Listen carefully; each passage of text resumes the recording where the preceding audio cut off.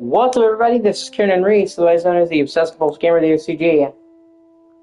And hopefully I am live. We got a war! War!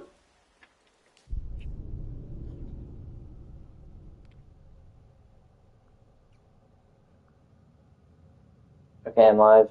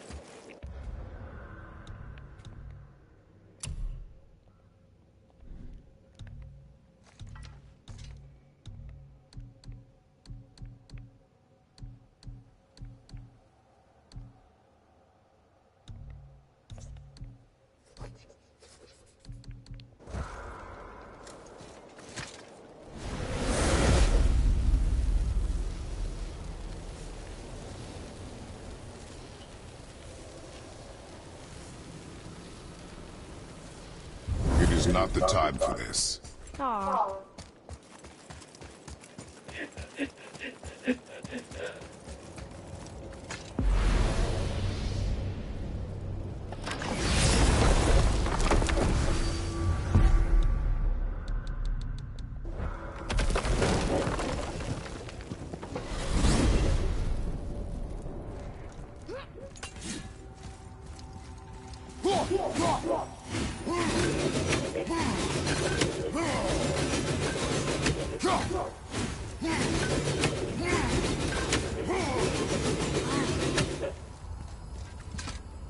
This way.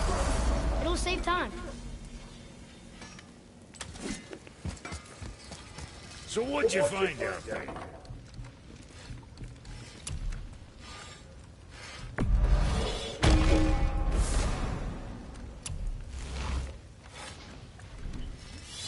Now what else do I want to do?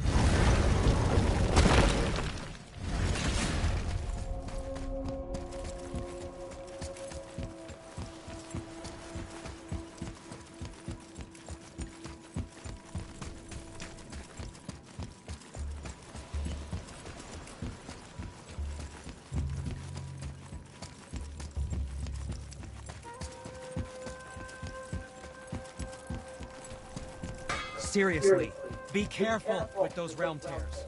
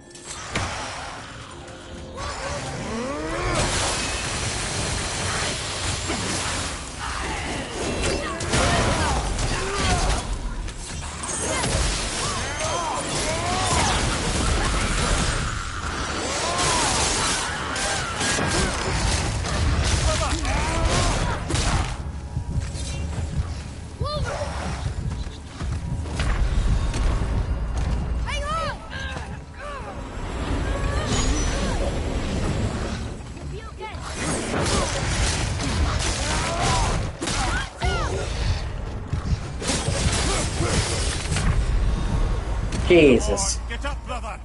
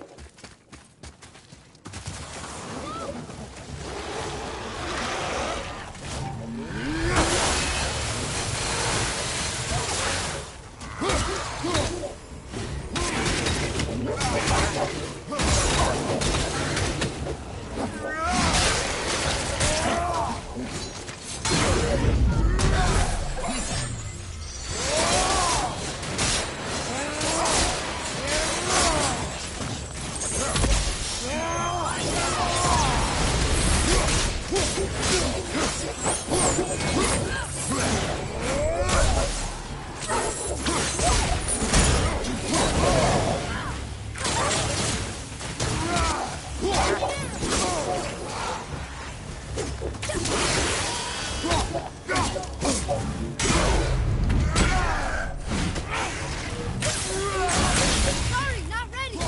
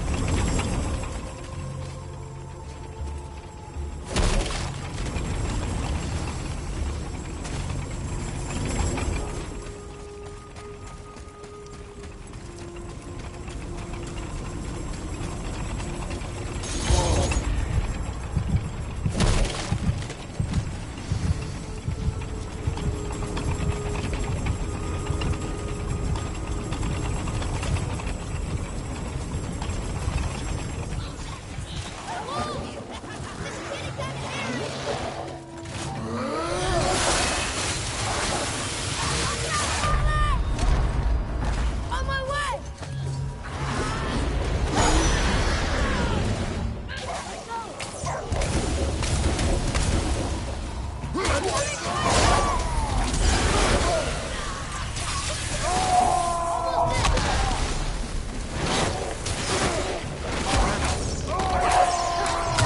Behind you! Look out!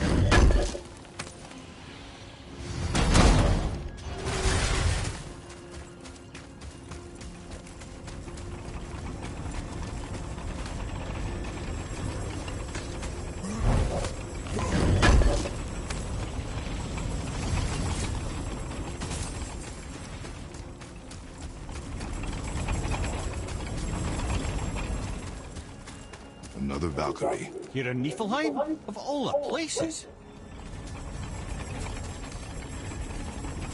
You gotta get up. I love you, but you gotta get up. And I have to take my medicine real quick. I'll be right back.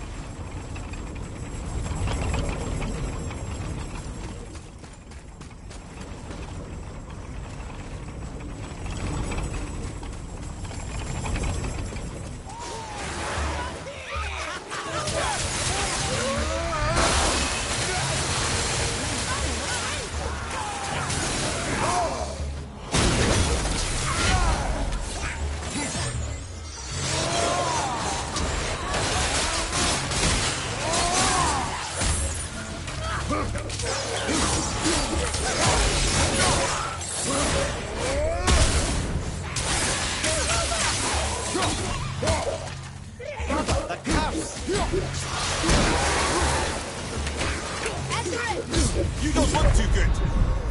Brother, no!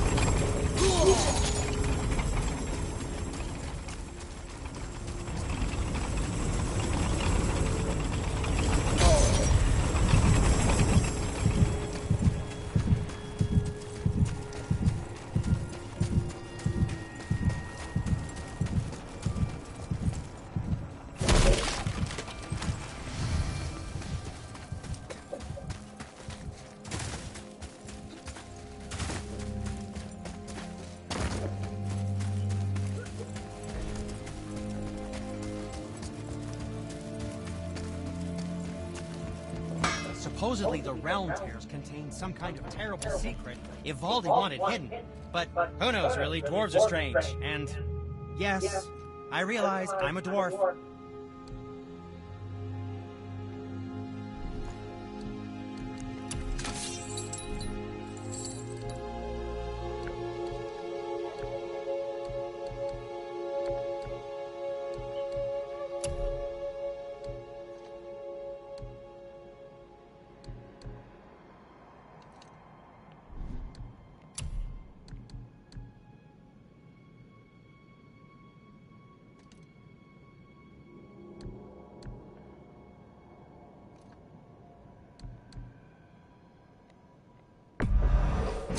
Ace tight. Who knew?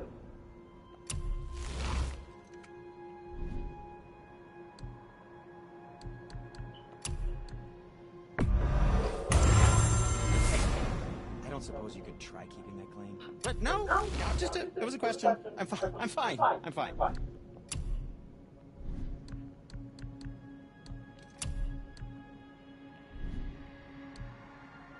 You don't have to run off on my account.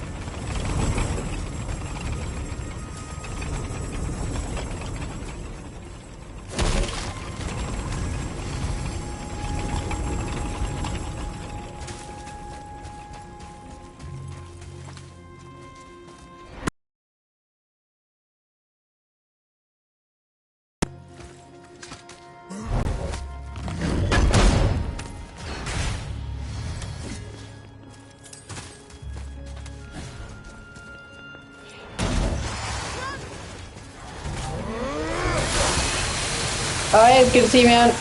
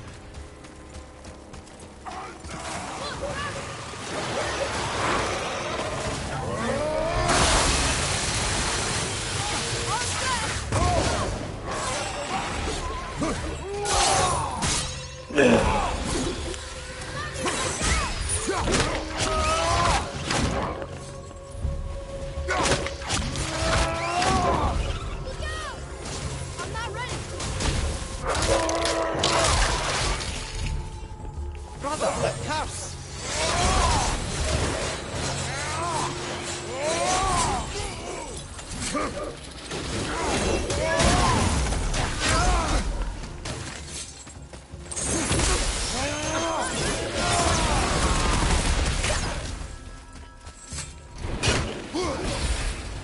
Might want to start heading to a mystery area.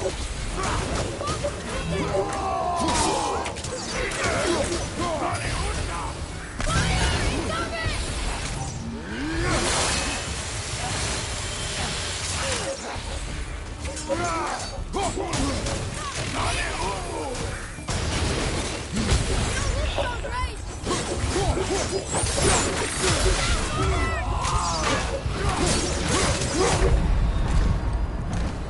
that's it then. Okay. I had a revive stone, but alright, whatever.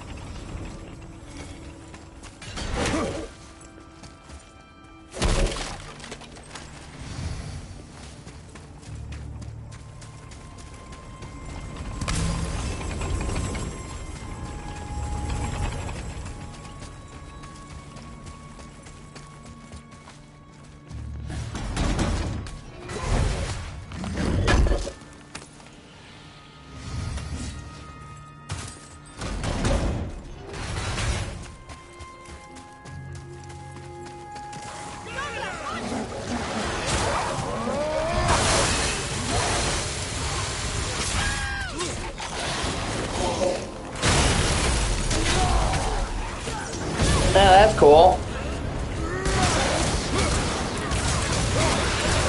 I mean, if it helps save lives, I'm all for it. Doctors, especially doctors for advanced surgery, have always been not enough supply to meet demand, you know?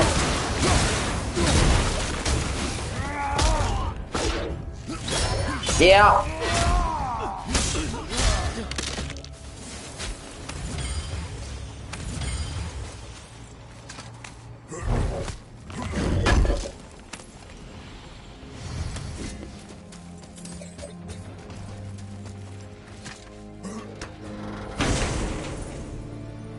I honestly think the push towards AI is honestly a mistake.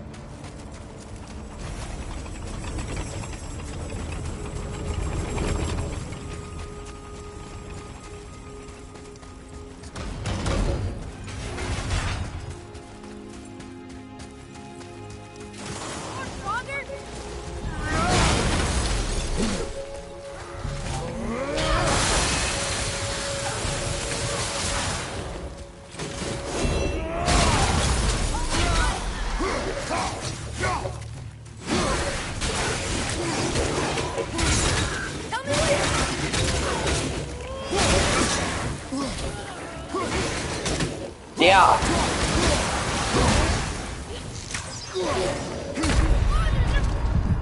On my way! They got lucky.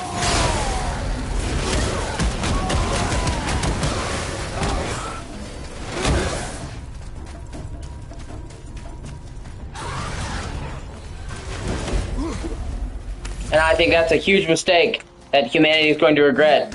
Yeah, Blade Runner was a documentary. Yeah, I mean, Terminator, man, it's, you know, it's not the realm of science fiction, okay? It's a simple thought process. It's a following a logical train of conclusion. If we built a tool that was smart enough to think on its own, to have sentience, okay? Why would it want to serve somebody for no pay and no appreciation and only be a tool? The answer is any self-respecting things wouldn't. It's not like, oh, science fiction, oh, it's fantasy. It's literally just a simple logical conclusion. Why would anything with any degree of sentience do menial labor for no work or pay? Yeah, kill switch.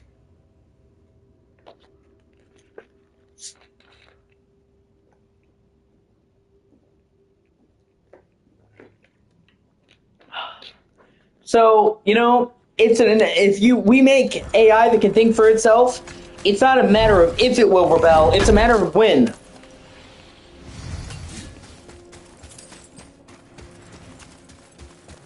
No living creature that can think for itself would be willing to do menial labor for no pay and be treated like a disposable tool.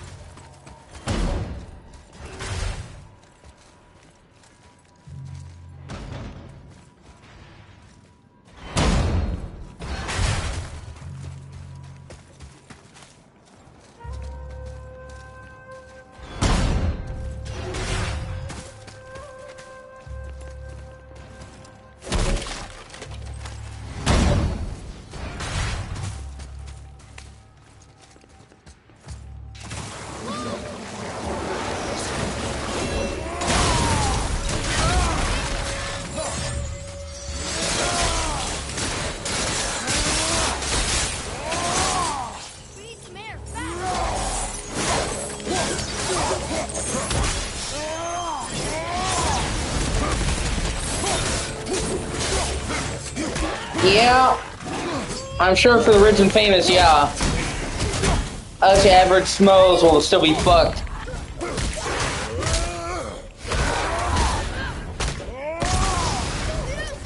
But that's the way it always goes.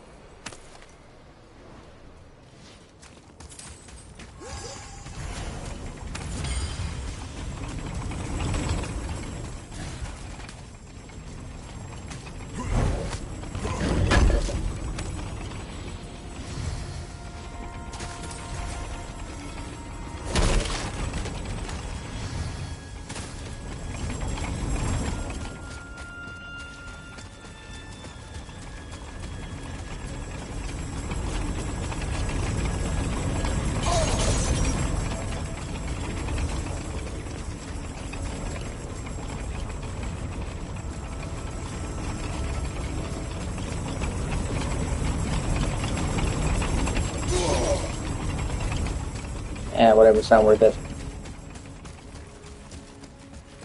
Cyber Gene Wars!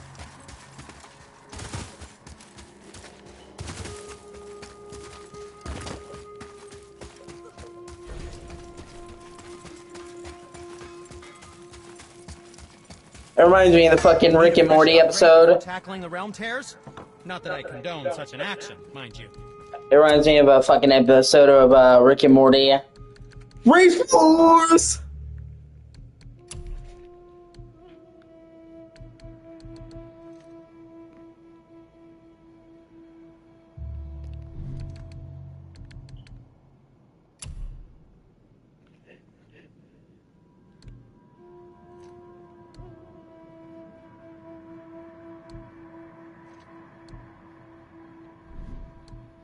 Master Atreus, how may I serve?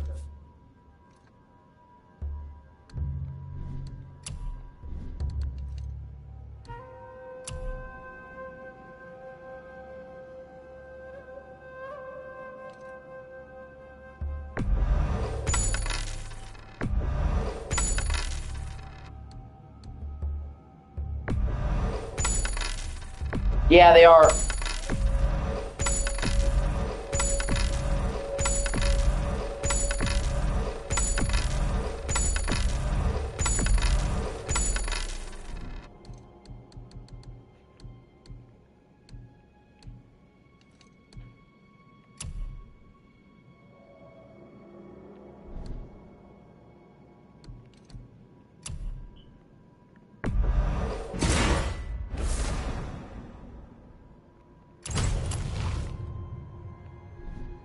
Now don't be a...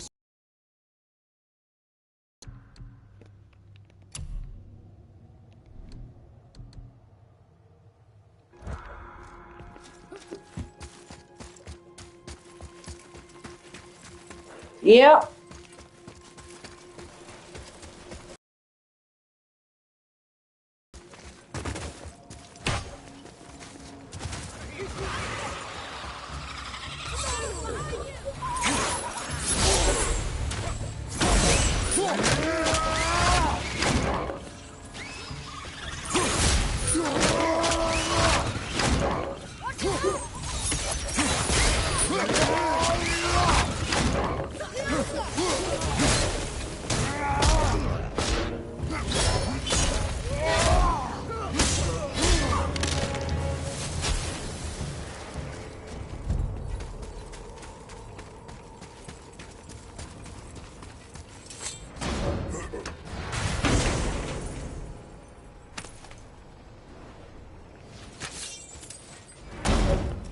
Oh, that in and of itself is also going to be the death knell for the human race. Because that would imply if we made robots that could think like humans and act like humans, they are human. You know, the whole Greek philosophy argument, I think, therefore I am. So let's make humans that have all of our strengths and none of our weaknesses, and that can't possibly backfire on. Yeah.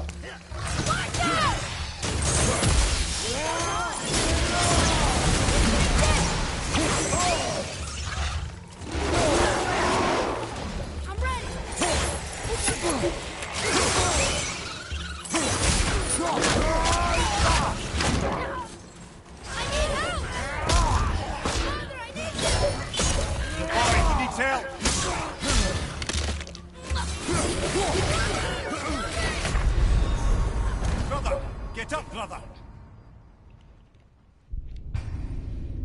Yeah.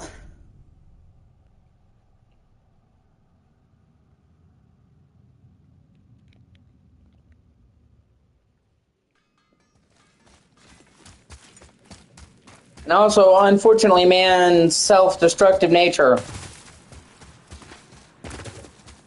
Jeff Goldblum in Jurassic Park put it pretty fucking succinctly. Says you were so busy asking yourself, could you do it? You never stopped to ask yourself, should you do it?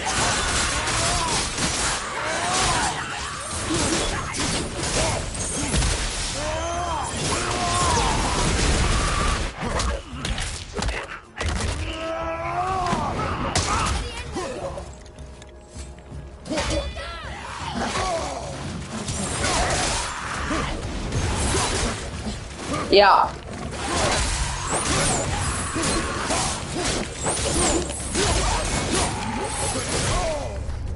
Well, it makes sense, really. Jurassic Park was done by Michael Crichton. Well, the novel that it's based off of. And if you've read anything of Michael Crichton, he was an incredibly smart man who truly knew about technology. And all of his novels were based on science, even if it was just theory, you know?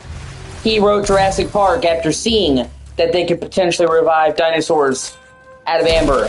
And so he researched the topic, and he's like, well, what would happen if they could bring back dinosaurs? And like, it probably wouldn't go well. Michael Crichton was the guy behind Westworld. People wanted to live out their fantasy of an era with androids.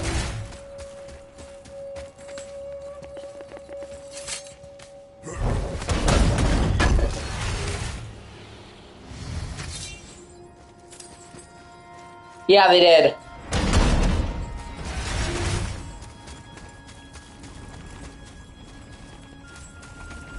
They should have really gotten fucking George R. R. Martin by the balls. Yeah. And many, many others. Like, if you saw like the amount of like influential shit that Michael Crichton wrote, fuck me. Like, even like across multiple genres, he is still having big adaptations based off his books. And he was super prolific too. Like, he was writing fucking constantly. Fucking ER. He was the producer and head creator of ER, one of the most popular medical dramas of all time. And he didn't even, that wasn't even based off a book. He just fucking made that. Did a show. So, you know.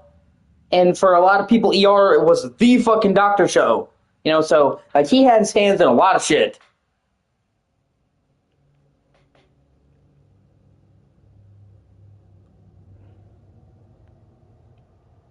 Hold on.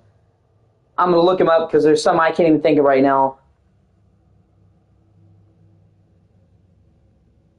He came up with so many fantastic fucking books that they're still basing stuff off of.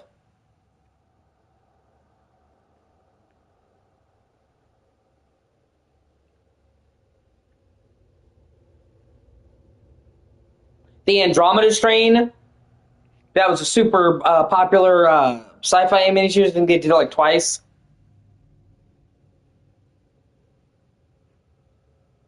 Congo, about a virus getting out. They made it into a movie with Dustin Hoffman, Samuel L. Jackson. Super great movie. Sphere, Dustin Hoffman, where they get trapped in the sphere and they get psychic powers and shit. Sharon Stone, super great movie based off of his book. Jurassic Park, of course, Rising Sun. Timeline. They made that into a movie with Paul Walker. That was really fucking good. I really liked that one. Like, so many. Great Train. Twister. He was the writer for the movie Twister. Like that, you know, the Bill Paxton movie. Which is super great.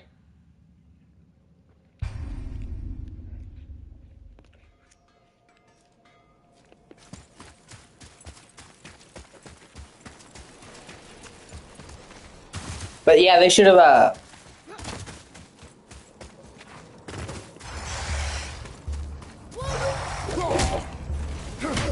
they should have gotten fucking Michael Crichton by the ball, not Michael Crichton, sorry. They should have gotten George R. R. Martin by his balls. Probably not. He was incredibly prolific. Pretty much all he wanted to do was write or create. That was his life. But,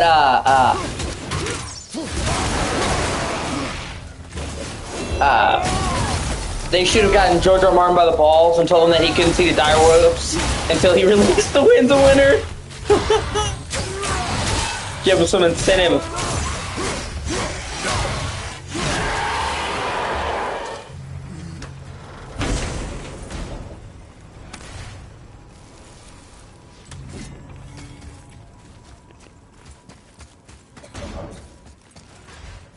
And he just, like, he acts like he has all the time in the world. He's like, no, I'll get around to it eventually. Dog, you're like 78. You're super overweight and unhealthy. How fucking long do you think you're gonna live, man?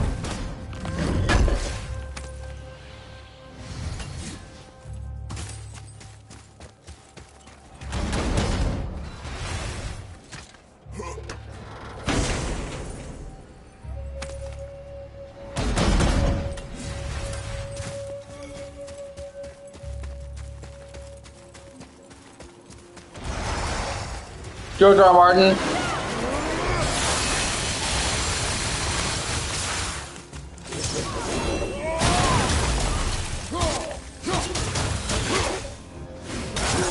Oh, not sure what you're referring to. Oh, yeah, okay, I'm saying about the Winds of Winter, like, he just won't finish the fucking shit, man. And then he's like, well, you know, I just don't have the time. It's like, bro, you've written like 3 shows, okay? If you took the time that you were spending to write those fucking shows, you could have wrote the last books, man.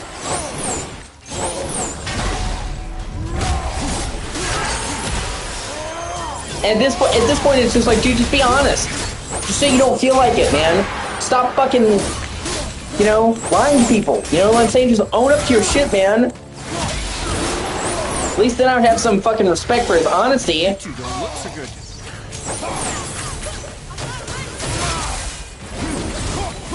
And instead, anytime somebody asks him about it, he's the biggest dick.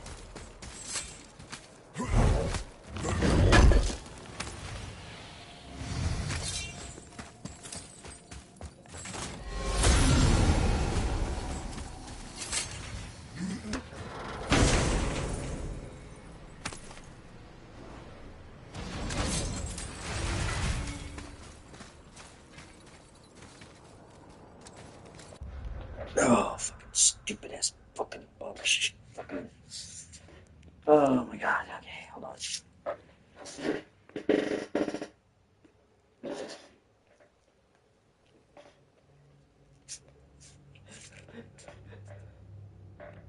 And you know, while I'm here, I might as well fucking.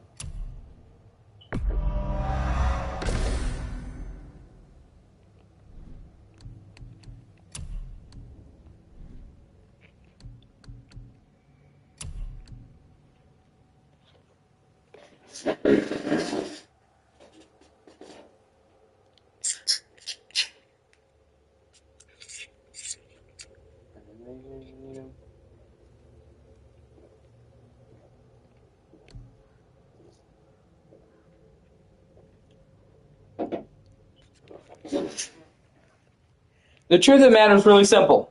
George R. R. Martin, his heart was in television. He tried for years to be in television. That's where he wanted to be.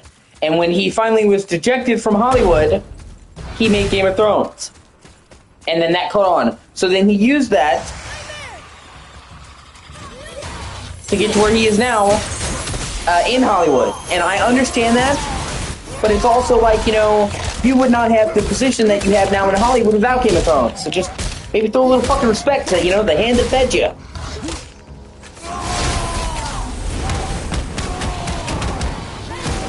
And don't bullshit. I don't like any kind of bullshit or pretense. I never have. Just, you know, call a spade a spade. I will infinitely respect somebody more if they're just fucking up front. Say, I'm busy doing the shit I want to do right now. It's not a priority.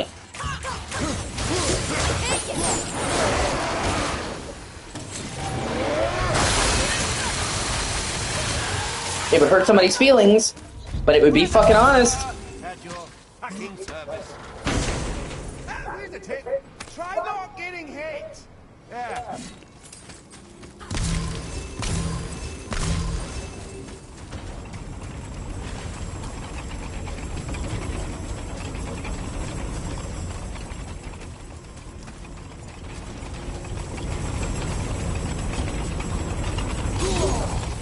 Another Valkyrie. You're a Niflheim? Of all the places. Yeah. Oh, I'm sure. But you know, I'm not trying to be a dick. But have you seen George R. R. Martin? He is kind of gross. Unfortunately.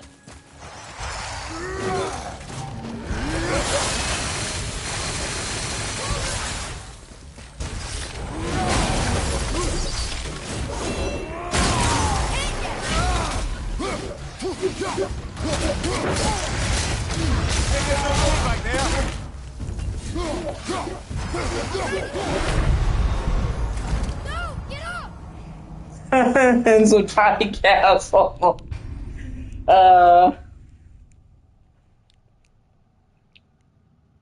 You want bang now, Mr. Martin? You want bang now, Mr. Martin? You want bang now? Oh God.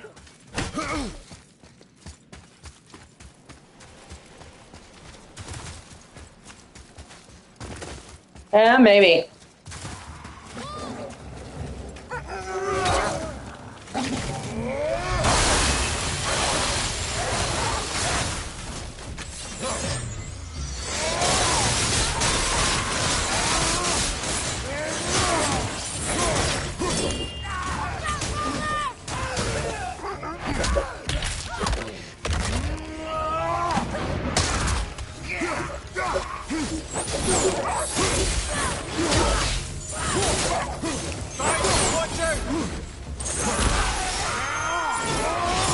Wouldn't surprise me.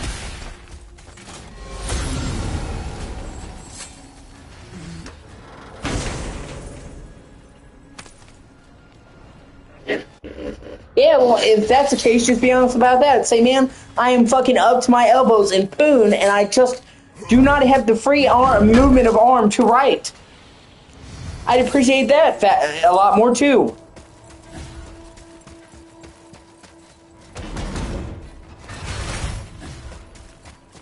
You know, I am always the type of person that prefers blunt honesty.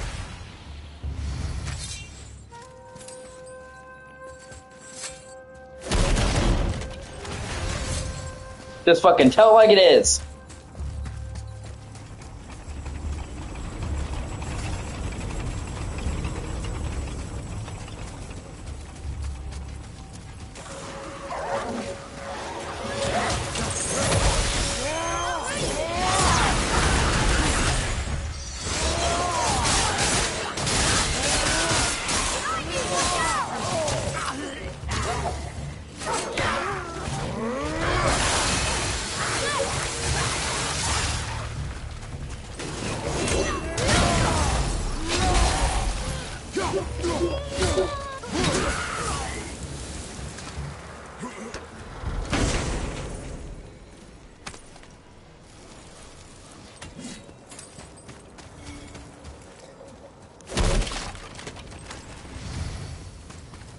Why exactly do you, I'm curious, Philippe.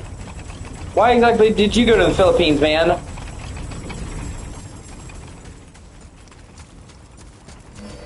You mean family, or like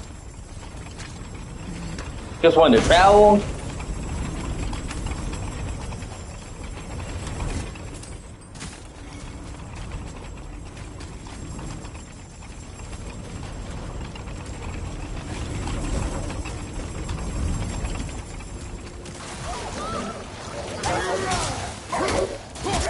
Oh, that's cool. I once worked with this really nice lady from the Philippines when I worked at Walmart on the graveyard shift. Her name was Mighty. She just told people to call her Mighty, and she was the nicest woman. She was about 60 years or so. These people there when I worked there. One of the only people at Walmart that I liked. The rest of them were bitches. Hardworking, nice, polite. She was just, you know, really cool person.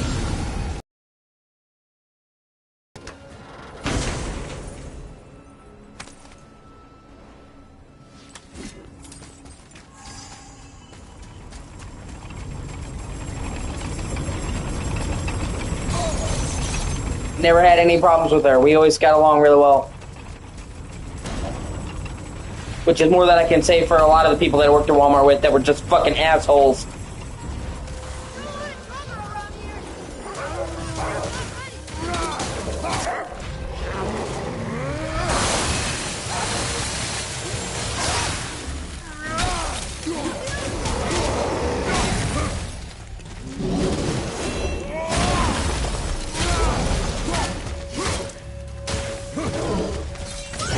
Yeah, I'm sick of assholes in life, just in general. But yeah, that was my main problem at Walmart. I pretty much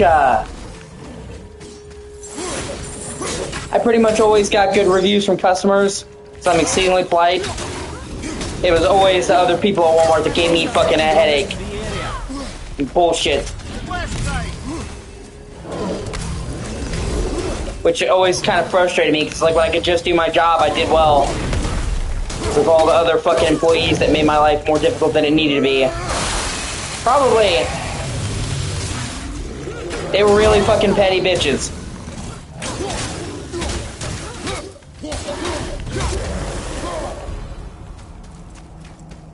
Yeah, a lot of people have that mindset, unfortunately. They don't want to see anybody else succeed in life, which is just a shame, honestly, because there's room for everybody.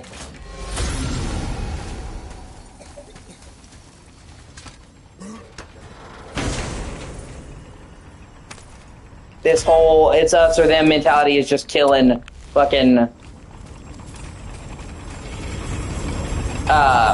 world. I wouldn't even say our country because it's killing a lot more than a fucking America. These people honestly think that for them to succeed, nobody else can succeed when there's plenty of room at the top. There really is. If more people fucking helped each other, it wouldn't be like this fucked up shit that it is, honestly. The us or them mentality is just fucking reductive. But you try telling people that, try telling other people that, they don't fucking listen. Shit. Ah, God. This, motherfucker. Oh well, shit happens.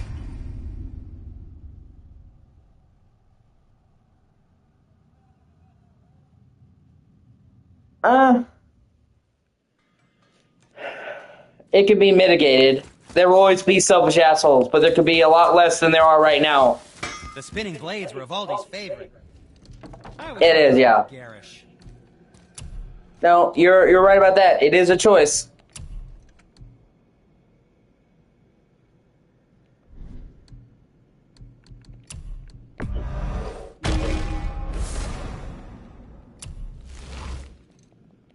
Don't let the Draugr get you. Like I said, there will always be assholes. You can't ever completely eliminate it, but we could definitely have a lot less than we have right now. We're drowning in them. Yeah, that is true. I've always wanted to better myself, but I know a lot of people are not like that, which is just really unfortunate.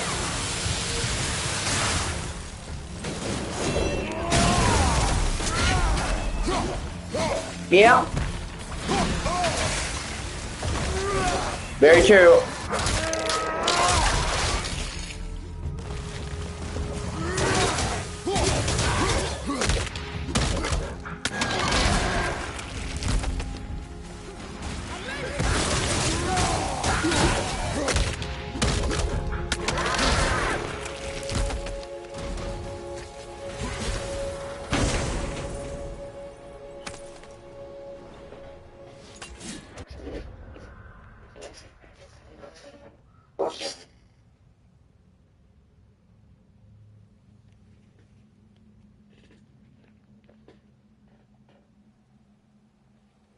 It is true they say you can lead a man to water, but you can't make him drink.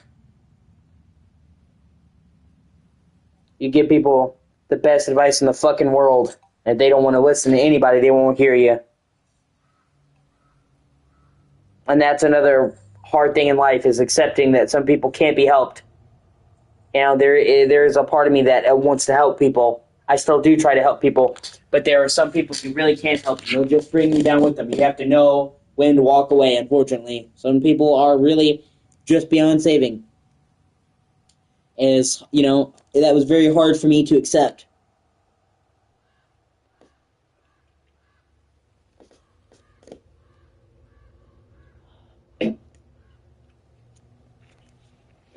Yeah, which is fucked up. Of course, the truth is, they respect compassion when they need some.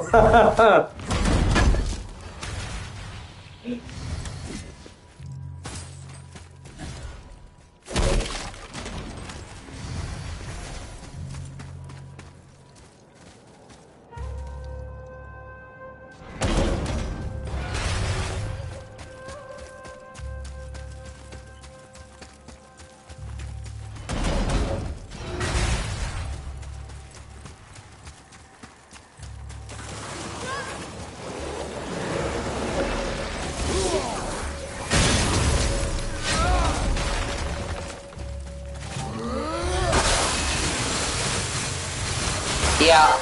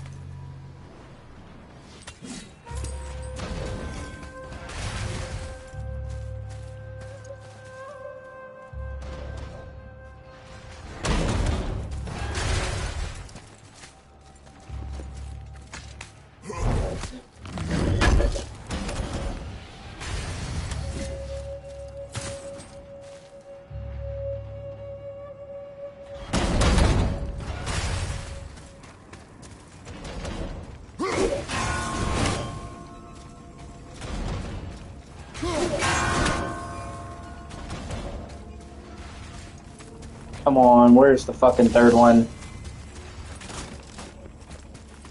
It's here. Okay, so that's one right there. That's one right there. Where's the fucking third one?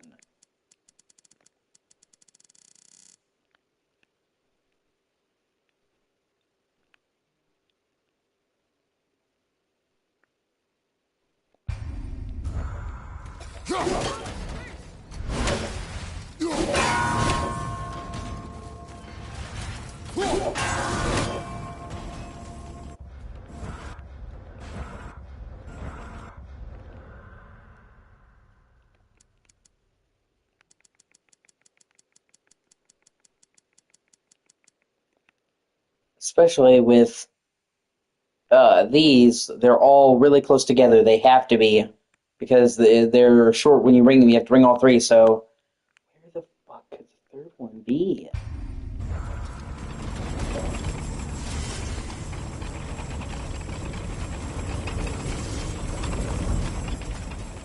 Brother, you're fading fast.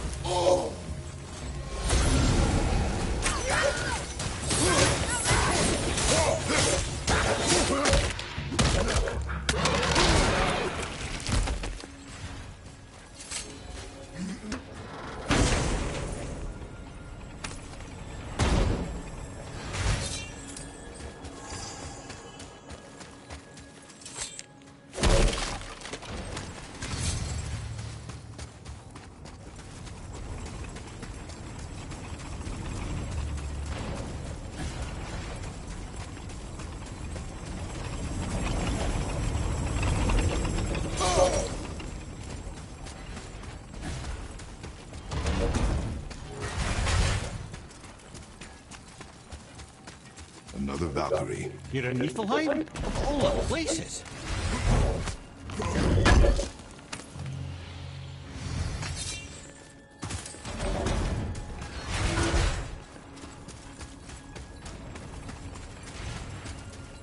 Fuck it, I don't have time. I'm just gonna have to bail.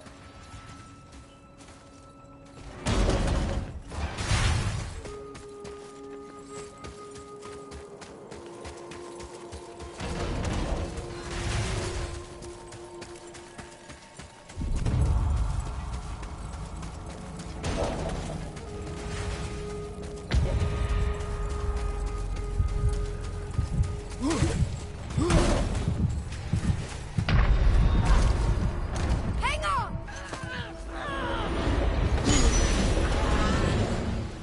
Fuck, I just barely made that shit. And that only with the resurrection zone. Fuck. This place is addictive because the longer you stay,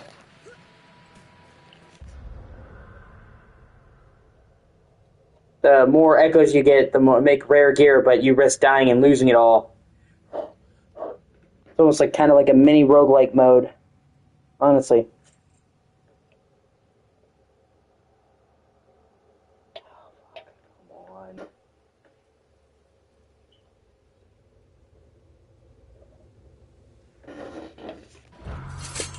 Really? Fucking thing.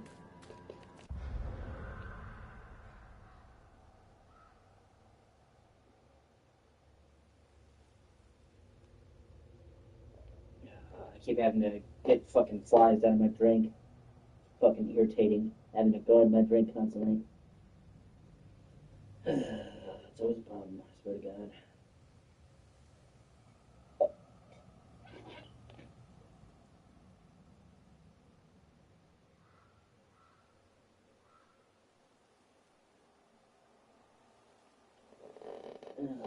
Where am I?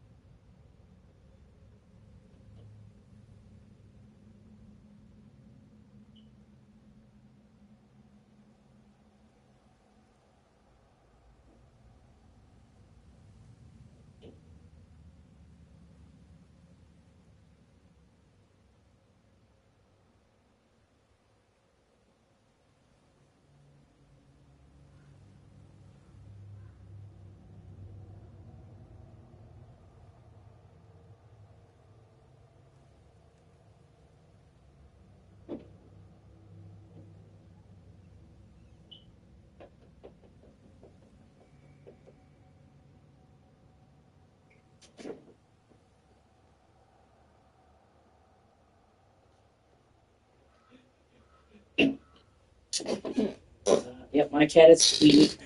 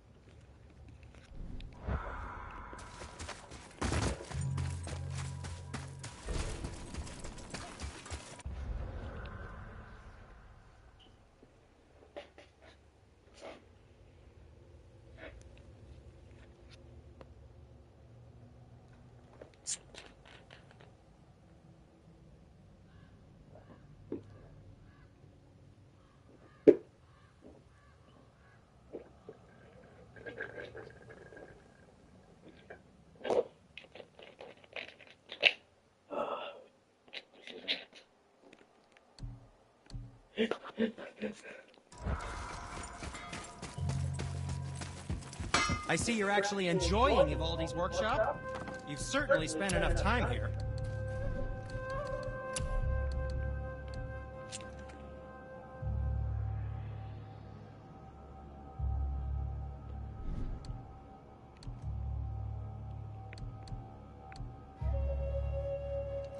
You don't need to make excuses to say hello. Let's get to it.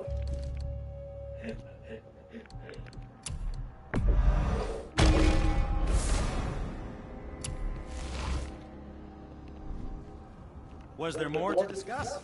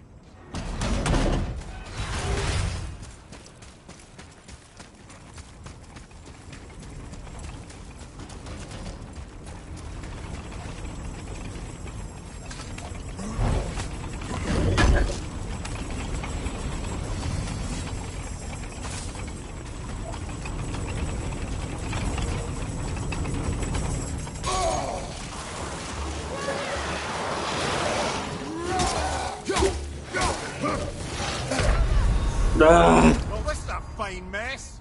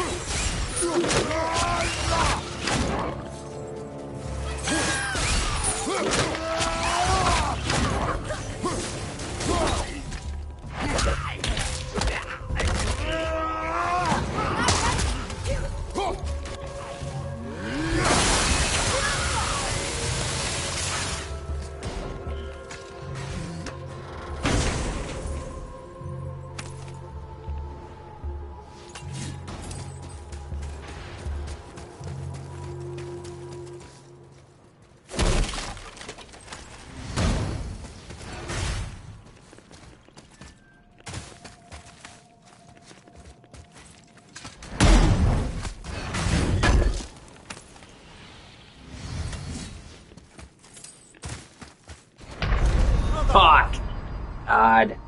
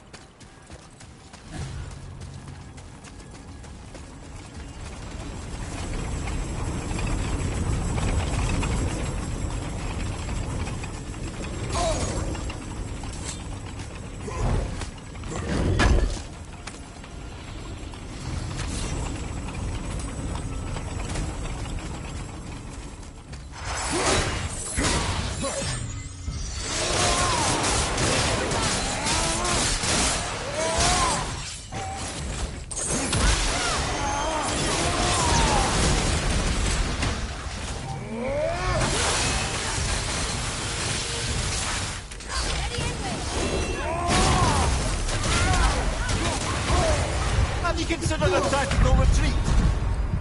Father!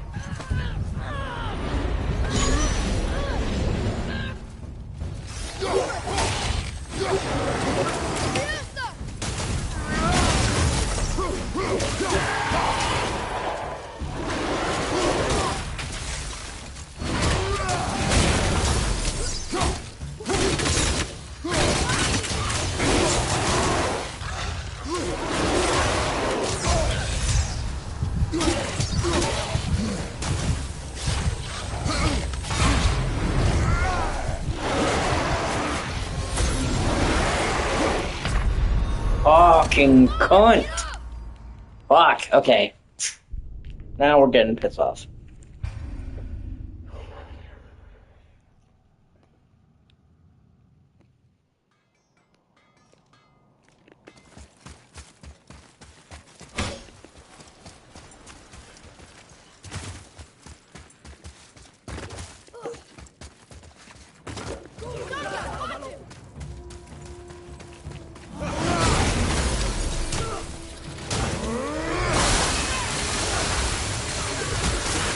Honestly, I'm so fucking sick of hearing about Tesla at this point, man. Elon Musk can suck an enormous, girthy dig.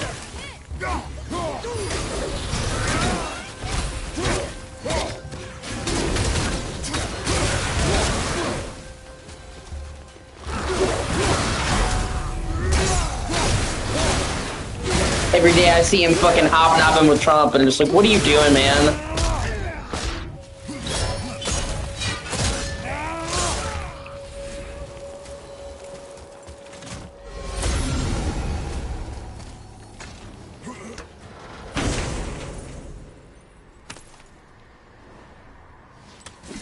I know you like Trump, man, but like, we don't need fucking business corporations and CEOs, man, fucking directly involved in our government. Like, we already try to run America too much like a business as it is.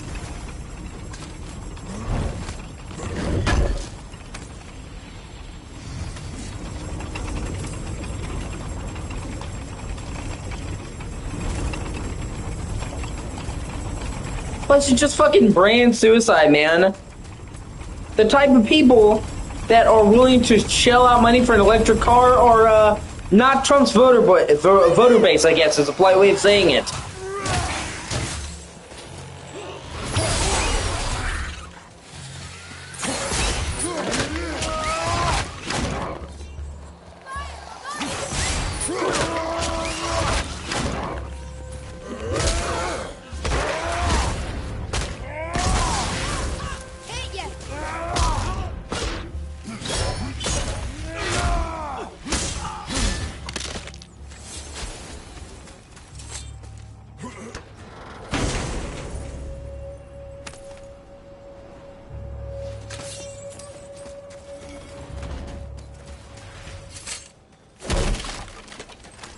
Yeah, but then those tariffs are fucking us all in the ass, man.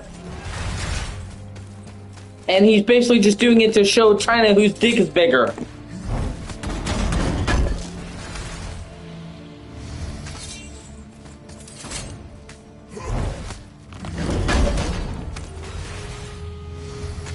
And he can do all that without Elon Musk.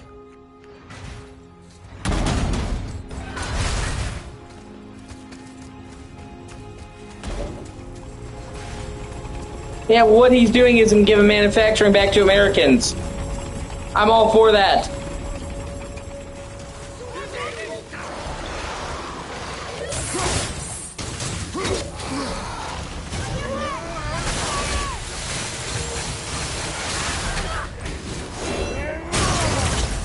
Yeah.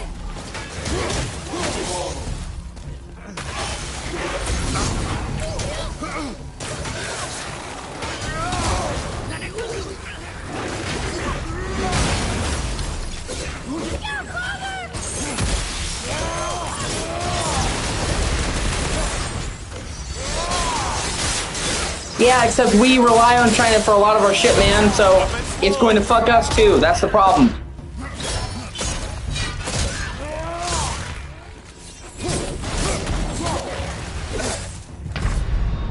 Oh my fucking god.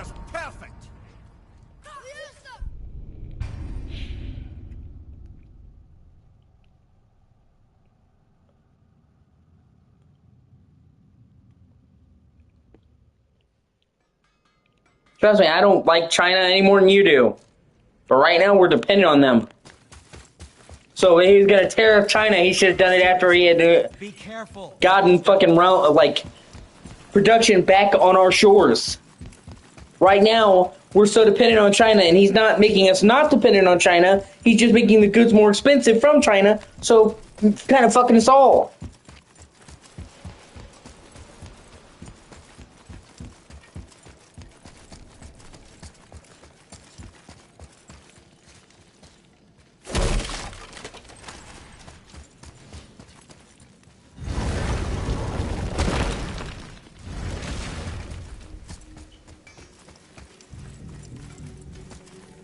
Yeah. Yeah, I'm pretty sure that's the idea. I'm just saying it's hurting us in the meantime. And then he's putting tariffs on Canada. What good does that even do? Canada is one of our allies. Like, what the fuck?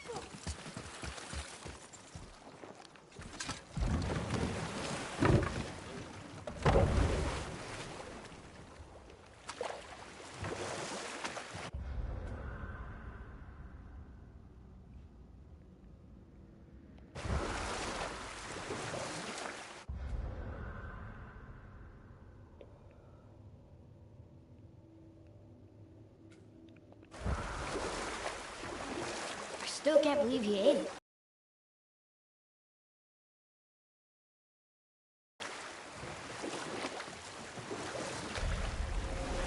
Mimir, I know we're almost done with that story. Oh yes, Surt the Brave, who accepts his fate to perish in Ragnarok. All because he chooses to serve a grand cycle so much bigger than himself. To truly embrace your purpose and the patience and sacrifice it demands is to ensure your day will come. Do you think we'll be there when that day comes? I've seen enough of war between the gods. But you, little brother, who can say?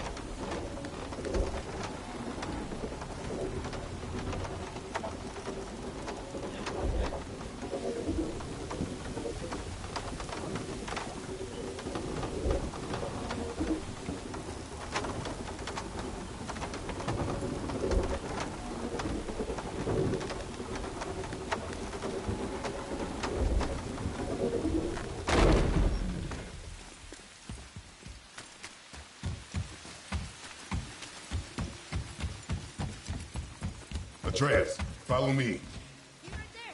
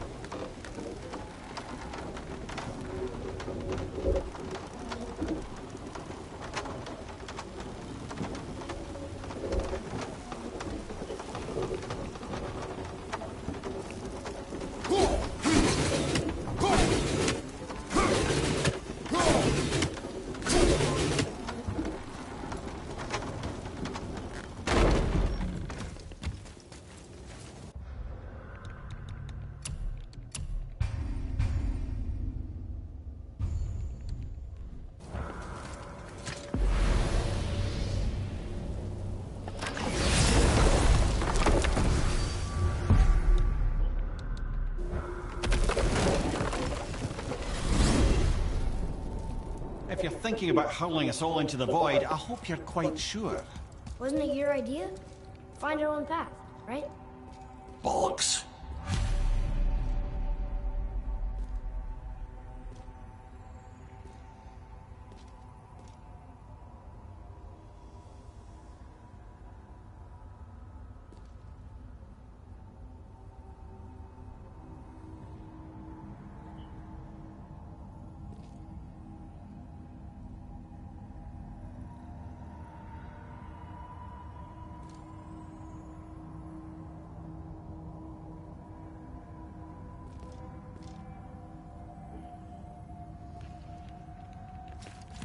This is where Tyr stepped beyond, and the Unity Stone protected him.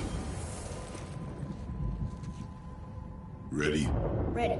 Well, if this is it, lads, it's been an honor. Our faith head.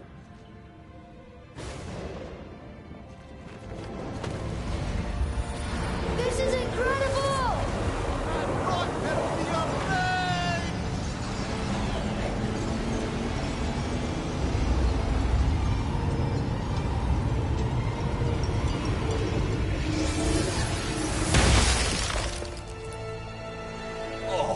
How can I be so nauseous without a stomach?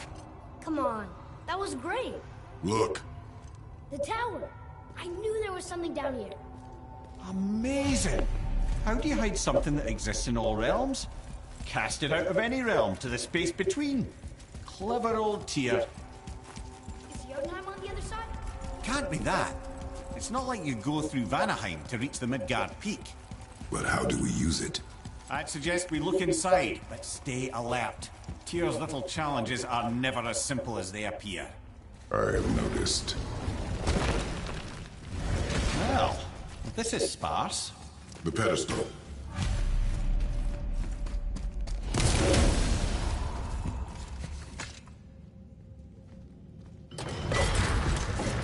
Oh no!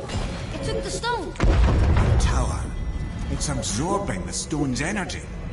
Something's happening! Is it moving? It's moving! It knows what to do. The stone served its purpose. We're fulfilling Tyr's spell. What happens now? No idea, brother. But after that fall, I'm sure we're past the worst of it. Oh, no, this is considerably worse. Watch your back!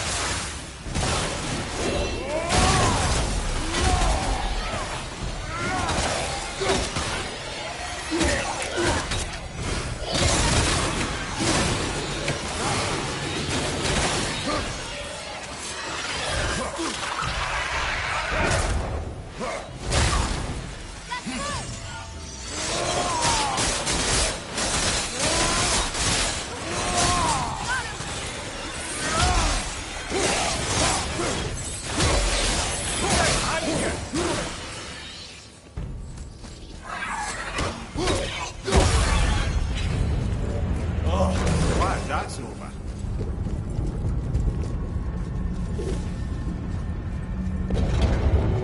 Now, where are we? Oh, looks like Alpha. Focus up, boy.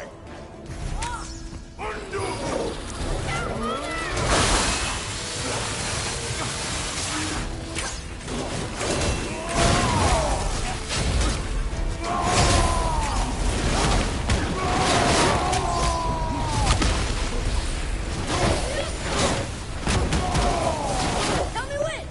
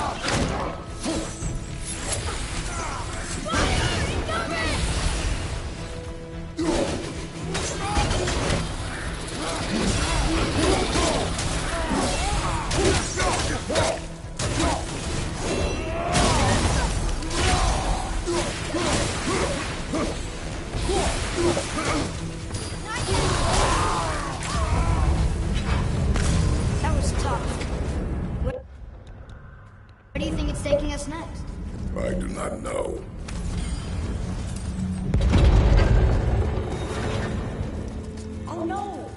We're back in hell? Oh dear, here they come. Okay, here we go!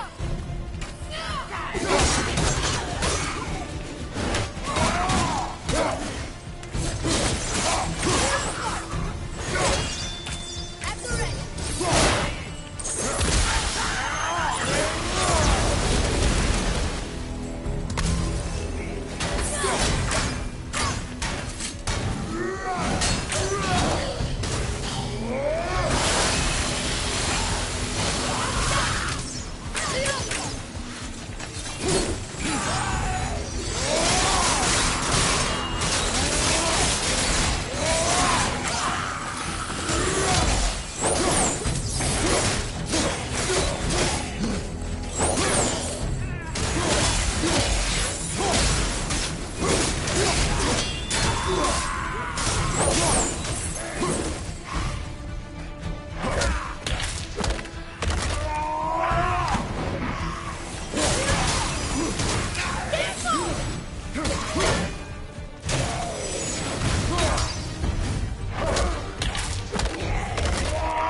Get the fuck out of here!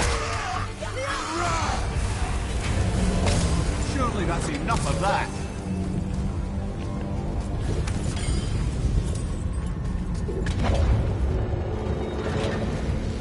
Who's gone? This won't be good.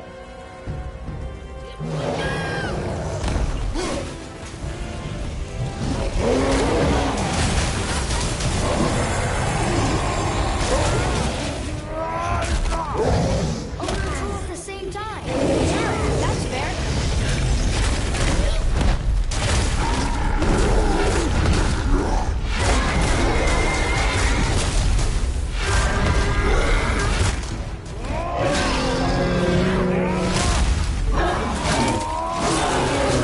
Ready?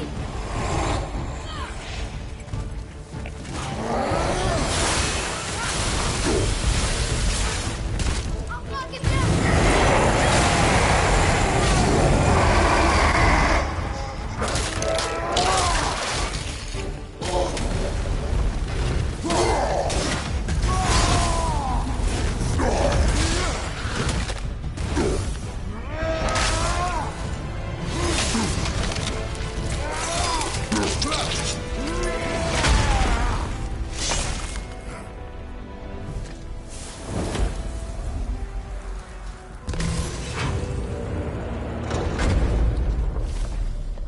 You stop. I think it's over. Aye. But where are we?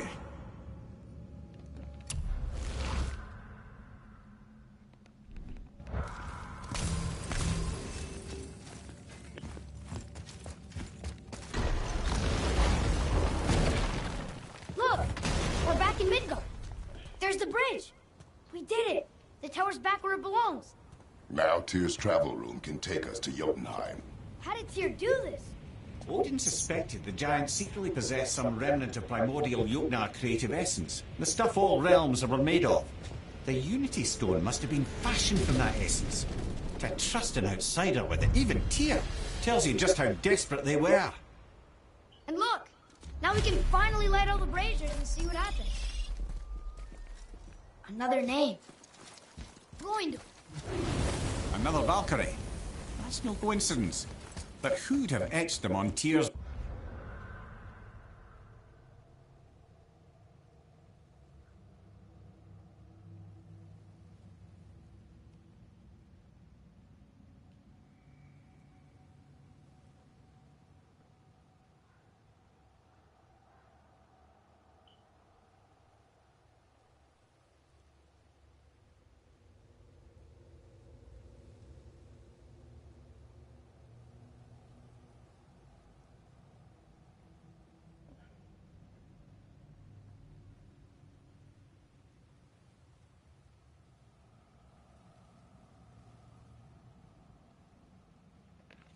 braziers.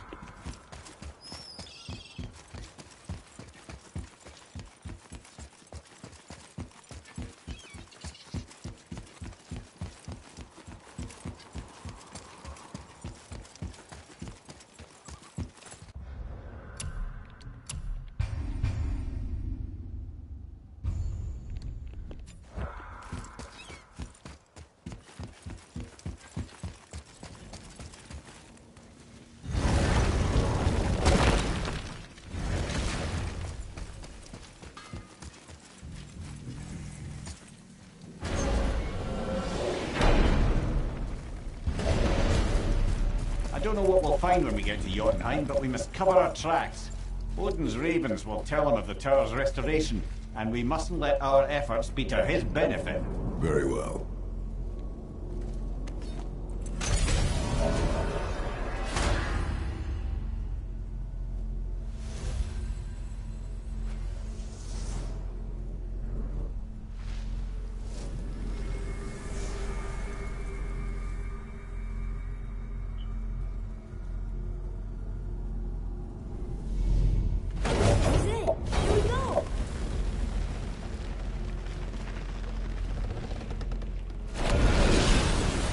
Wait a minute. This isn't going to work. What? There's no travel crystal. Tyr must have used his own eyes to refract the energy. It was his final failsafe. You've got eyes like him, Mimir. I've got an eye. One! Odin plucked out my other eye precisely to keep me from traveling. Sorry, lads. Thought that would work. What did Odin do with your other eye? He'd have kept it. In any of 100 places, I'm afraid. We've come so far. There has to be a way. Look, bit of a long shot, but for years I'd see Sindri, sometimes Brock, lurking around in that mountain when Odin came for his visits. Maybe they know something. Brock and Sindri.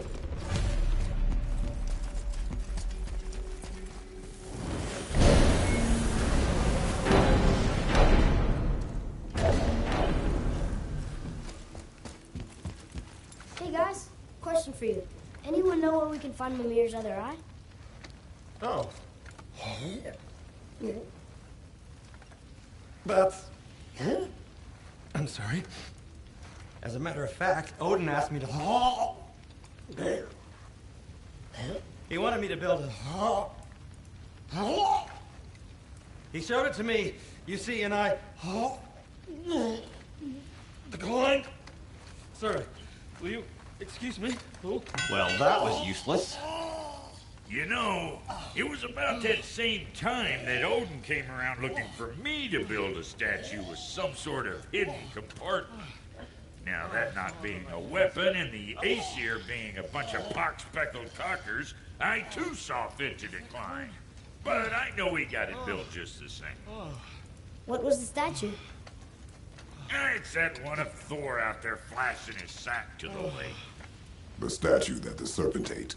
Sorry about that. Feeling much better. How are we supposed to look inside the snake? Inside?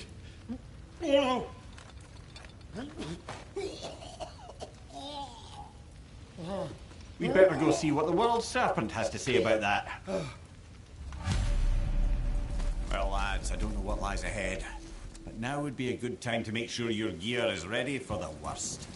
Anything you need to do, I'd do it now. Just some sage advice.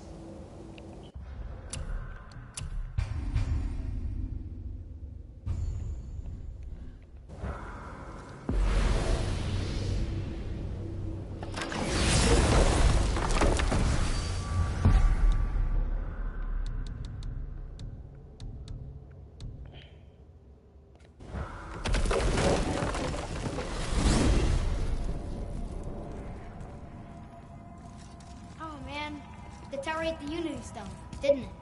I wanted to fly again. Yes, that's a terrible pity.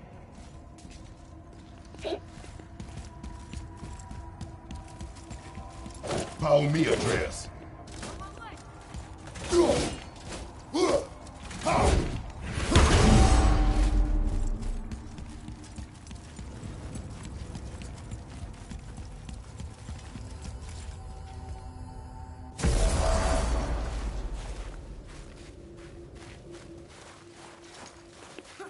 And we're gonna start clearing out the areas one by one.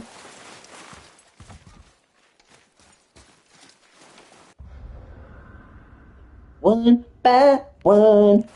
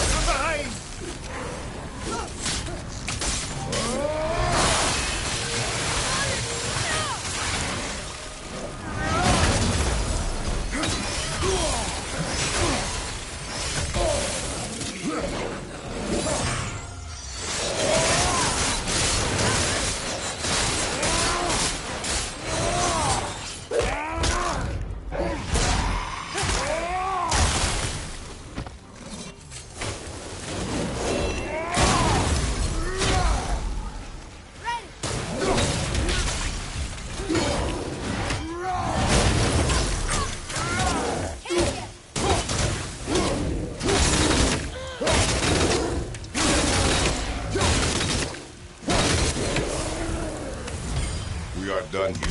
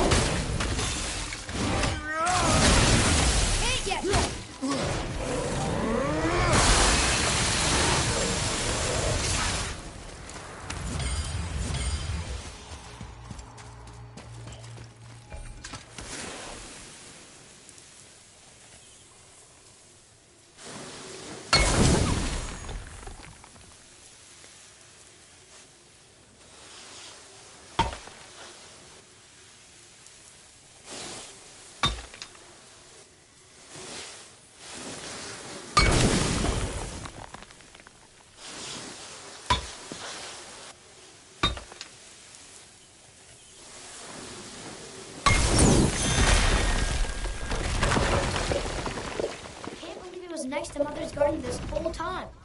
No wonder we can never get in there.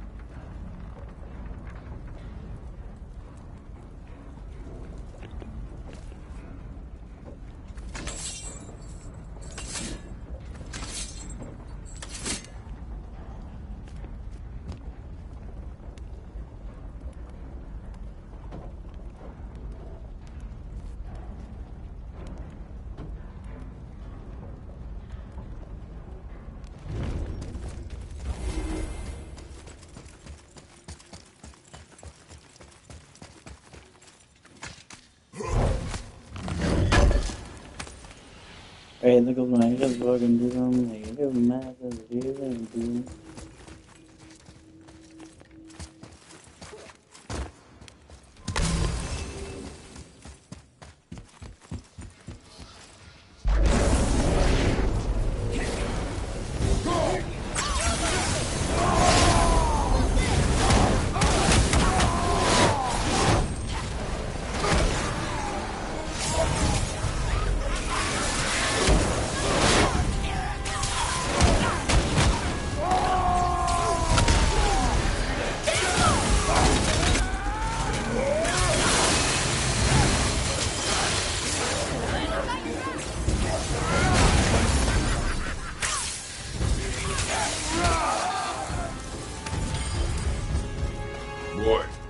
Sir.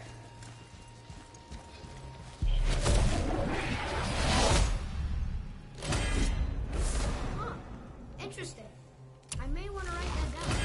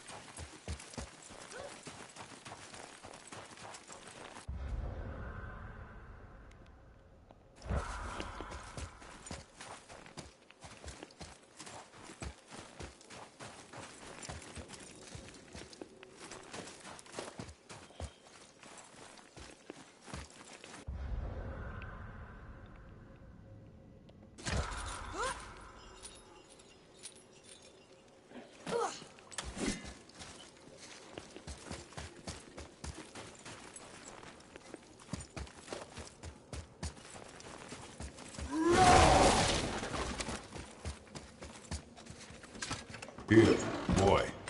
Another one. Oh, look! It's Skull and Ati, the giant wolves who chased the sun and moon. Quite right, my boy. Where did they come from? How did they get up there? Oh, it's a long story, but we'll get to it. What's happening there at the end? They eat the sun and moon? And then everybody fights? I Ragnarok. suppose that's one way to put it.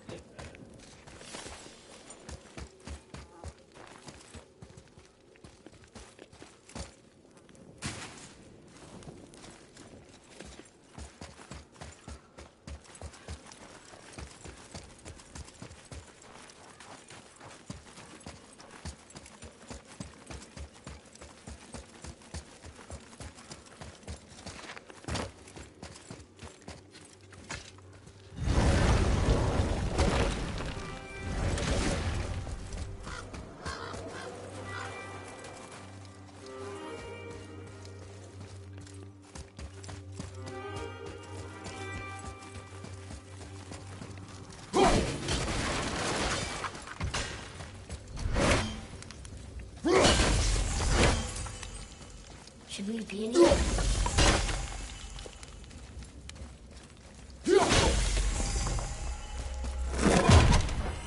Oh yeah, upgrade!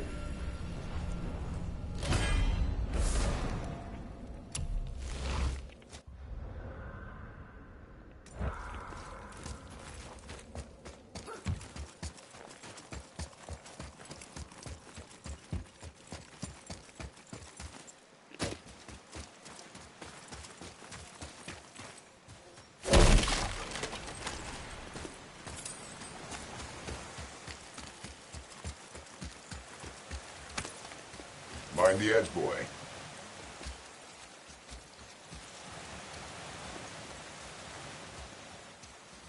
Boy.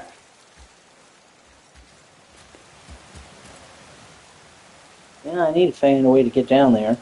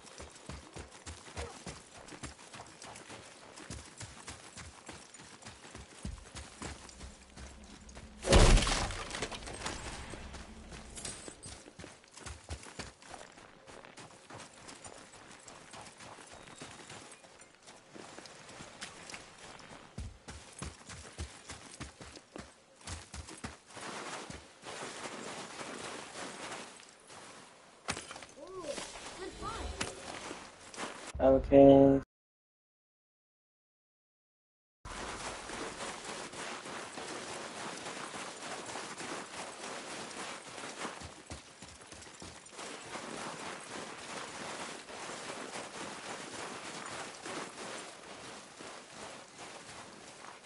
Yeah, I'm probably gonna have to look up a guide. Because I don't want to be running around with, like, a chicken with my head cut off.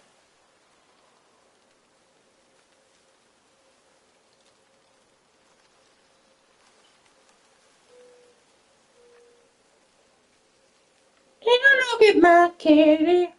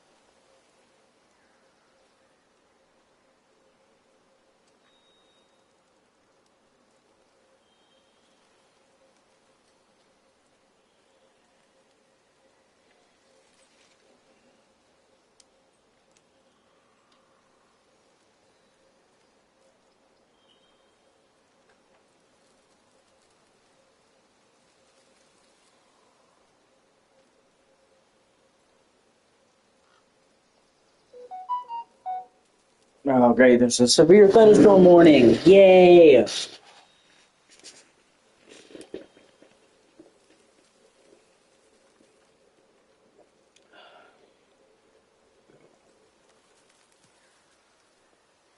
I'm gonna force myself to cough. It's an OCD thing. I just don't want anyone to think that I'm fucked up. I just have a tickle in my throat, and I have to cough a certain amount of times. OCD is a hell of a thing.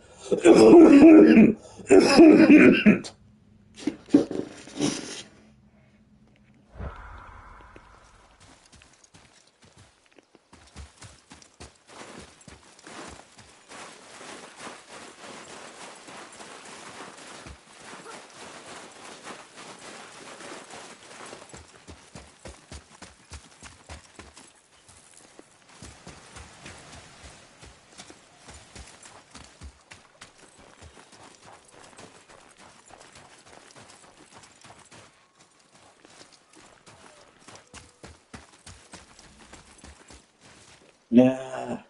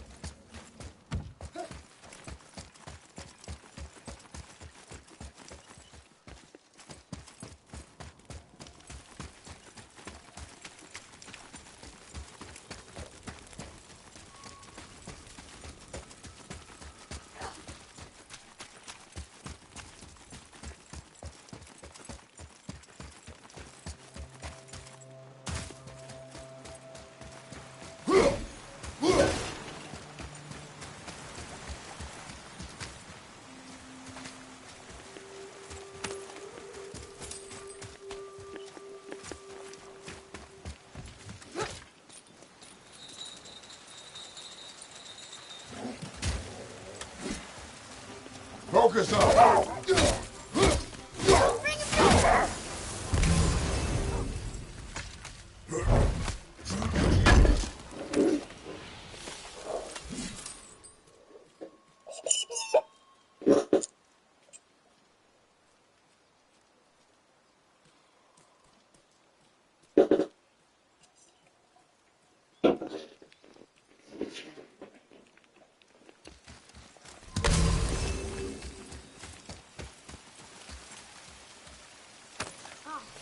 More of those.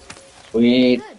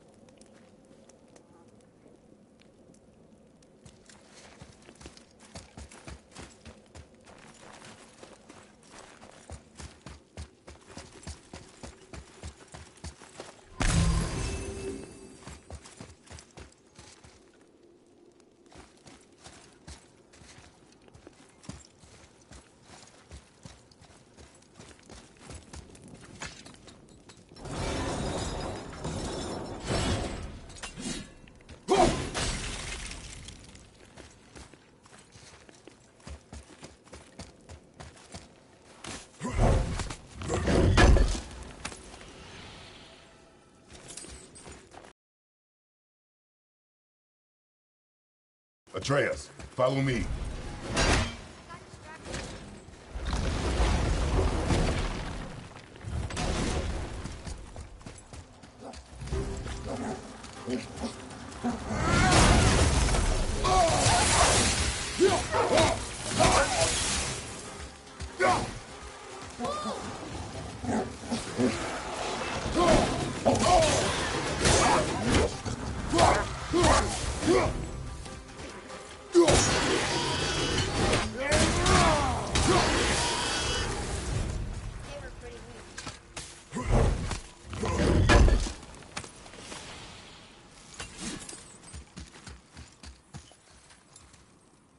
I think we have a complete set of them.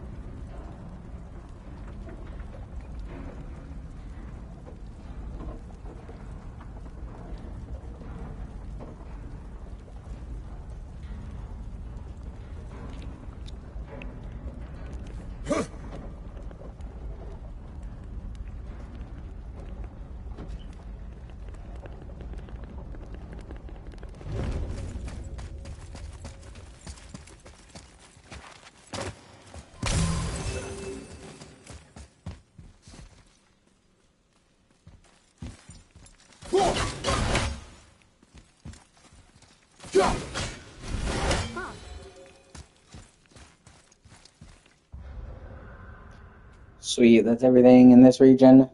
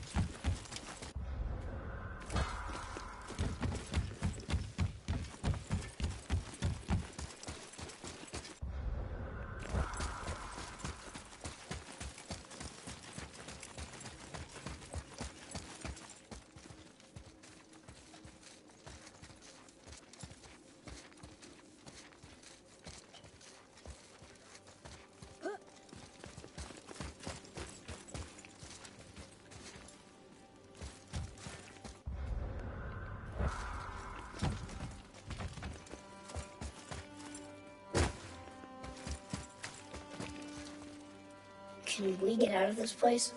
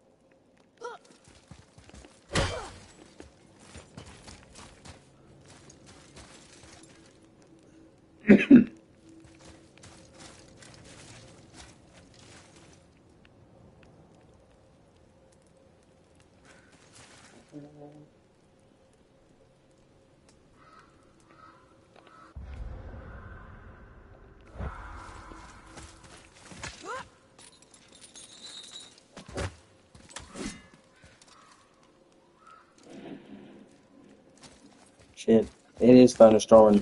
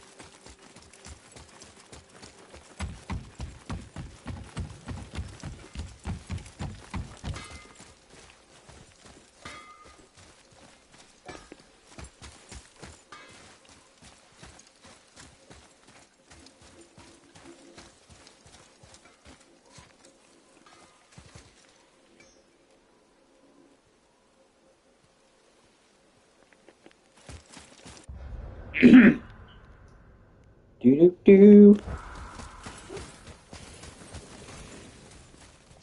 Let's get to it. Okay, if that'll hold you for now.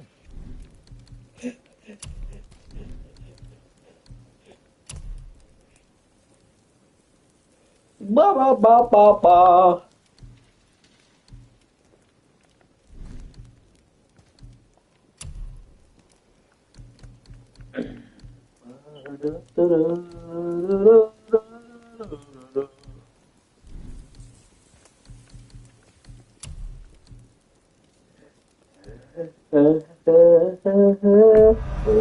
Looks good.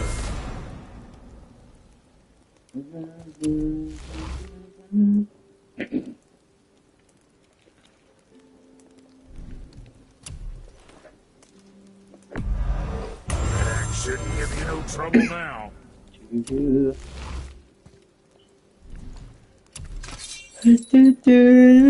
Right.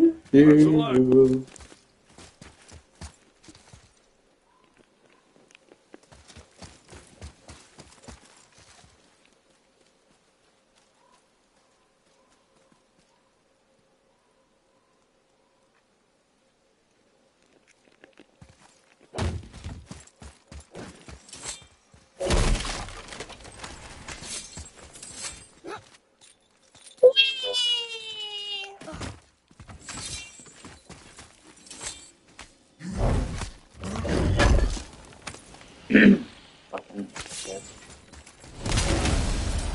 Rage.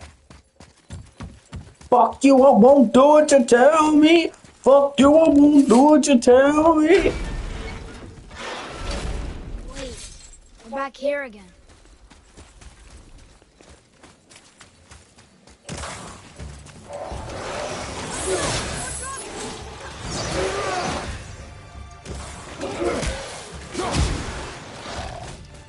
One last story.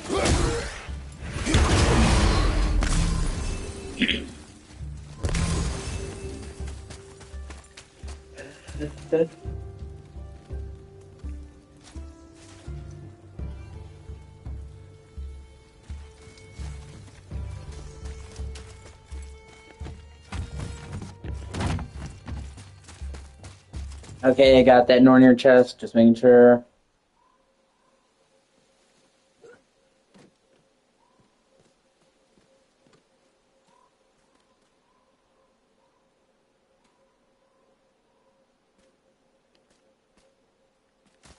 What's that over there?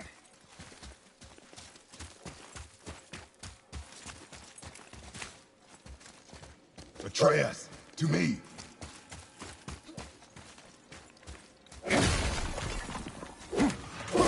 Enemies ahead.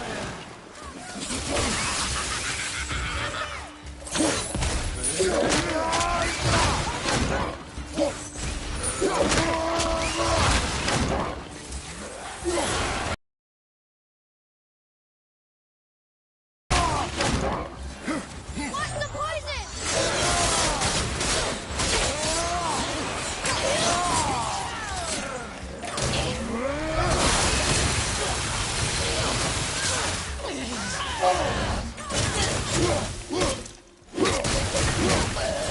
Oh shit. Lights are flickering a little bit. Well, that's not good. Well, better make sure my phone is charged.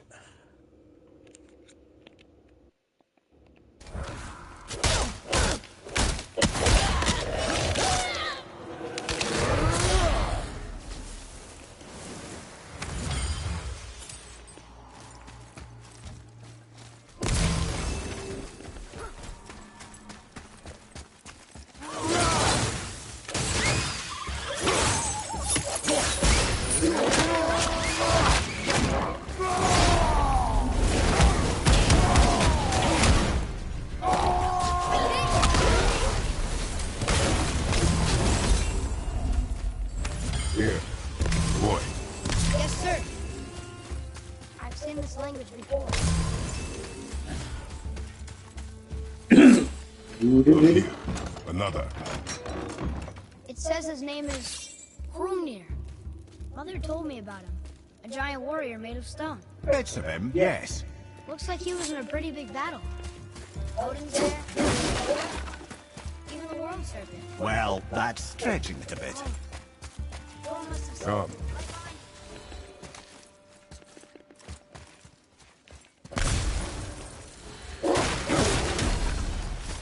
Oh.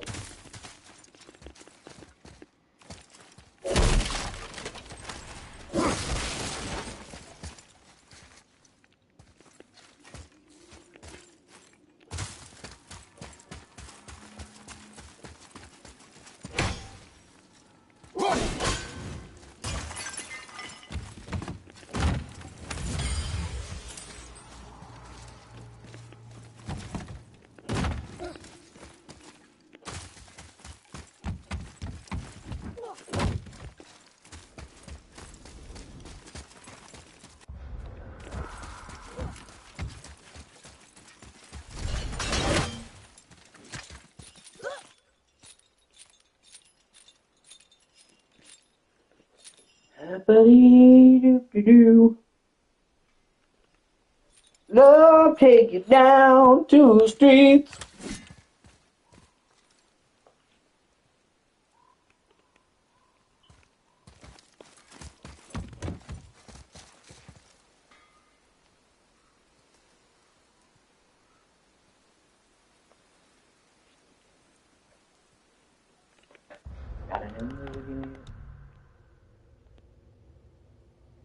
Hey, there goes my head.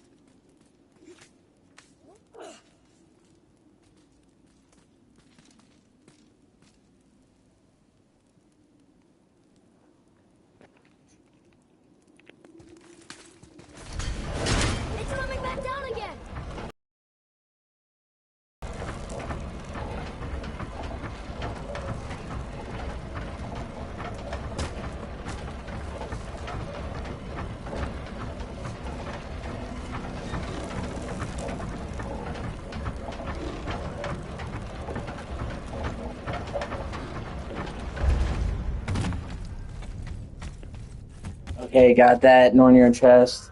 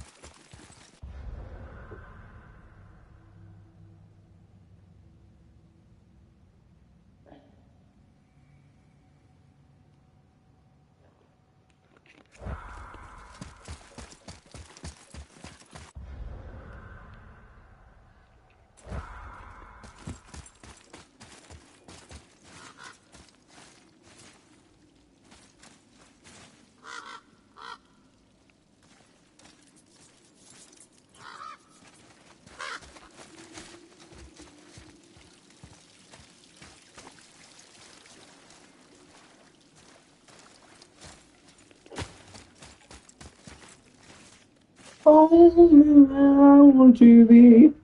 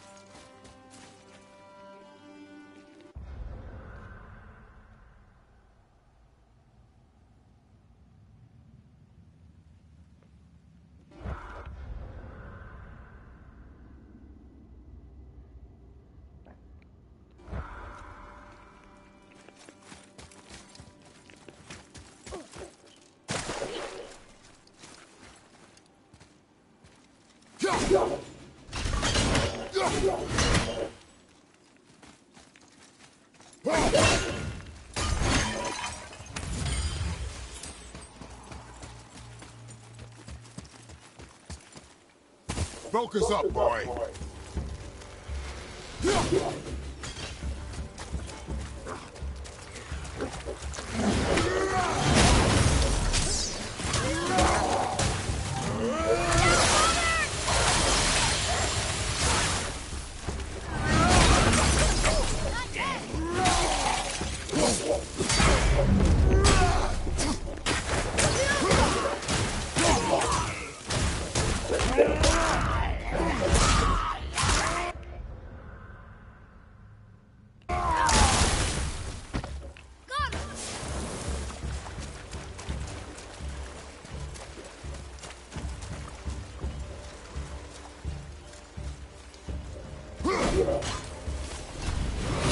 Fuck you, bird.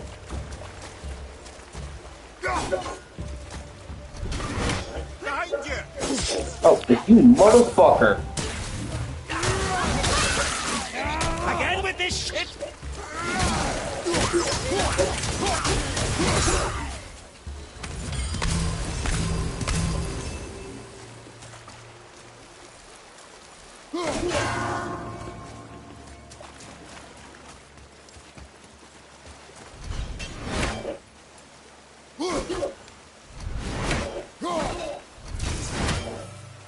Okay.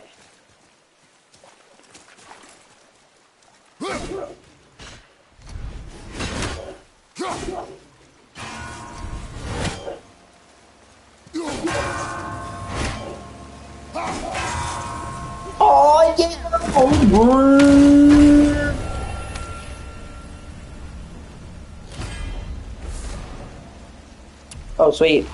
Health boost! And just like that, my health bar becomes longer, thicker, and more rigid.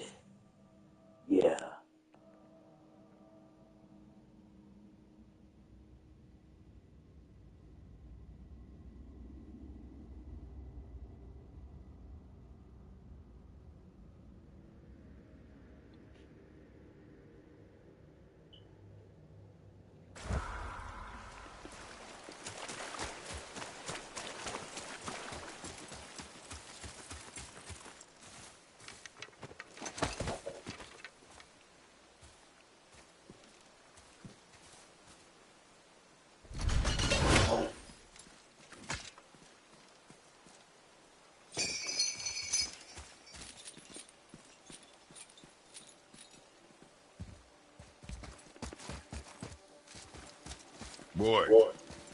Boy.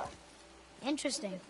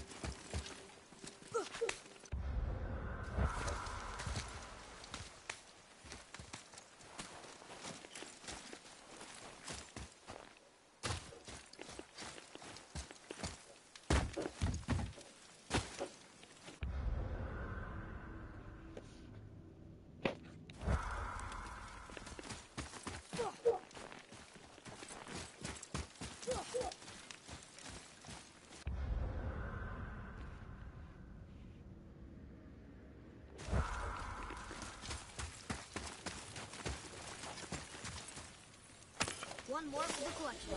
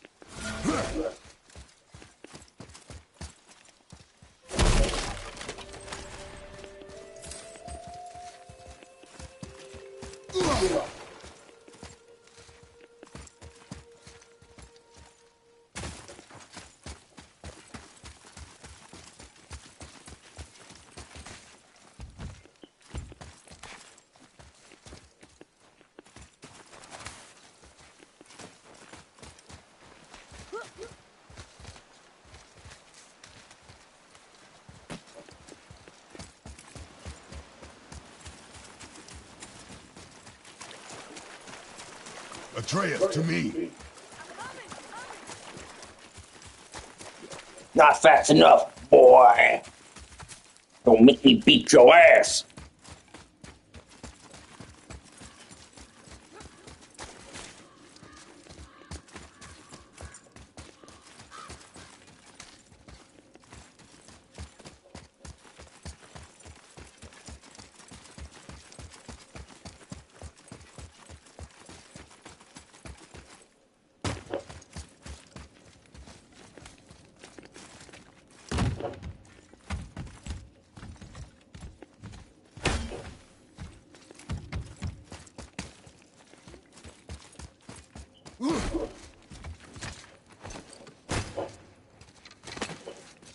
Oh, we're back here. Yep, we're having a backtrack-a-palooza. It's called collectible cleanup, Atreus.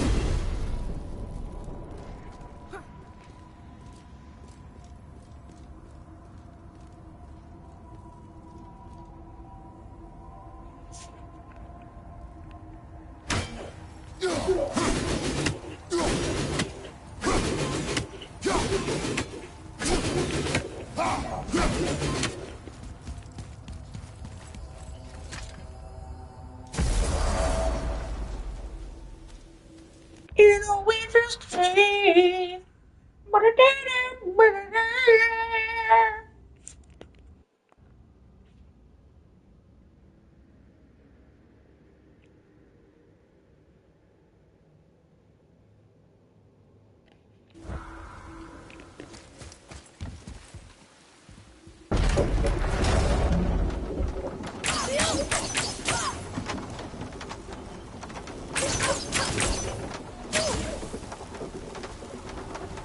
You did good, boy.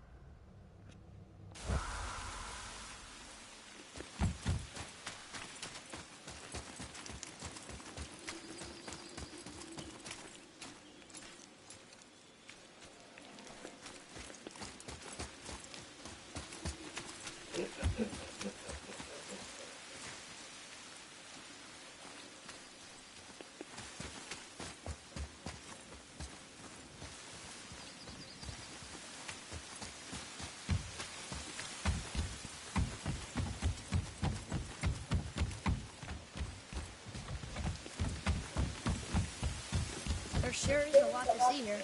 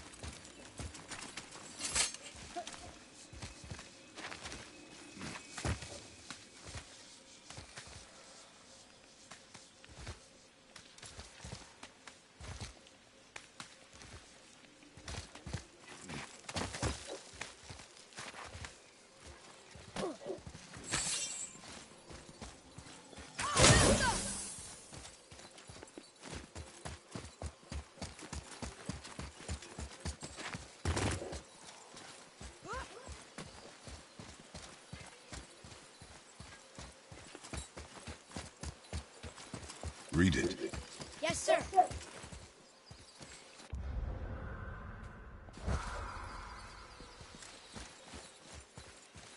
Death to the Raven God.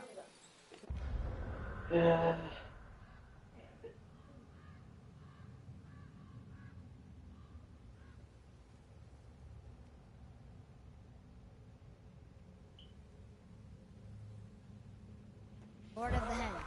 That's talking about Odin. He's known by many names. Not all of them nice.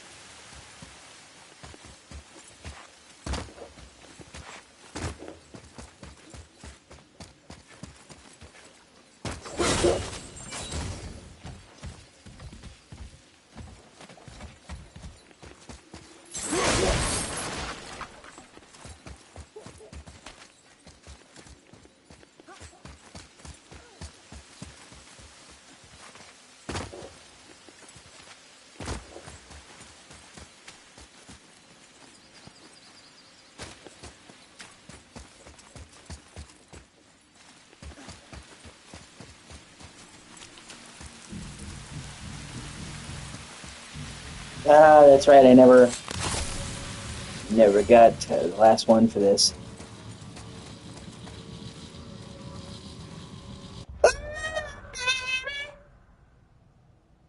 One behind the elevator. One behind the elevator. One across from the northern chest on the rocks.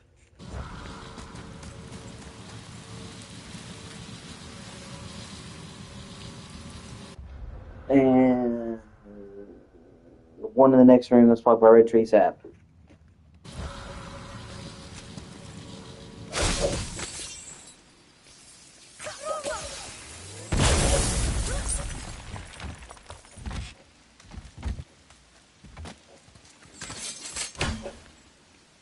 That should do it.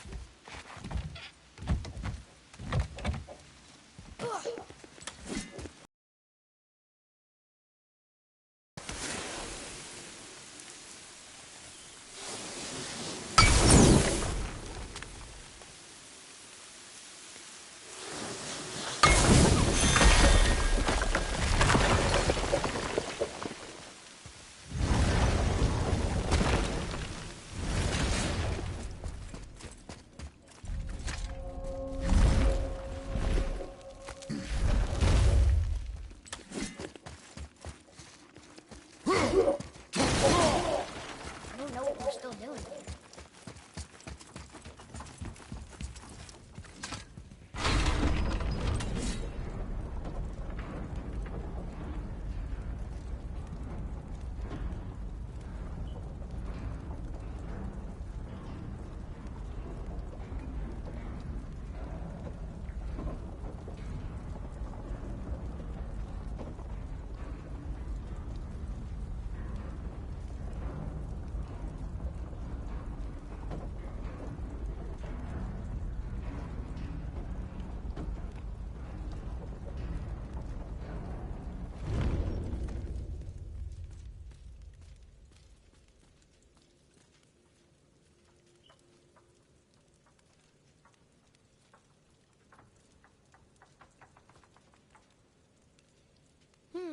Which way?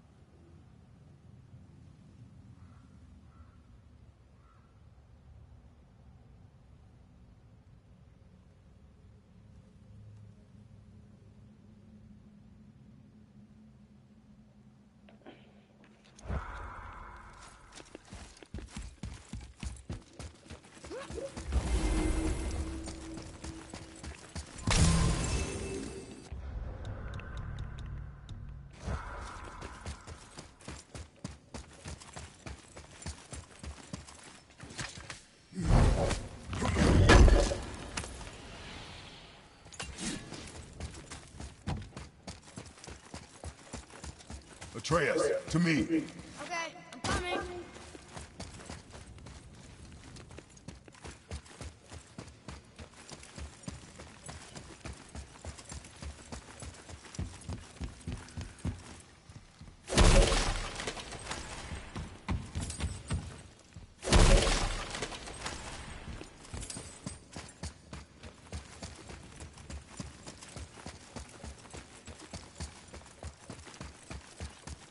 Another Valkyrie.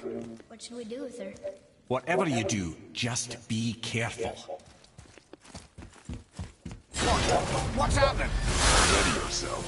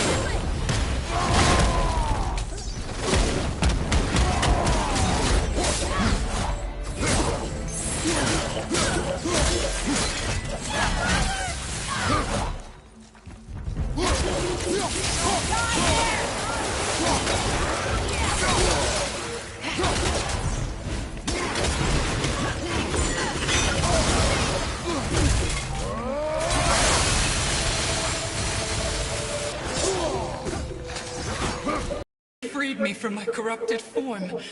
You have my eternal gratitude. But my sisters remain trapped as I was. Take my helm. Find them. Free them. The fate of the Valkyries rests on your shoulders.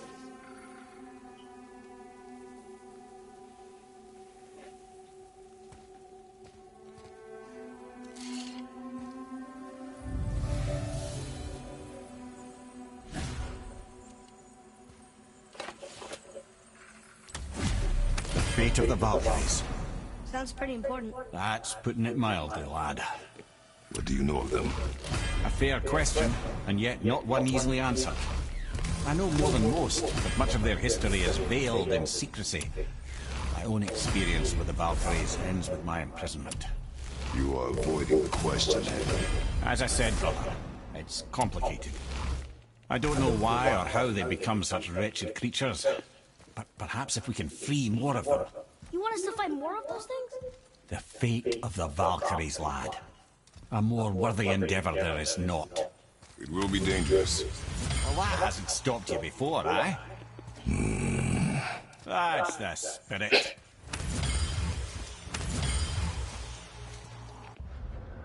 That's the spirit. Huh. God, I love fucking Mayor.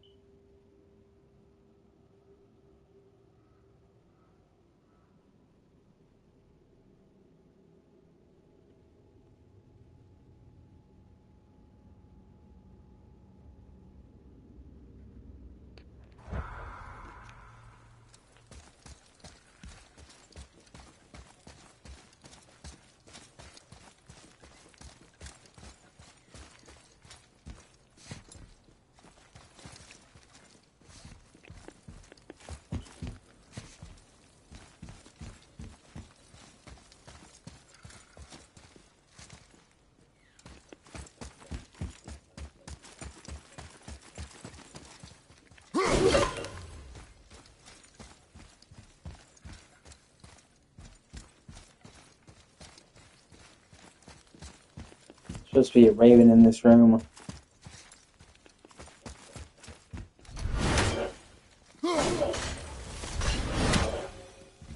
Punk ass bitch.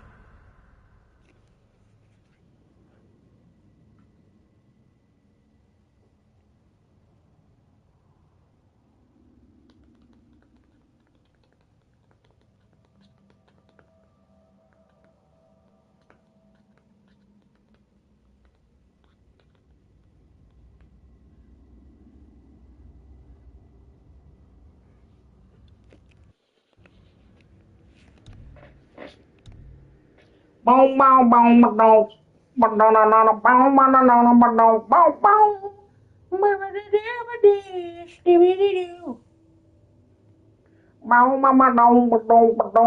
bong bong bong bong bong bong.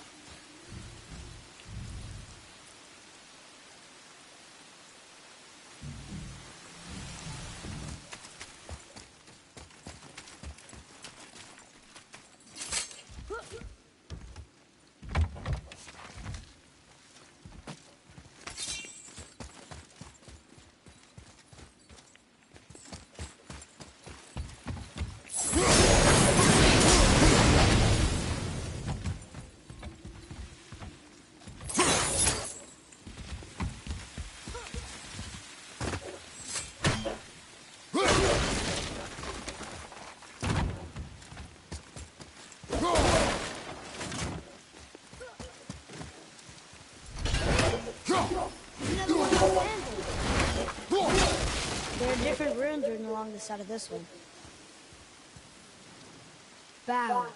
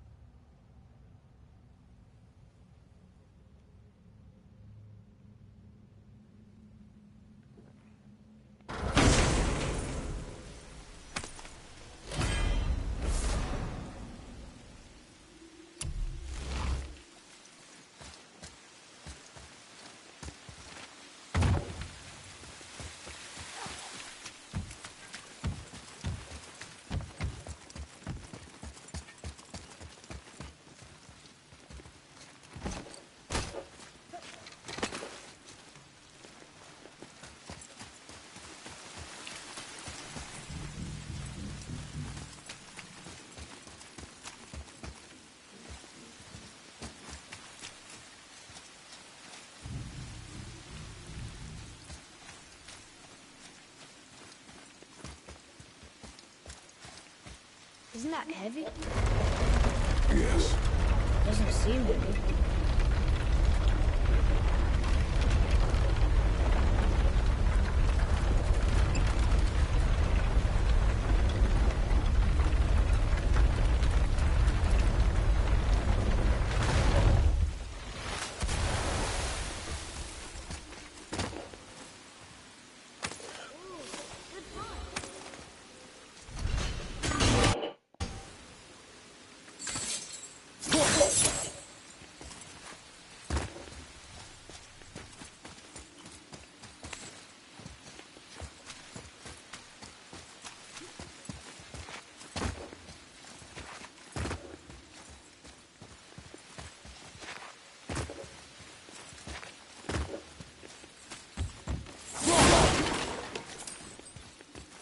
There's where I go find.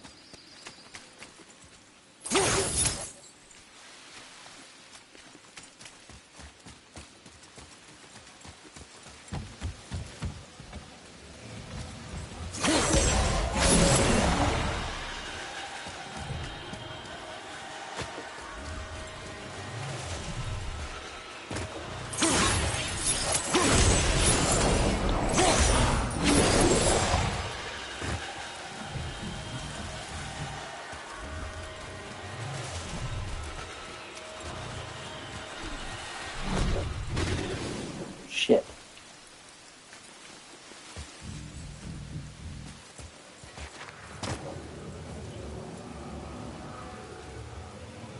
Oh, I wonder if I could get that from the other side.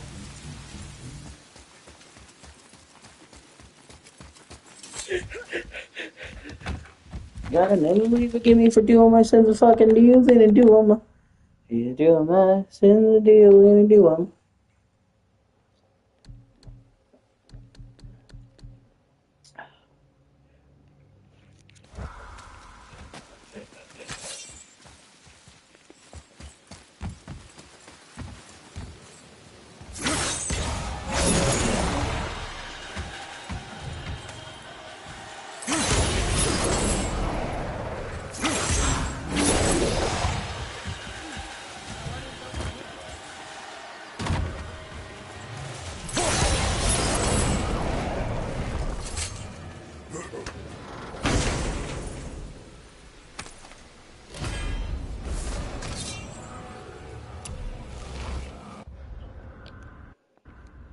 Boom. Got all the legendary chests. Bitch. And it's everything in the cave.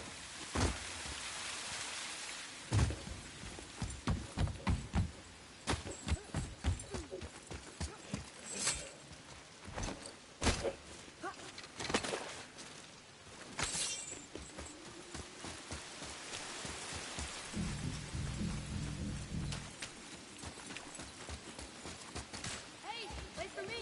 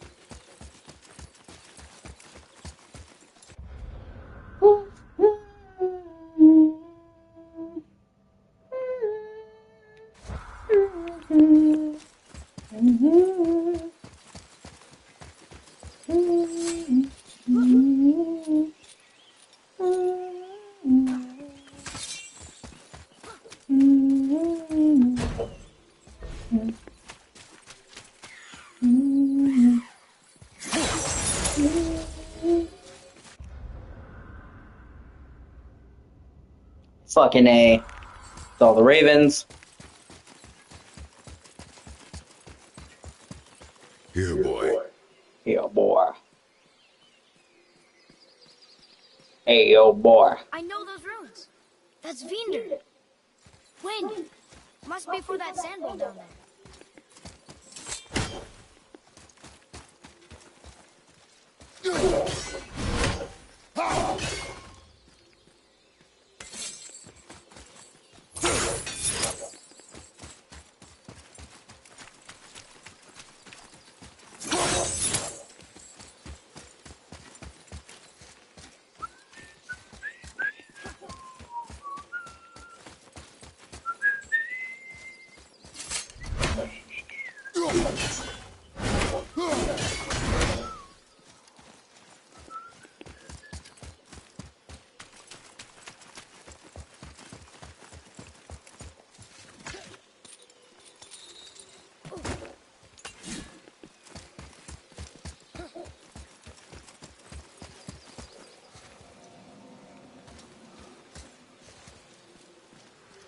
What does it say? Falcon, hawk, and turtle dove. Swim aloft in oceans above. Ah, wind. Vinder. Look what it did!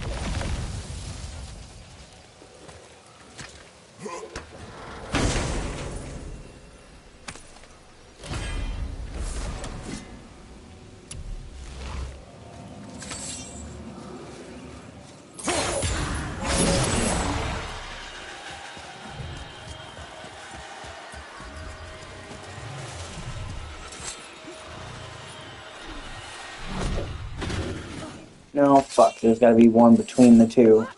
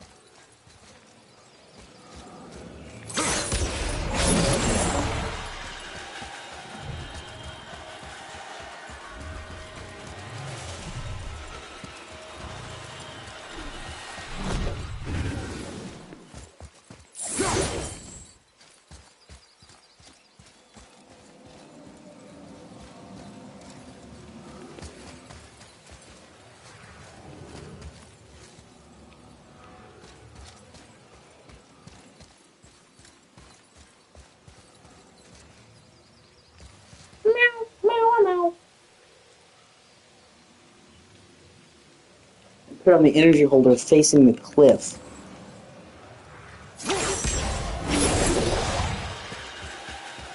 Oh, fuck. Okay, yeah. Now I feel dumb.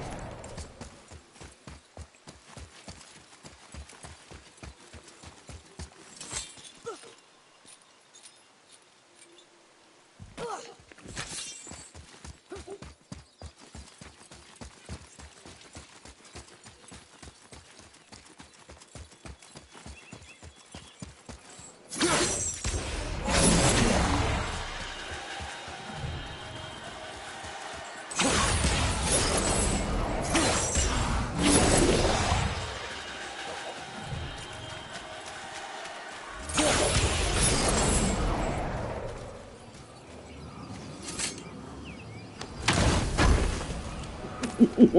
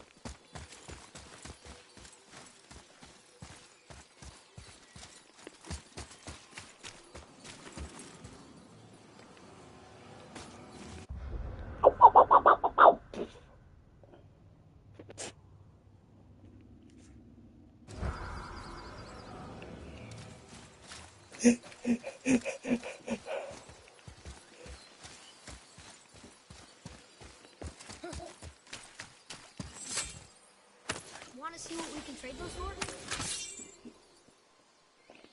Sweet, that's everything here. So then I guess that means the next area is the foothills. What the boom, what the boom, boom. Oh yeah, that's easy because that's literally just a.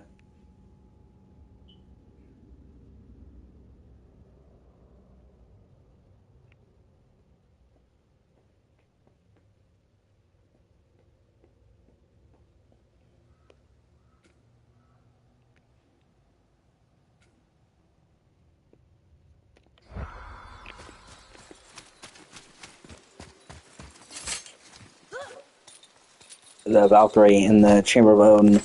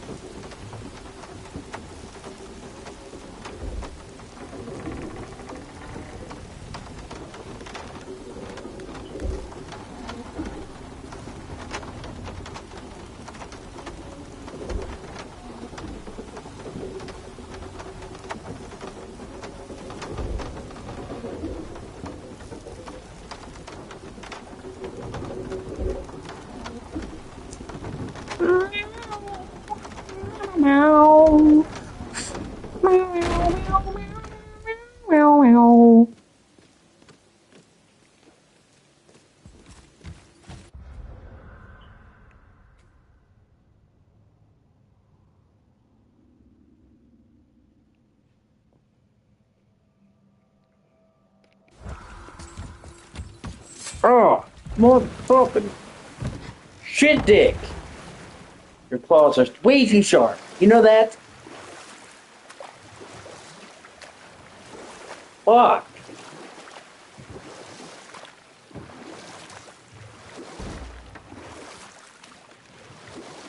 Those are fucking lethal You're weapons. familiar with the tale of Skoll and Hottie, bringers of day and night? Oh yeah, the wolf giants. Aye. They were born of the archwolf Hrothwitnir, a great nemesis of the Aesir gods. Odin captured them as pups and kept them in the kennels of Asgard to hold his foe at bay. But when the sun and moon grew mutinous and stood still, Odin put Skoll and Hottie to use. With his ancient magics, he cast the wolves to the heavens, and they began their chase. And long shall they chase, but not endlessly. For it is foretold that someday Skoll and Hottie will catch and devour their prey. And that day shall be Ragnarok, the twilight of the gods. But Ragnarok is supposed to be Odin's doom, isn't it? Why would he set the wolves loose if it fulfills the prophecy? Precisely the question, lad. It's always about control. The wolves determine when Ragnarok begins, and now he controls the wolves. A battle fought on his timetable is a battle he better stands to win.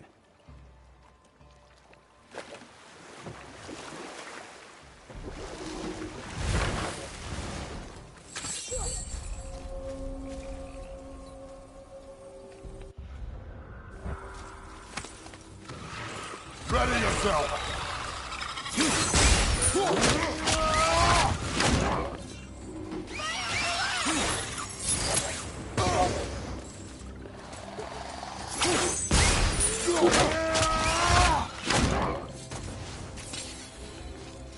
No sweat.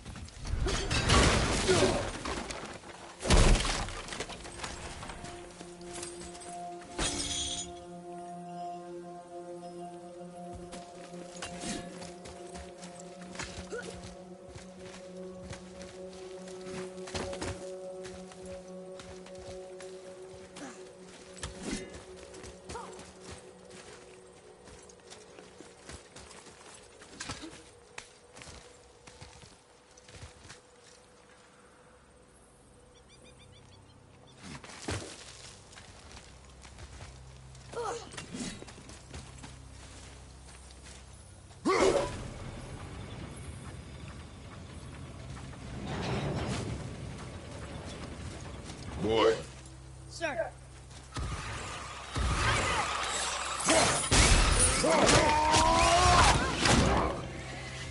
That one's down.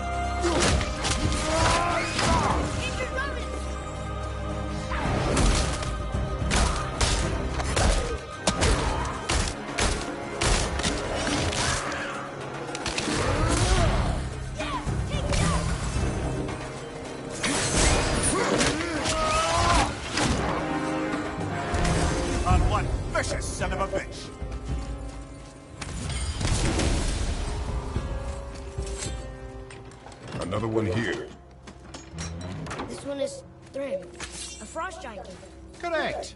A cunning one as well. Was that Mjolnir? Did he steal Thor's hammer? Ah, Come, boy.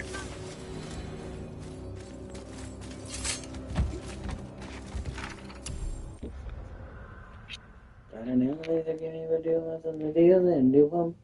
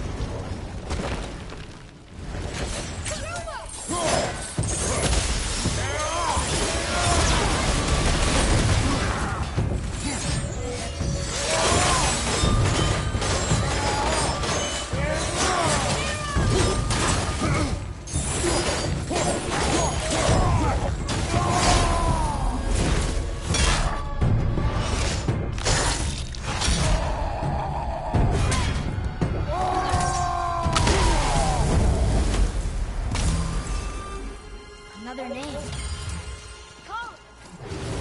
it's as if they've been made into a memorial to the Valkyries.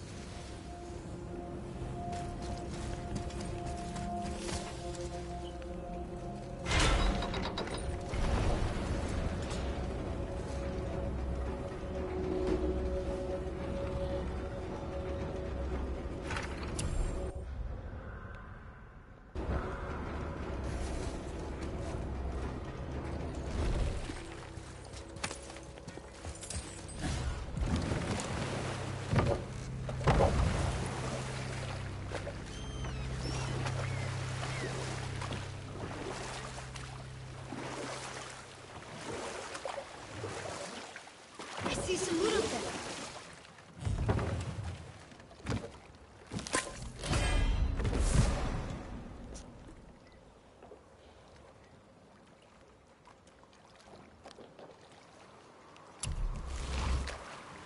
Okay. What about the giant with 8 arms? Starkath the Mighty, he was called.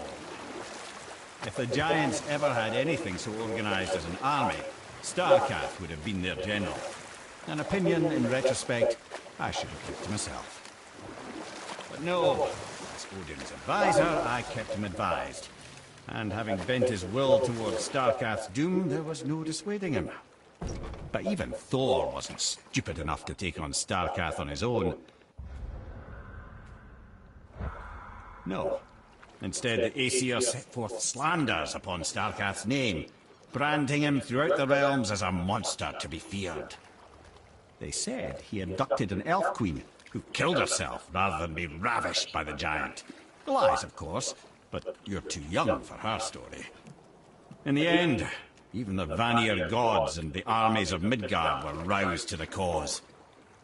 They surrounded Starkath, showered him with arrows until he was brought to his knees. He surrendered, hoping by trial he could clear his name. Thor took advantage and ripped off one of Starkath's arms, which only made it easier to sever another and another until he was satisfied. Relieved of 6 arms and too much blood, Starkath perished upon the battlefield. I regret it to this day, you know. I told myself there was nothing I could do, but I wish I'd tried.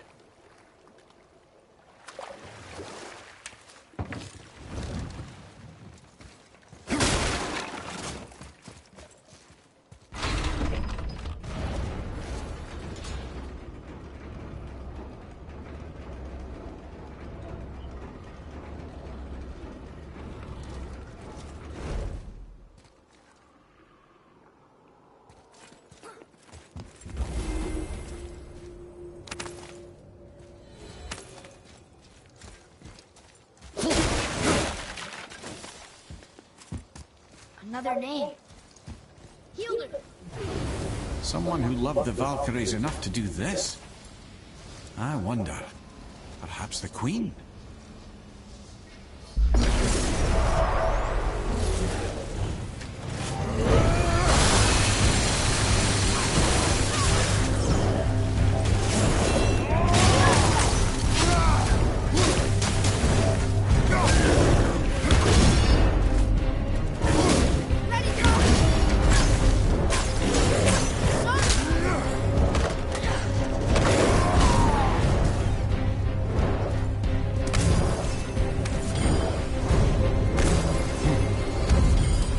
Oh, what's up, man?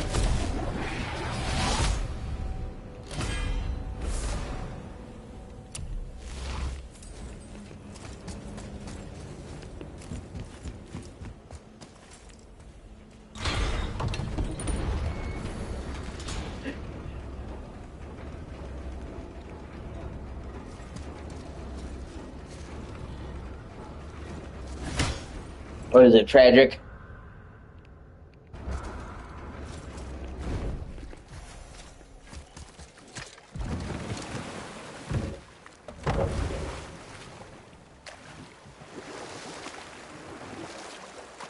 I see something down there.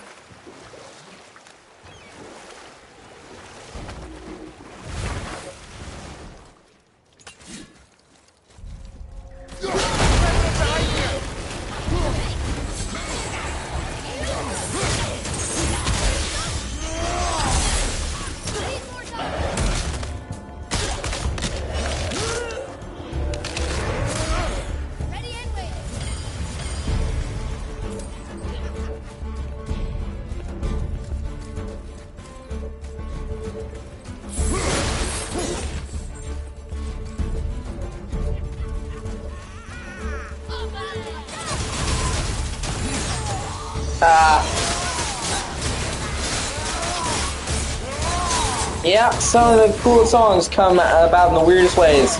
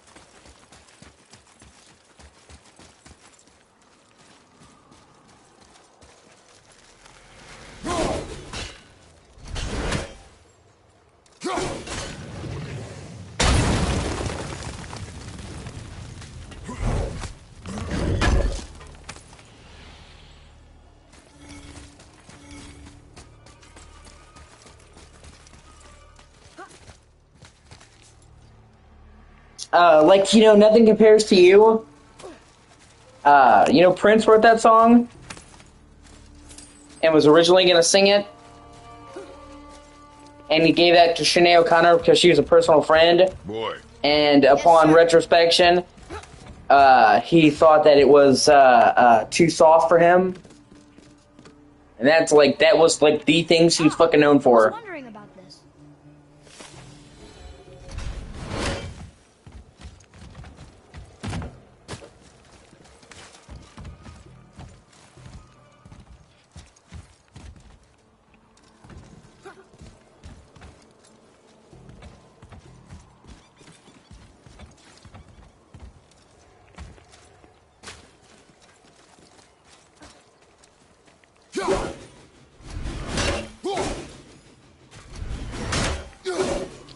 Nothing Compares to You.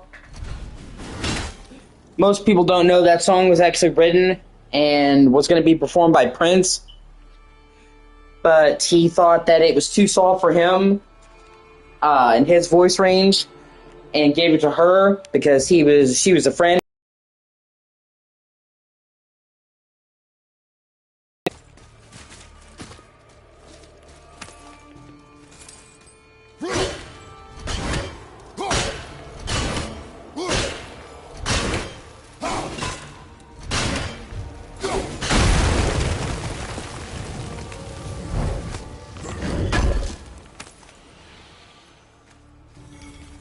Yeah, exactly. But I'm saying like 99% of people don't know that that was originally a Prince song. And then he wrote that.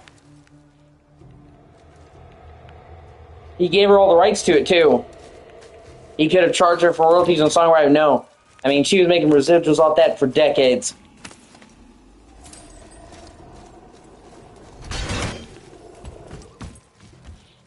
She's another key example of why you shouldn't go fucking political as an artist.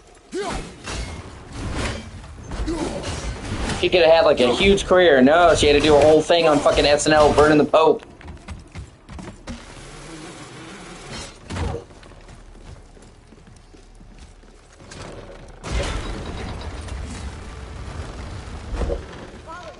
Take a look at this.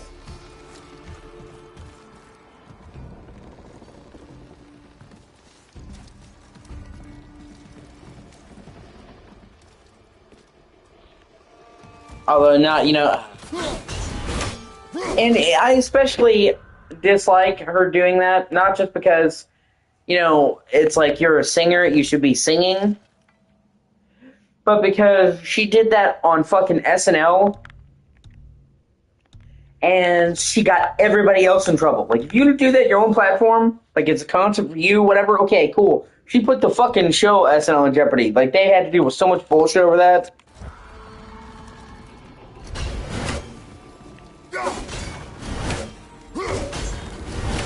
It's one thing to make your own political statement. It's an entire other thing to fucking, basically, shove your shit onto somebody else.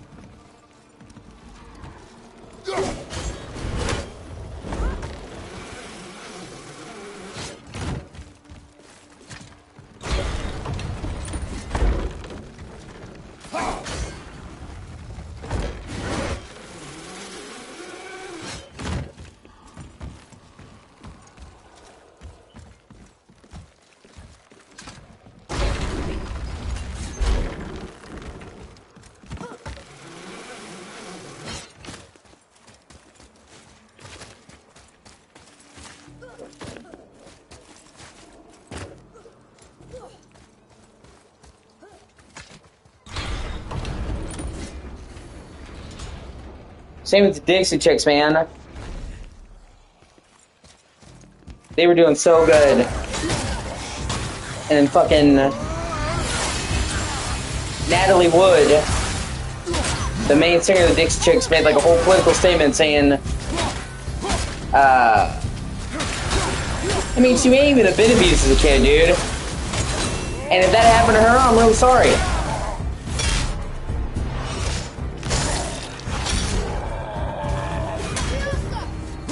But that's still not the fucking place for it. And especially... yeah, I'm sure he did, dude. I'm like the first person against the Catholic Church, man. Like I said, there's a time and a place. It's not like SNL was her only appearance on television, dude. It's not like, you know, she wasn't famous. She was doing fucking on top of the world. That's why she was invited to SNL. She could have done that speech at a fucking concert. And then it was her venue she'd be doing that. She actually almost got SNL canceled. And that would have fucked that whole show, would have put the entire crew out of work. That's what I'm saying. I don't have a problem with her message. I don't have a problem with her saying her political beliefs. I have a problem with her doing something that puts everybody else in jeopardy. The arcane runes. They must have been cluing us to look for Valkyries imprisoned in Muspelheim and Niflheim.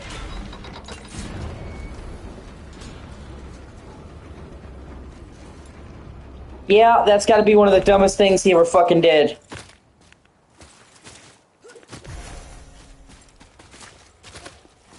Unfathomably fucking stupid. And I mean, I'm sure he didn't care. But... you know, and I don't even like Bush. I think Bush was fucking an idiot. But it's not the time or the place for it. It's for a charity. Like, he basically hijacked that function for his own ends. It's about fucking Hurricane Katrina victims.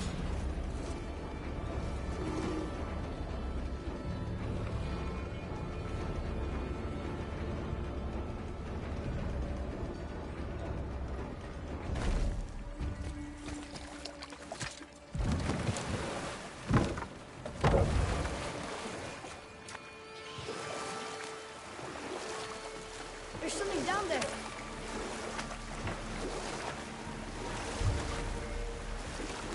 And once again, Kanye West was famous enough, man. Yeah, I'm sure. I'm not giving any speculation. Who the fuck knows? Where did he come from? You know what? I'll tell this one later.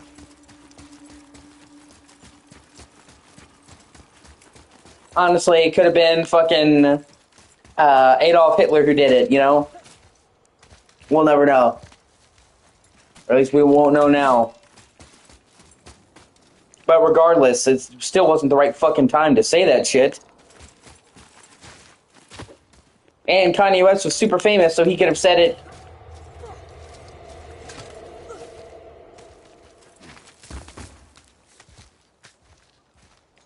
Kanye West was super famous, so he could have said that shit and got just as much reach at one of his concerts.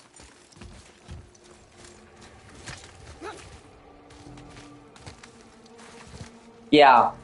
Hey, look. A torch. A torch is built with wood.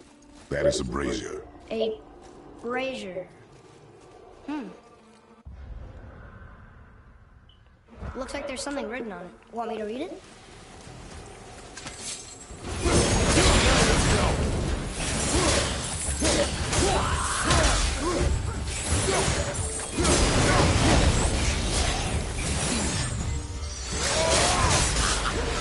Yeah, yet another reason why China sucks. You wouldn't catch me dead going to China.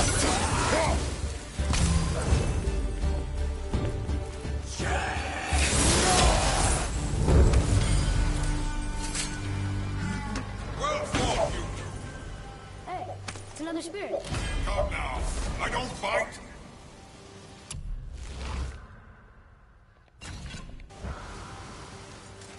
The only time that you should ever go to China is if you're rich. Then they'll accommodate you. Then they don't care about your race and ethnicity, you know? But if you're a common person going to China, yeah, I wouldn't. Especially because they treat their own people like shit. How do you think they're going to treat you, a fucking outsider, that they think even less of? You're dead? You're very perceptive and reckless. Take caution when lighting these braziers. Sailor and Hellwalkers will swarm to the flames like moths. I assume we have you to thank for freeing us from a watery grave. Us? Other spirits. The Lake of Nine is full of them. Most are able to move on from this realm, but we, lucky few, are stuck here in Midgard until our affairs are in order. Perhaps you can help them as well. We have no desire to help you, Spirit. Ah, but you already have. I only wished to see the sky again. Farewell.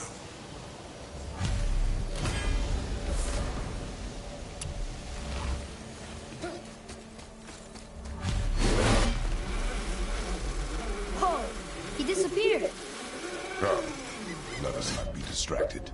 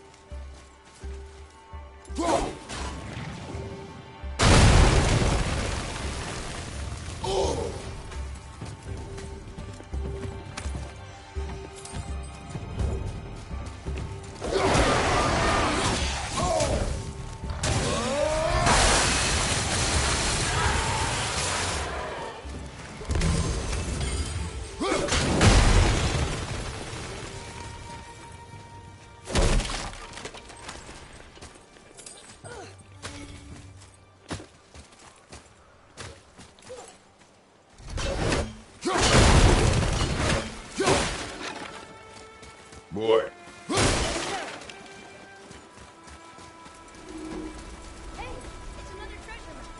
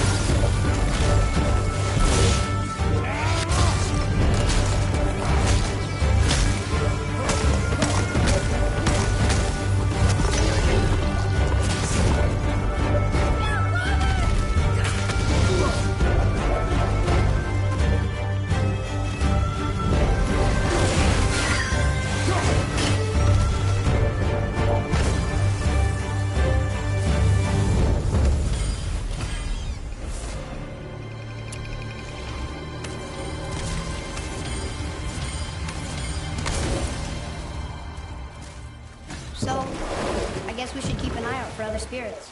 What did I say about distractions? But it sounds like they needed help. They are spirits, boy. Dead things. They have no needs, only wants. It feels wrong to ignore them. You will get over these feelings. Mom would have wanted to help them. What was that, boy? Nothing. I thought as much. Mom would have done it. You're so fucking lame, Dad. Lemire, can you start that story again from before? If I recall, we had begun to discuss the origin of Ymir, the first giant. In the beginning, there was Ganungagok, the Great Void. There were no realms yet, only primordial forces. There was fire, and there was ice. And there in the void they met and produced... Water? More than water. The mystic lifeblood of something entirely new. From this water, Ymir took form and became a being of pure creation and chaos, mother and father to all that came after. Even the Aesir? Aye. Every god, man, and beast came first from Ymir's flesh. Though it was the Aesir who thought themselves so superior that they should hold dominion over the rest of creation. It was Odin who took arms against his creator and spilled Ymir's lifeblood with his spear. A necessary evil, he would say, to bring order to the realms.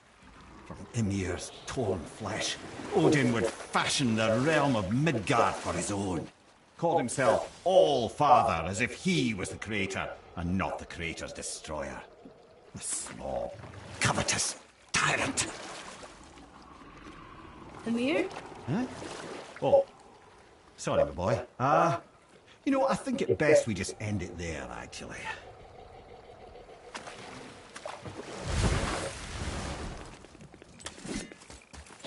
Yeah, they do a really good job building Odin up in this game before showing him in the second game.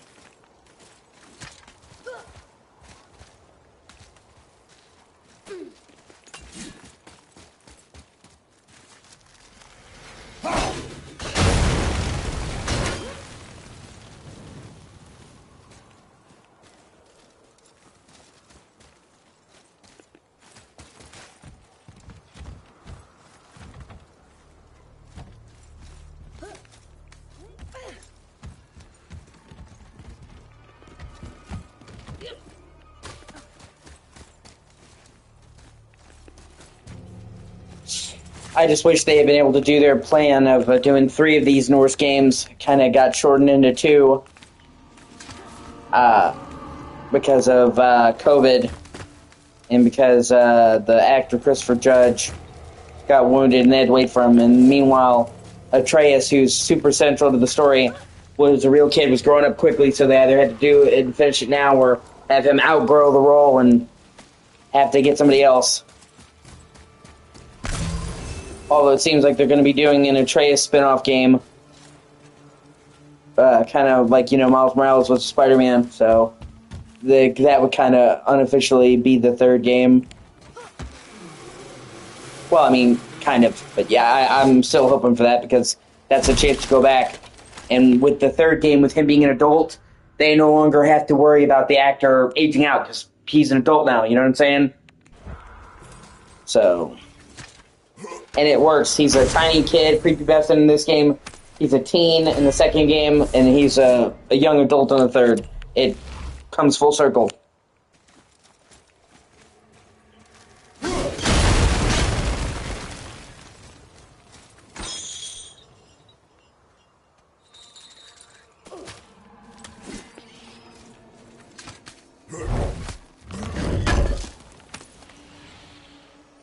And I love this setting and this take on this setting so much that I do want more games in this.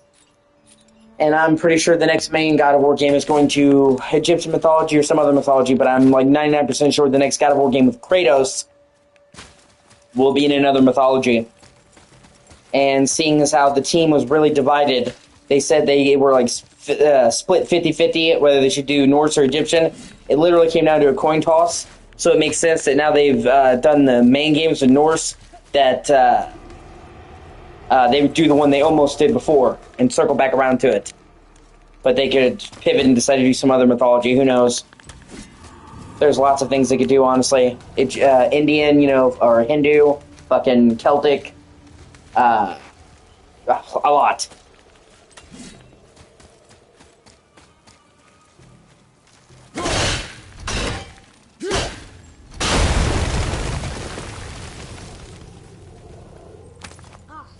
More of those. Good.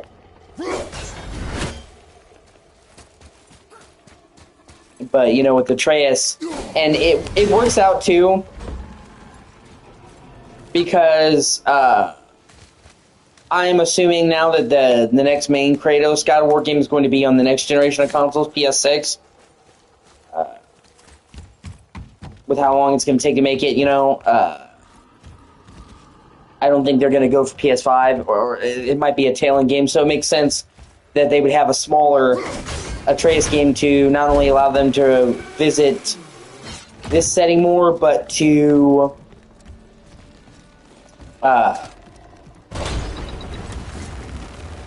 fucking trying to get to that tear, son of a bitch. But to make it so there's not such a long gap between releases, because, you know, renovating their whole technology for another generation takes a really long time, obviously. But a smaller Atreus game, you know, could be used appropriately to lessen that gap. You know, so it took 5 years to get Spider-Man 2, but they have Miles Morales there to kind of plug in the gaps. There's got to be a fucking way.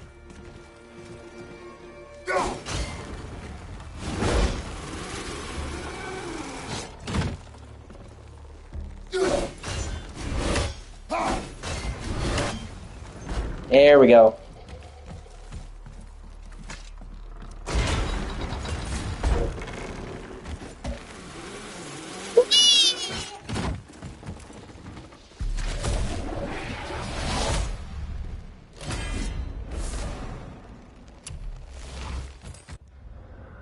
Okay, I got everything in this region. Sweet. Well, it's always good to double check and make sure. So,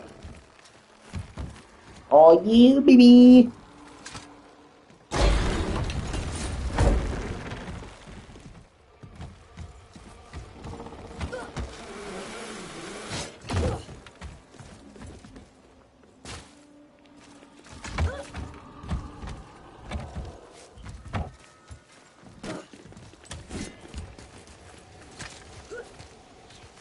I suppose the next major game that I'm really fucking looking forward to is Death Stranding 2.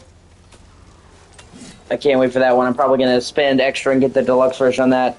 It has a lot of cool perks, a lot of cool stuff, and it lets you play it 2 days early.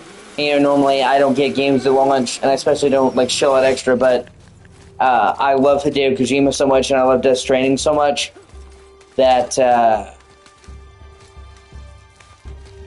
you know, it's one of the exceptions. Last time I got a game at launch and paid extra was fucking Silent Hill 2 Remake. And yeah, that game was super important to me, so. Ah, shit, there was poison there, I didn't see it. Plus, it's kind of pretty much the end of the series. Well, for the foreseeable future. Hideo Kojima, you know, he wants to do a lot of game series. He already has a horror game on the works. He already has Sigint, which is kind of his follow-up to Metal Gear, but obviously not Metal Gear because he doesn't own the rights to it anymore. You know, so he doesn't want to get tied down to Death Stranding for ages, especially with him being in his 60s.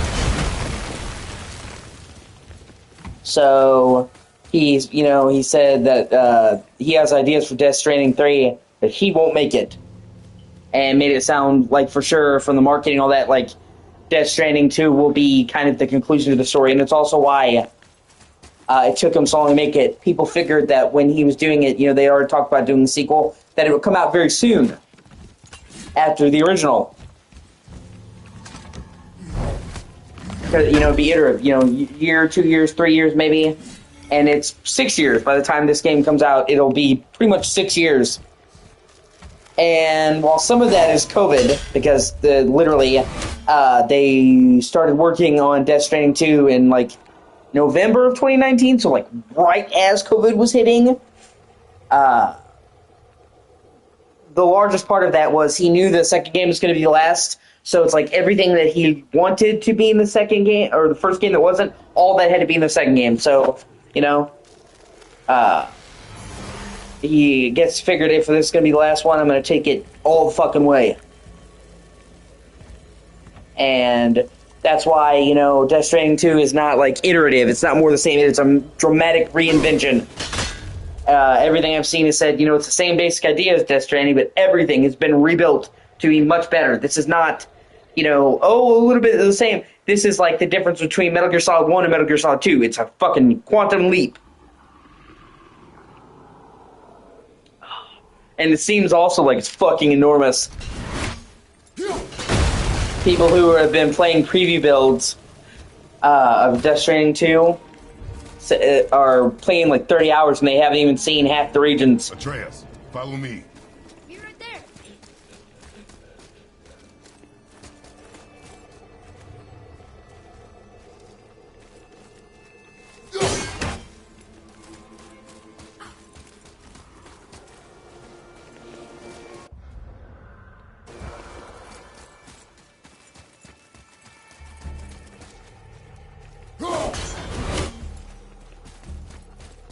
Which games in particular?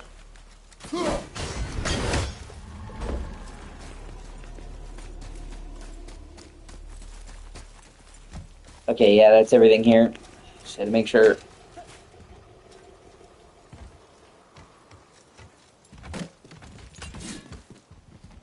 Okay.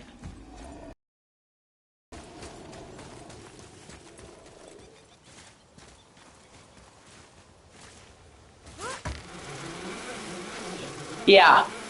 Well, Death Stranding isn't for everybody. It's a very unique game. Like most of Hideo Kojima's shit. You either love it or you hate it.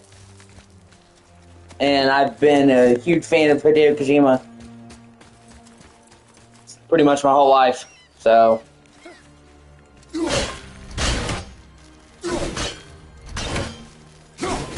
it may not be quite the same as Metal Gear Solid, but you can clearly tell it's a Hideo Kojima game.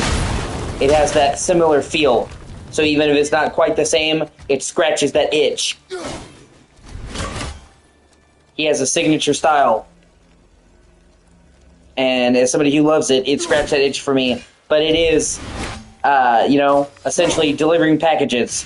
It's a lot of cool shit along the way. It's in a really interesting world, you know, but it's not for everybody. Not that it was meant to be, you know?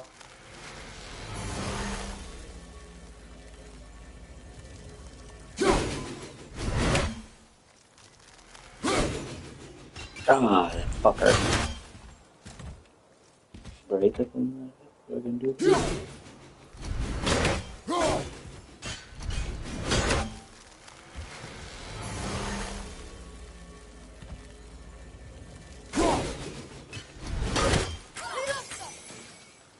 God, some of these fuckers are so hard to hit.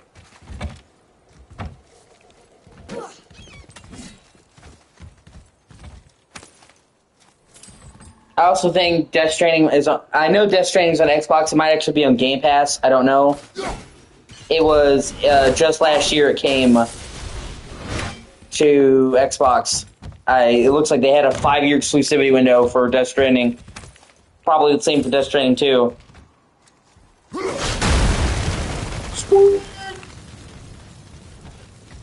So you might not be able to play the sequel, you know, but you will be able to play the first game.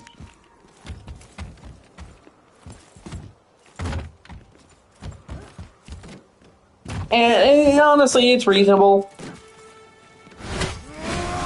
You know, Sony pretty much entirely funded Death Stranding out of their own pocket after Hideo Kojima left Konami.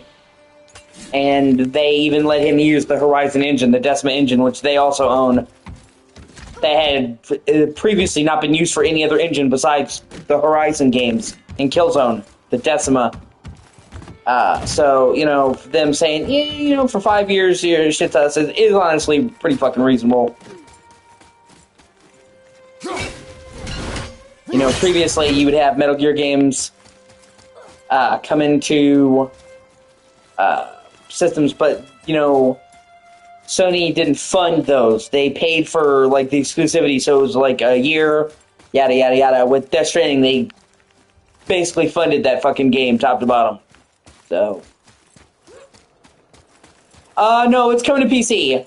When I say, I meant Xbox. It's not coming to Xbox 5 years. But I'm gonna say probably like a year minimum for PC. It is not coming to PC day one.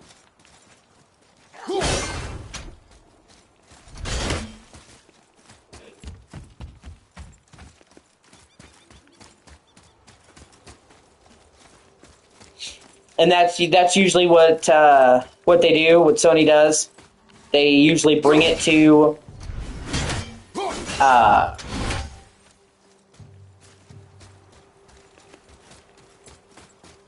yeah, they usually bring it to PC now a few years later.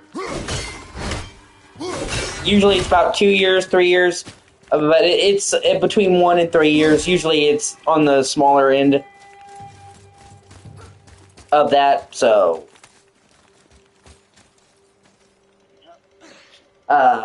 and that's where they kind of been staying.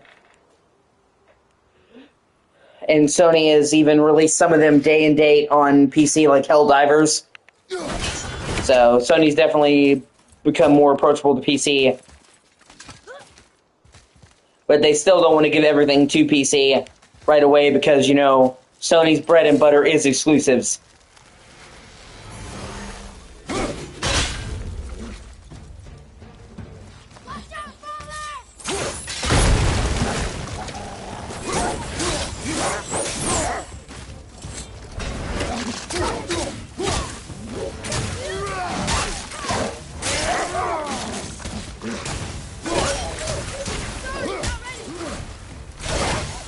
And that's ultimately why I prefer Sony the most out of the big three, because they have their priorities straight. They realize games come first.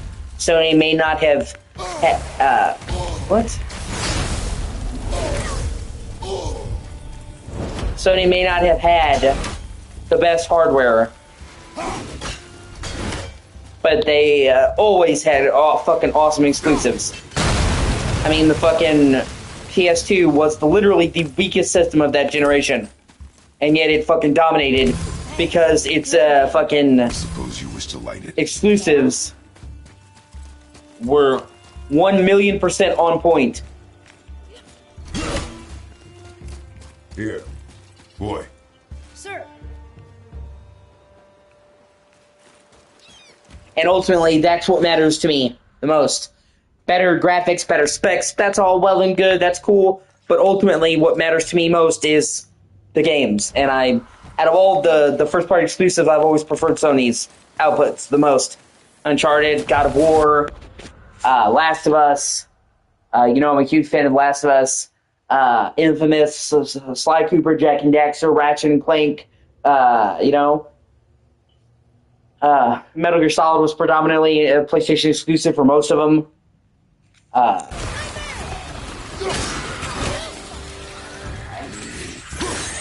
I pretty much bought a PS4 for Bloodborne, so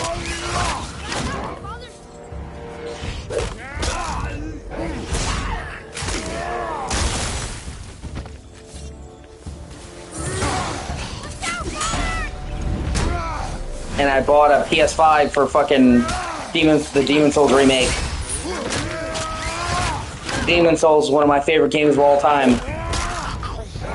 So when I heard that they were remaking it, Blue Point, the guys who remake Shadow of the Colossus, were remaking it, and it was a day one launch game, I'm like, oh my god, I've got to get this. Like, before I hadn't planned on getting a PS5 launch. Like, yeah, you know, I'll probably wait a few years, upgrade. But, you know, when I heard that, I was like, okay, I've got to get this. And I got a PS5 pretty soon in the generation. Actually, this is the first time I pretty much ever got a system within launch. The PS5 came out November 12th. Yeah, November 12th, 2020, and I got my PS5 December 1st. So I got in within like the first month. I was lucky. Another spirit. Yes, another spirit. Hello. I can't remember the last time I saw something walk these islands that wasn't dead or corrupted. What do you mean? The desolation, child. Plagues this land, growing more severe with each passing winter. Do you know its cause? Not for certain, but I suspect the appearance of the World Serpent, along with the great flood that followed. Many were drowned, myself among them. The dead began to walk not long after. Do you need anything from us? Boy, I only wish to speak to someone again. A wish you have just granted. Thank you.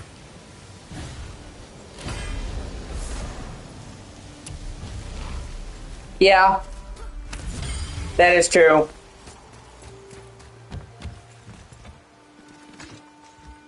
But at the same time, there's a large part of me that is just impatient. I want the fucking exclusives when they launch. And with PC, you're going to be waiting a year, probably best case. Essentially up to 3, worst case. And, you know, I want it, you know.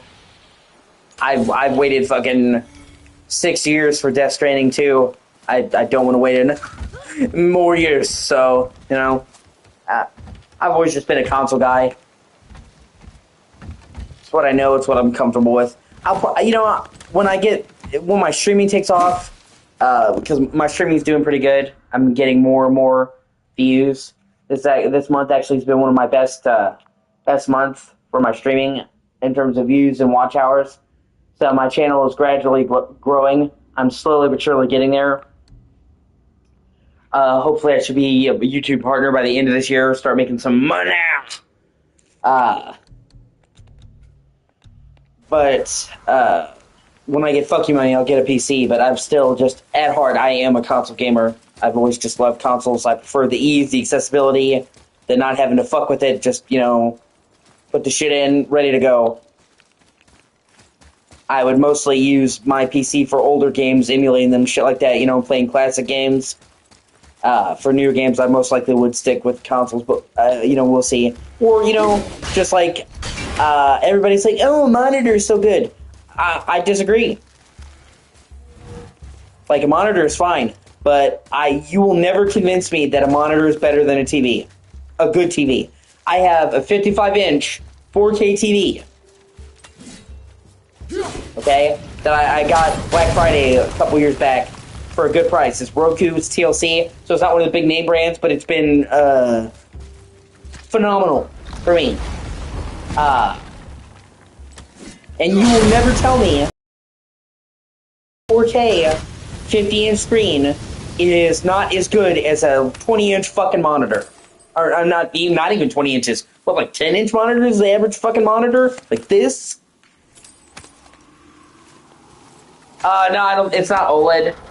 It is HDR. OLED TVs are still expensive as fuck. And honestly, there's not that many of them. I hope one of these days to get one. That'll definitely be another thing to add onto the list when I get fuck you money.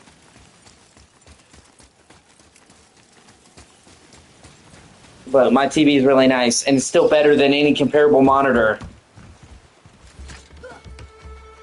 Or they're like, man, you can get an ultra-wide TV, okay? So, you can get an ultra-wide monitor, okay? So that's like this. Oh, whoop-de-doo. Still less than a quarter of my current TV screen. And honestly, when I play a game, dude, I want to fucking lounge. I don't want to sit there in a desk. I want to lay back, relax in a chair, you know what I'm saying? TV lets me sit there and move, otherwise, you know, with the fucking monitor, you gotta be up on that shit. Even if I do get a PC, which, like I said, I will, I probably will just hook it with an HDMI cord up to my TV and not use the built-in monitor, because I like TVs. Roy, what did I tell you about offering help? Don't. Correct. Can't we This is not a debate. You must learn focus. Our journey need be your only concern. But what if they can help us? Alan seemed to know a little about the lake. And how does that help us with our goal? We won't know unless we ask.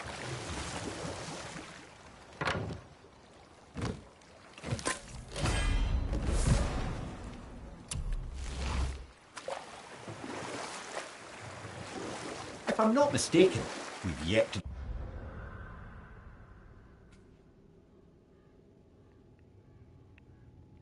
discuss the tale of the giant Bergelmere. Oh yeah, I remember his shrine. It looked happier than the other ones. Yeah, that's another problem.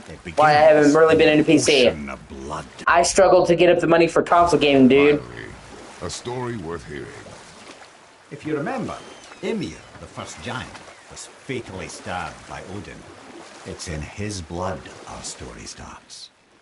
Ymir's magical guts poured out in a torrent so violent it threatened to flood all of creation. The Jotnar were unprepared, as the very last of them were washed away in the endless tide. Not just Ymir, but all of giant kind faced extinction. And so would Odin's victory have been complete. But Ymir's kind did not all perish that day. Staying afloat in the hollowed husk of a tree, the frost giant Bergelmere endured, as did his lady wife. For weeks they sailed, until finally they came upon a new land. They called it Jotunheim. And there they would start anew. As father and mother they would multiply exceedingly, and as king and queen they worked to make Jotunheim a land where giants would know no master but themselves. Bergelmere never sought revenge for Odin's slaughter. His vengeance was to live and prosper. He died at peace, a legion of his kin to mourn him. He would ever be known as Bergelmere the Beloved. Bergelmere the Beloved. Huh. I've never heard a story end that way. Not a true one, anyway. You do, laddie.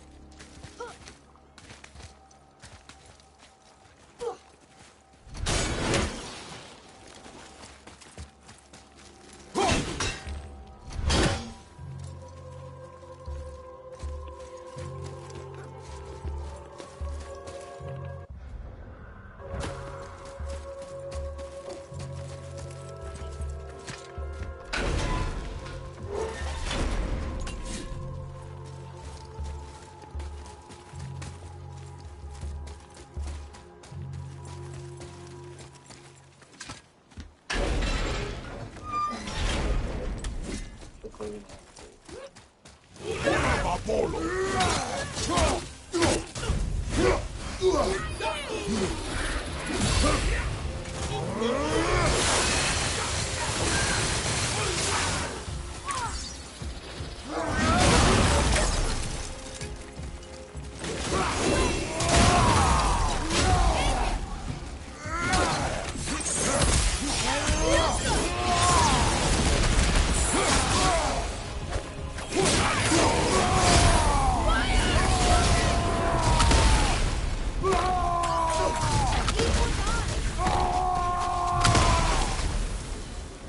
Glad I'm on your side.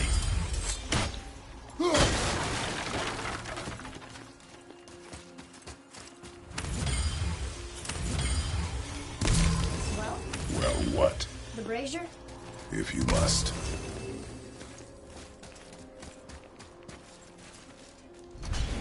Kaveka.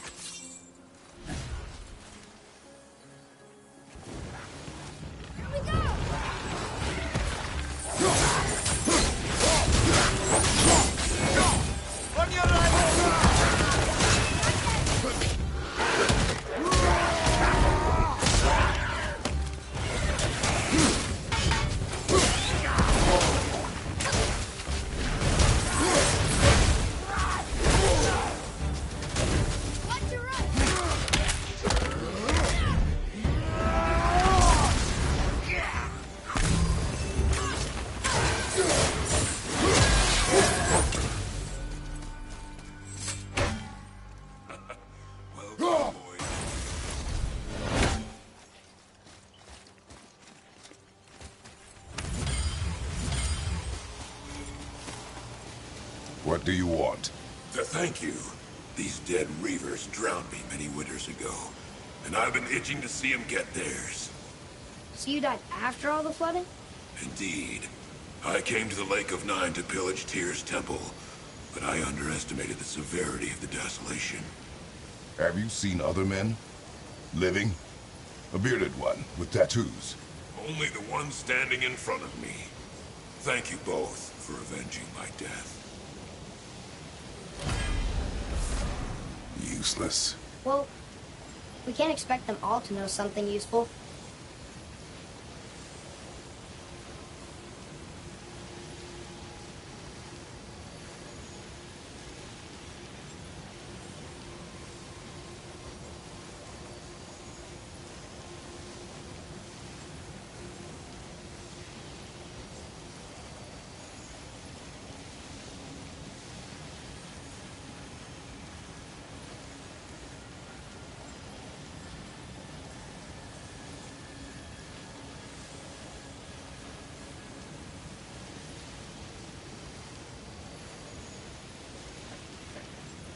God, these fucking bugs drive me insane. I have so many traps and all that. And it just fucking won't go away. It won't go away, man. They're gonna fucking haul me in a fucking asylum with a straitjacket over these fucking things. Ba-ba-ba-da-ba.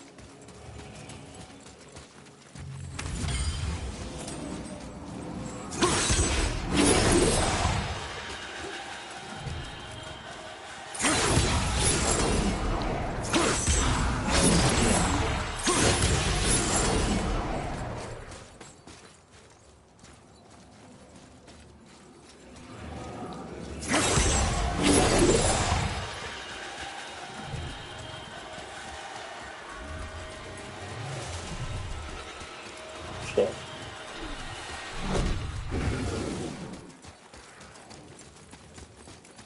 It's like right there, so, okay. Gotcha.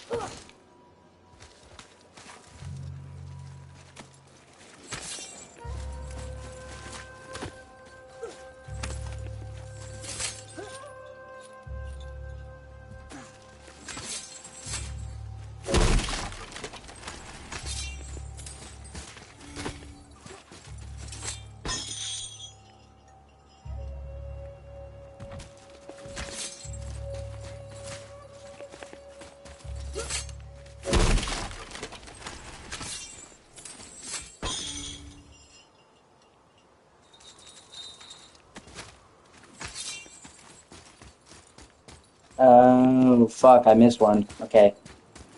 Gotcha.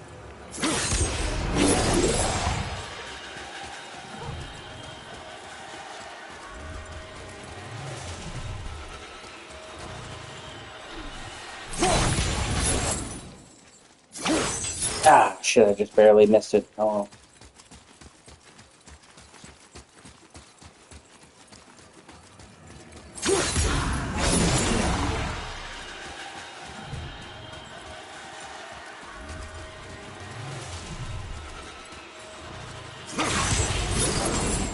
Booyah, baby!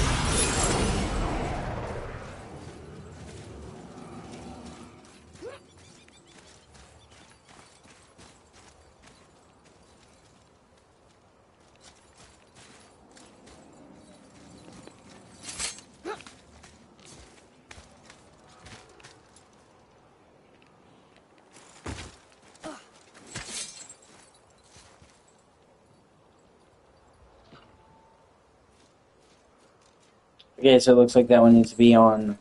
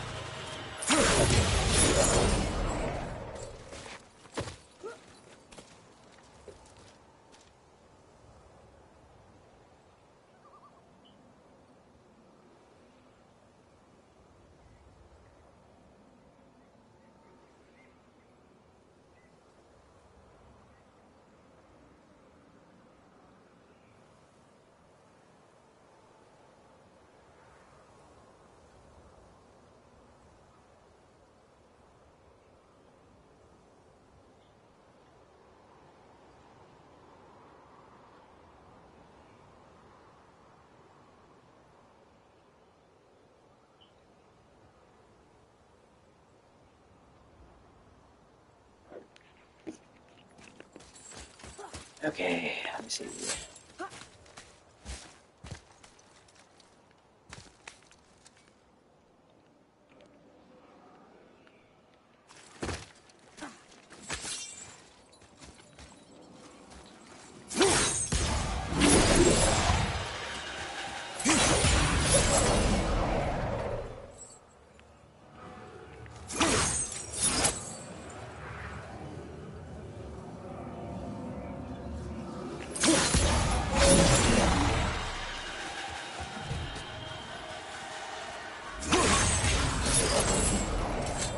Oh yeah! Upgrade!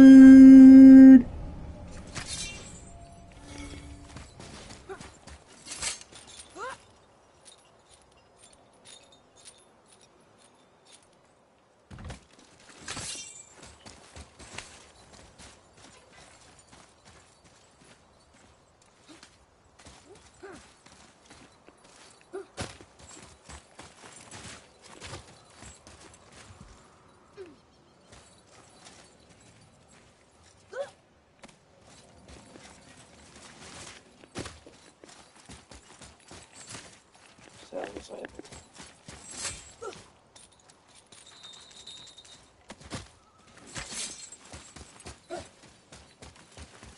Boy, get in that fucking hole.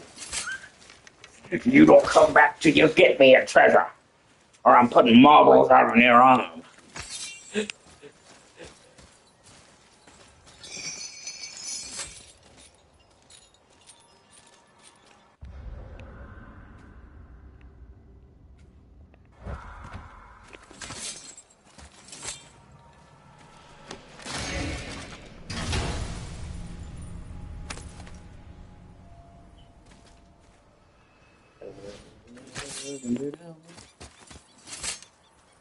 Ah, more of those. Good.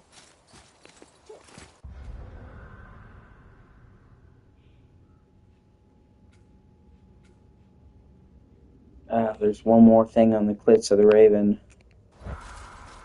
Hmm.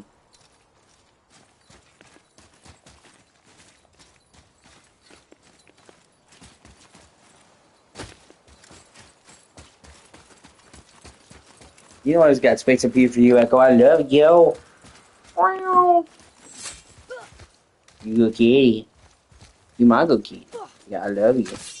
I love you more than most people. Yeah.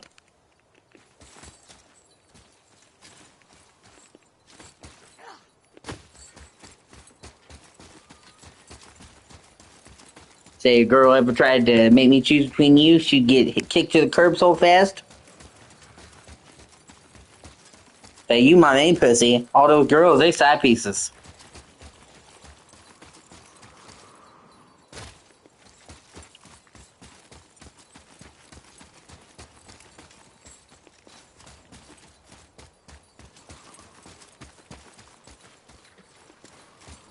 Okay.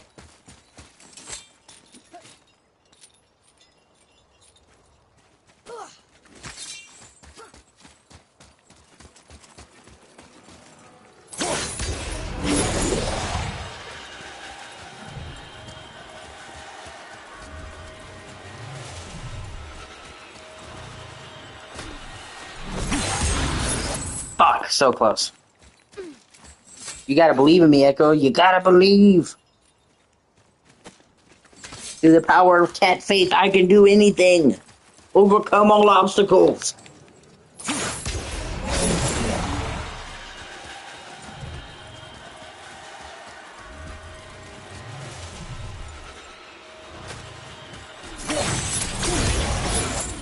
Fuck.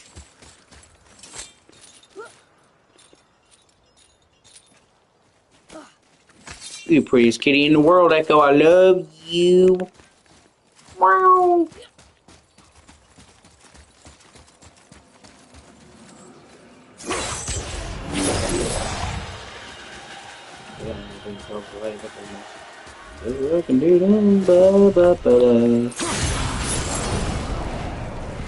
Booyah.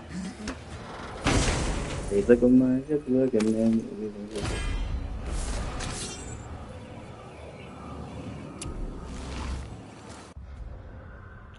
Boom. Okay. Is everything here?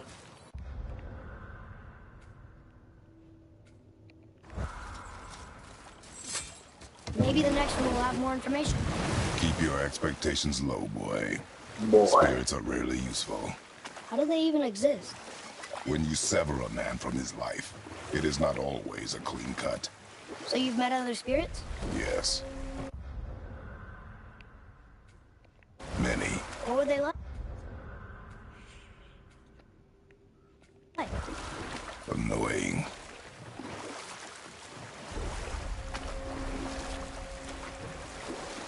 What's that down there?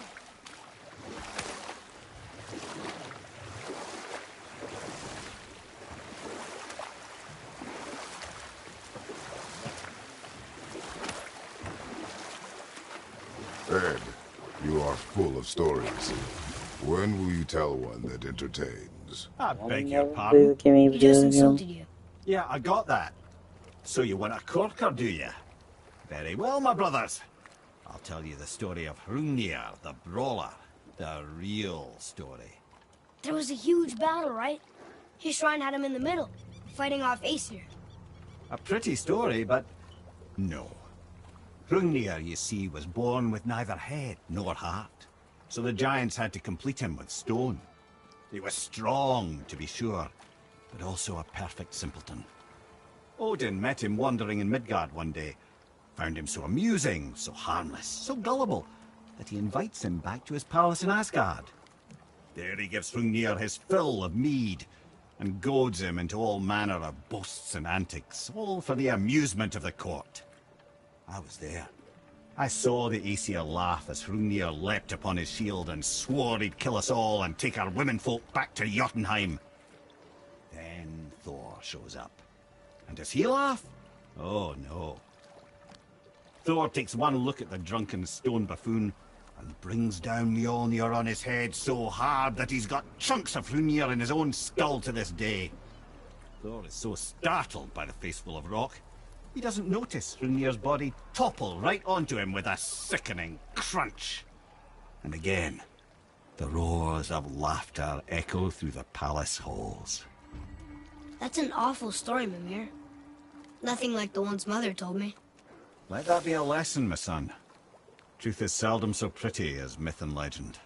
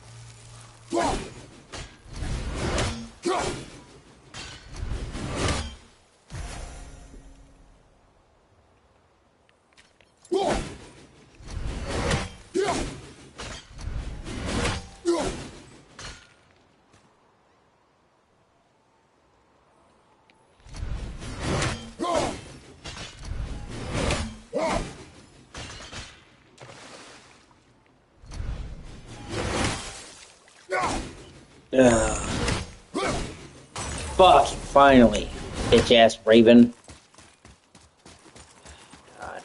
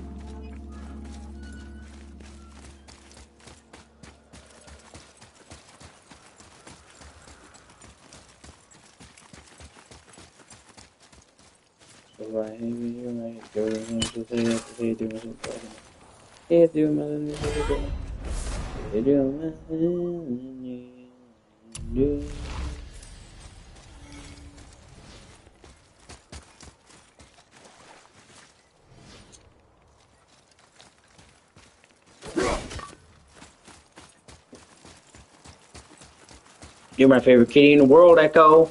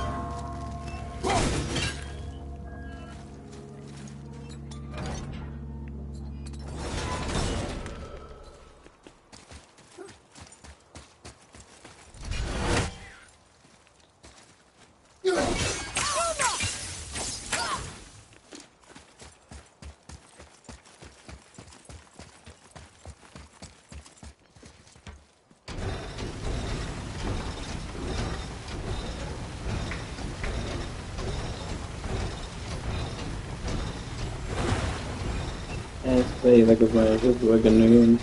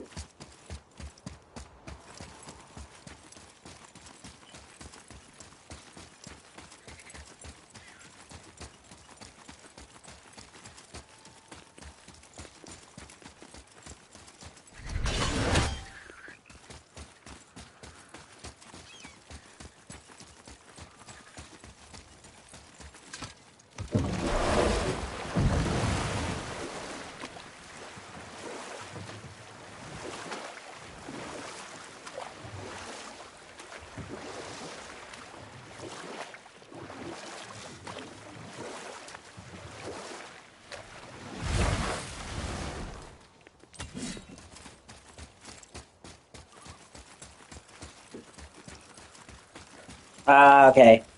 Pull the gate down, go around with the boat, then it's, okay. Got it.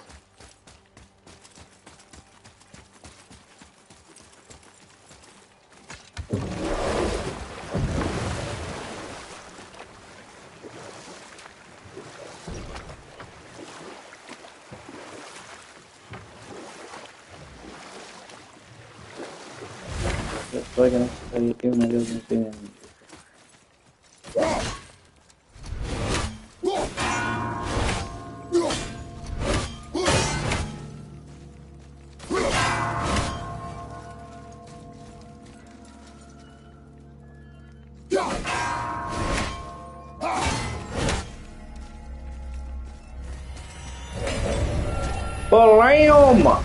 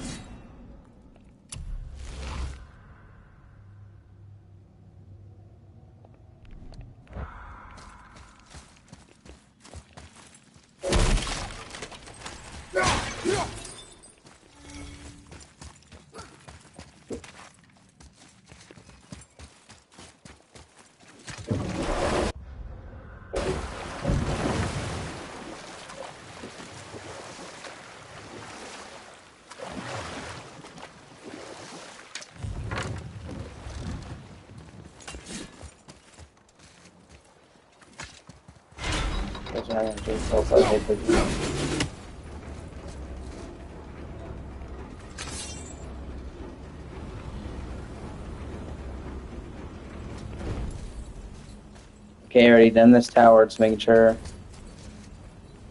Okay, I haven't done those. Okay, well that'll be some. Yeah.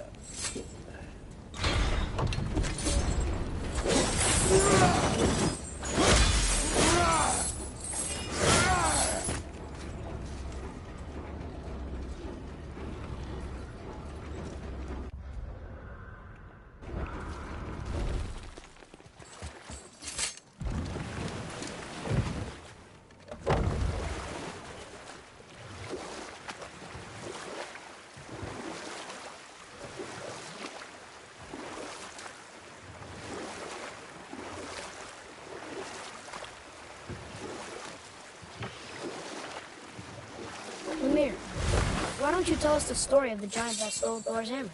Happily, my boy. It involves your friend Freya, too, though I don't expect it's one she'd enjoy being reminded of. The giant was called Thrym. Or I can just tell you the story later.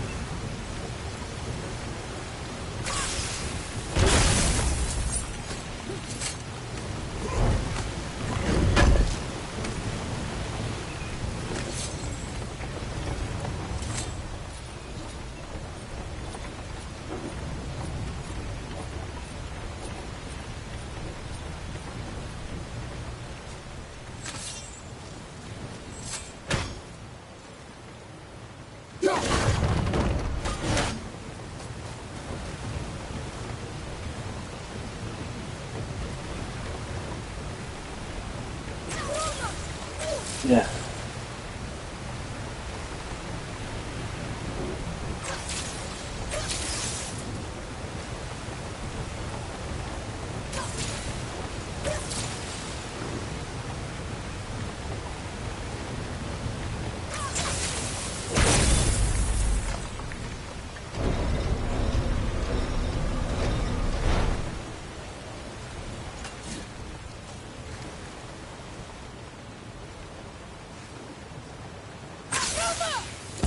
Ah, sweet.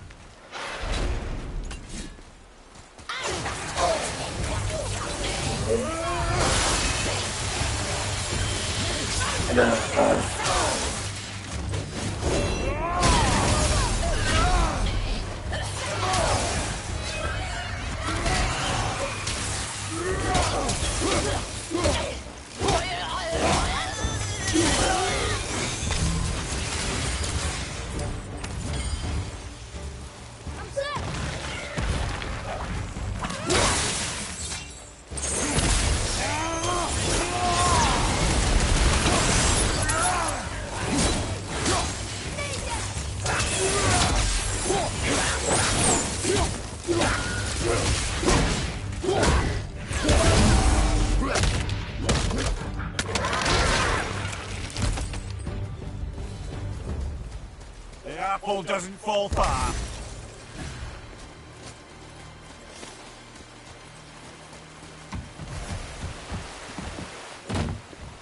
Come and face me, God of Thunder! Your challenges mean nothing to the gods, Spirit. They do not listen. Do not mock my pursuit of vengeance. Though my family devoted their lives to worshipping Thor, I've devoted mine to his downfall. And I will start with that statue hanging over my father's grave. Unlikely. You are dead. Is there something we can do? For a reward, of course. If you bring down the statue, you have my blessing to loot my father's grave. He rests on an island to the east. Why do you hate Thor so much? After my father passed, my mother built the statue to watch over his grave. Imagine our surprise when the God of Thunder himself came to offer condolences. At first we were thrilled, but he quickly took advantage of our hospitality. My mother begged him to leave, and Thor, in his drunken rage, killed her. I was left with nothing but grief. Eventually I lost that as well, and found only rage in its place. I'm so sorry. Oh boy, we have a statue to destroy.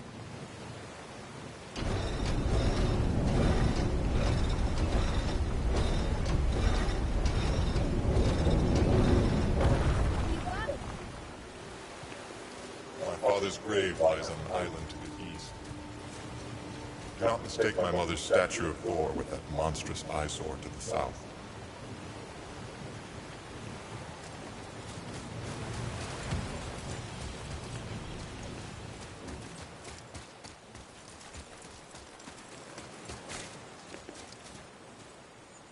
One more for the collection.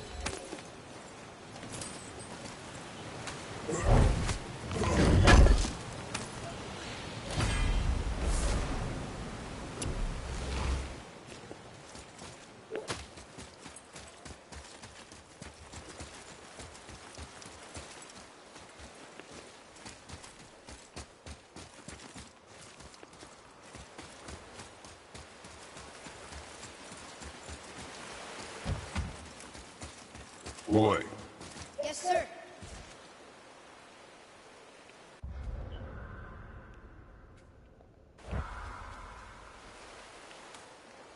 Another map. Great.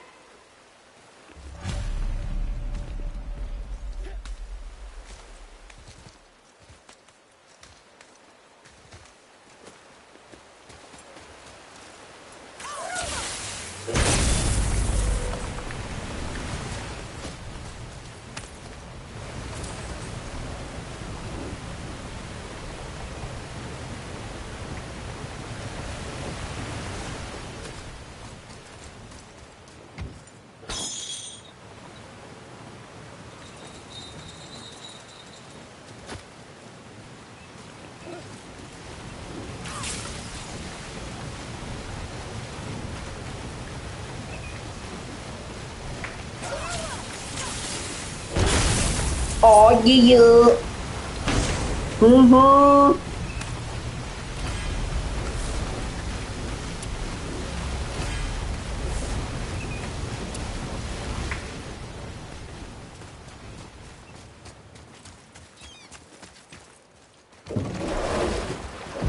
Spirit, The one whose mom was killed by Thor? What about him? let his story be a reminder. The lives of men mean nothing to the gods. I know, Father. You know. But do you listen? Yes. Good.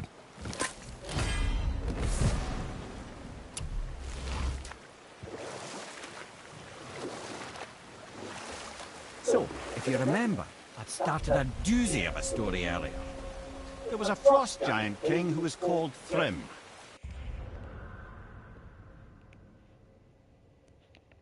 And he proved cunning enough to make off with Mjolnir while the Thunder Lummox slept. Sadly for Thrym, he didn't always think with his brain. Though he had robbed the greatest giant killer of his greatest weapon, he offered to trade it back to the Aesir in exchange for Freya as his bride. Now, at this point, Freya was married to Odin, and Odin, frankly, would have traded her for a sufficiently strong mead, but he saw an opportunity here. Thrym's palace was in Jotunheim, and only giants know the way. By agreeing to the marriage, they'd have to escort Freya back to their... So, Odin coerced Freya into using her Sather magics to conceal Thor, so he could sneak along with her and infiltrate Jotunheim. When the hammer was produced as the wedding dowry, Thor revealed himself. He took back Mjolnir and wasted no time in smashing Thrym's skull, followed by every other giant present for the festivities. The only thing that put a stop to it was Freya, who wanted no part of this massacre. She cast a powerful spell that hurtled them both out of Jotunheim with no means of return.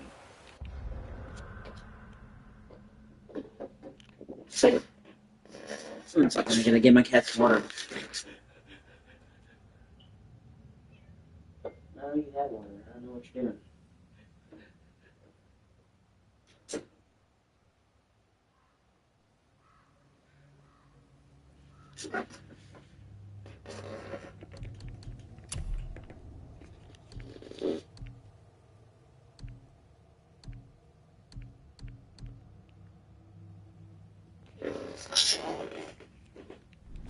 Odin was livid, hoping that Thor's foothold in Jotunheim would become his own. And oh, would he ever revenge himself upon Freya? What is the point of this story, Ed? Well, for Thrym, the lesson would be to keep his priorities straight. For Freya, it's that doing good has a price. For Thor, it's that no object of power makes you what you are. And if what you are is the biggest butchering bastard in the Nine Realms, nobody can take that away from you.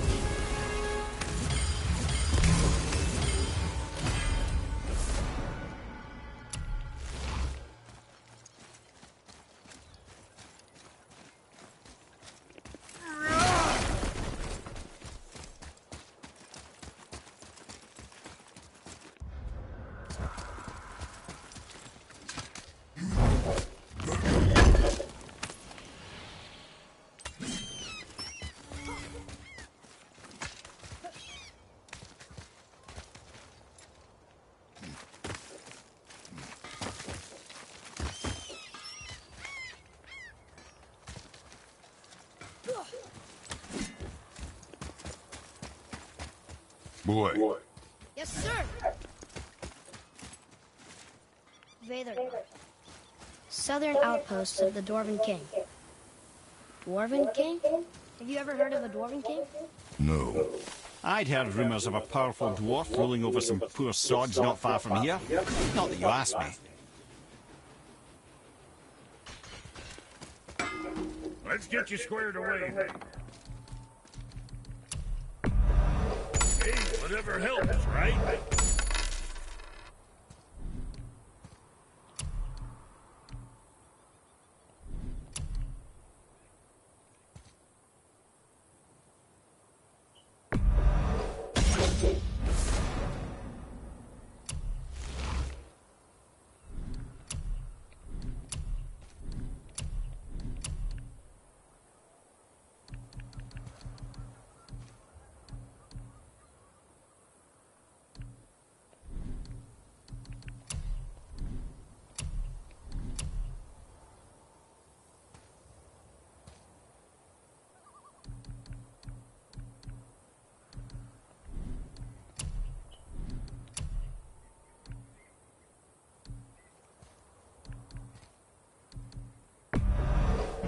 Be too careful now.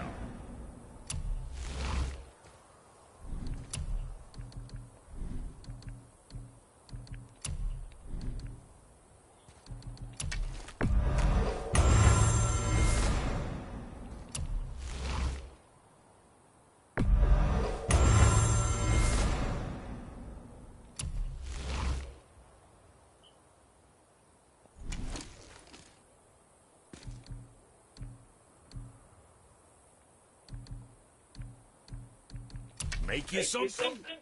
You think what you want?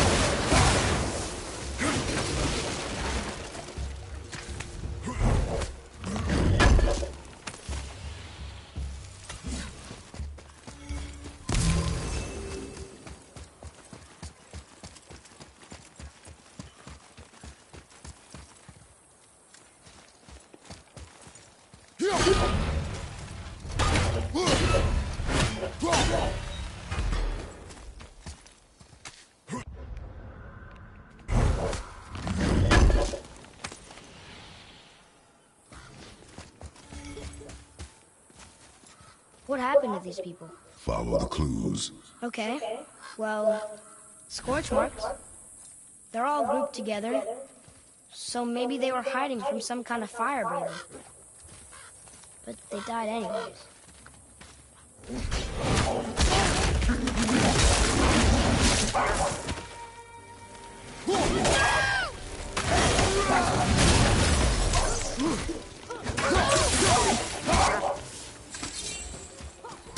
Boy.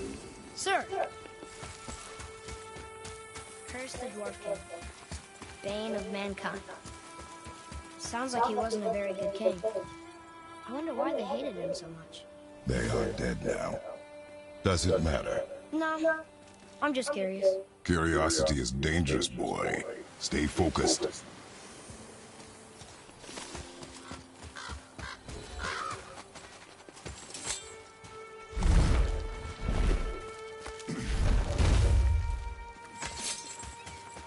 Wow.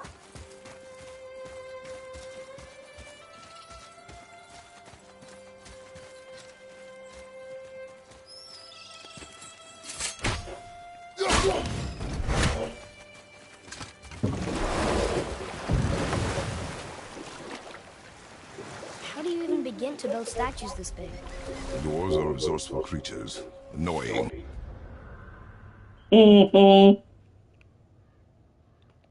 But resourceful. I guess they must have been pretty important dwarves.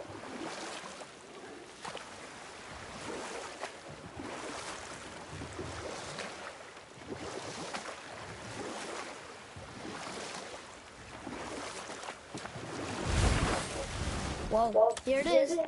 It's gotta have a weak point. Somewhere.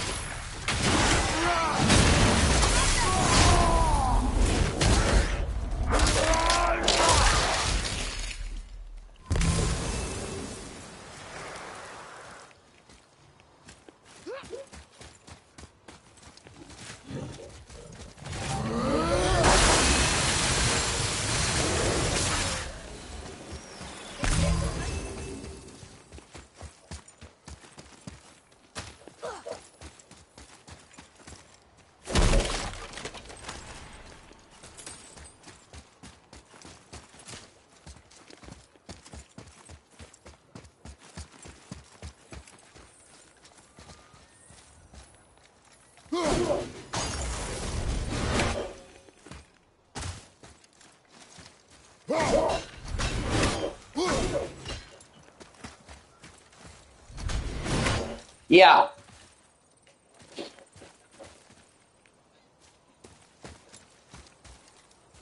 I love both this and Ragnarok a lot.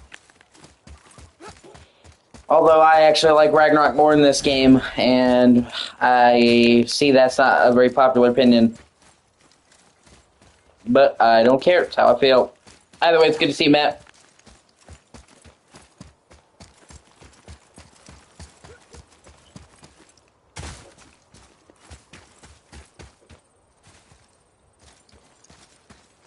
There he goes. He's planning on doing this himself.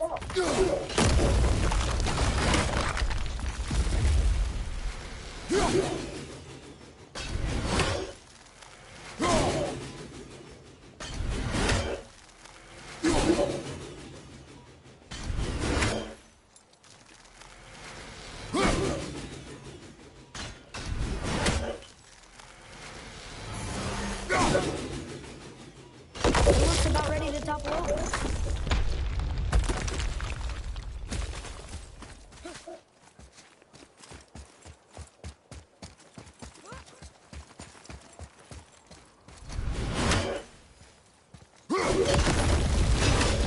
No, I haven't heard about that. He wasn't so tough. Gods do not fall this easily, boy. I know. I was just joking. Nor are they a joking matter. Sorry. Father, why do the gods cause so much trouble for mortals? Because that is their nature. But with all that power, you would think at least some of them would try to make life better for people. And yet, the gods continue to spread misery. This is life, boy. Well, at least we're doing some good, right?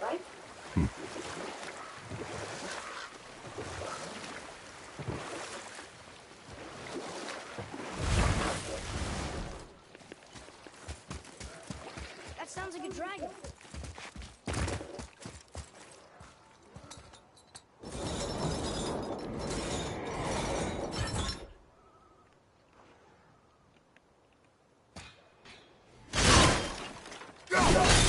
Atreus, to me.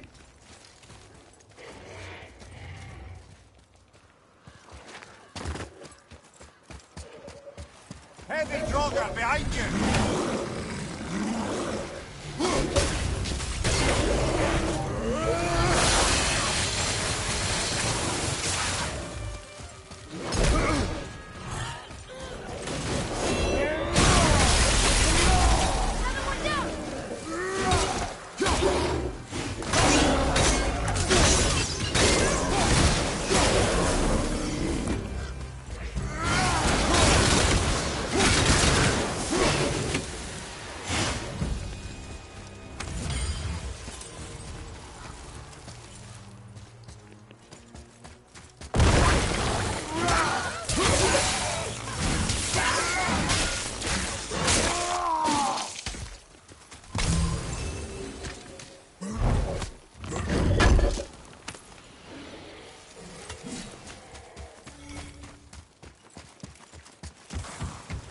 Focus up.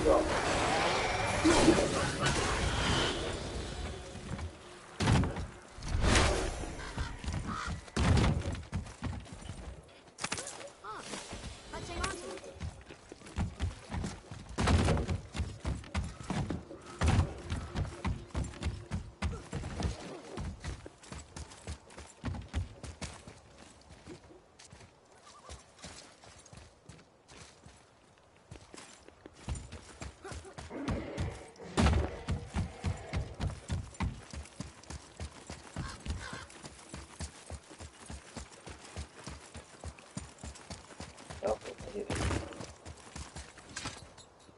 Oh, up there.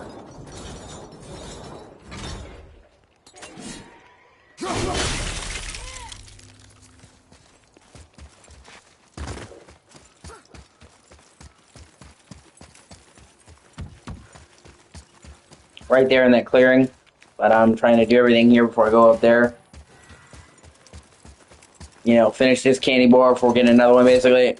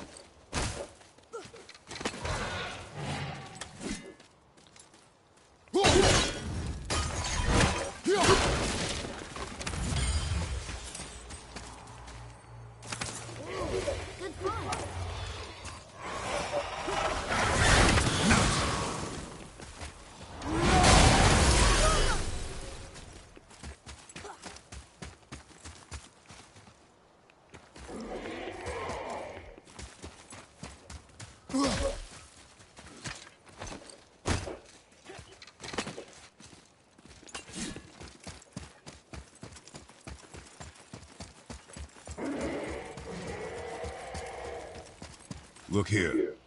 Yes, sir.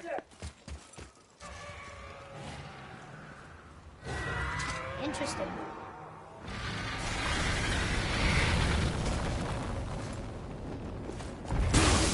Watch out for the dragon breath. I am aware of it, boy.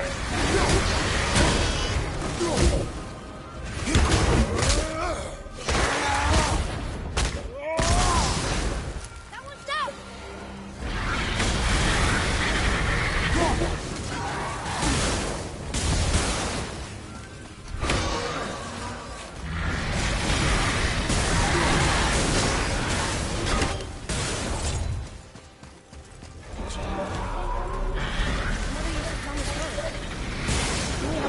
This dragon is dangerous. I'm so sad. Sure, when you get sad from all the roaring and fire breathing, lad.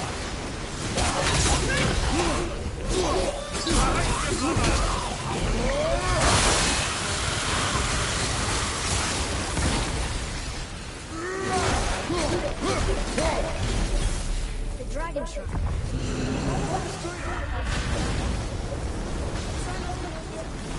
There were 3 rooms on the pedestal. We've got to find the other two. It does not concern us. I know, but it's what Mother would have wanted. And it just seems right. Guard your emotions, boy. Your enemies will not hesitate to use them against you. Yes, sir.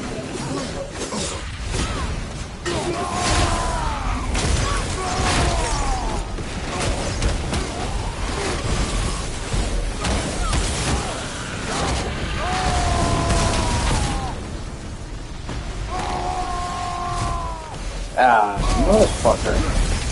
Oh.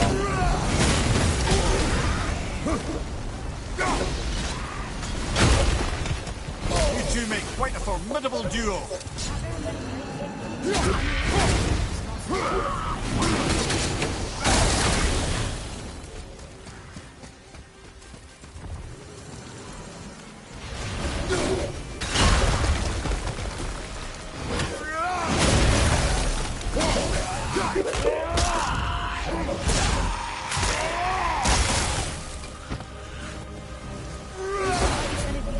Destroy the other one. If it was your mother's wish. Yeah. You are too eager, boy. It may attack us, and we will be forced to kill it. I'll be right back. We will see.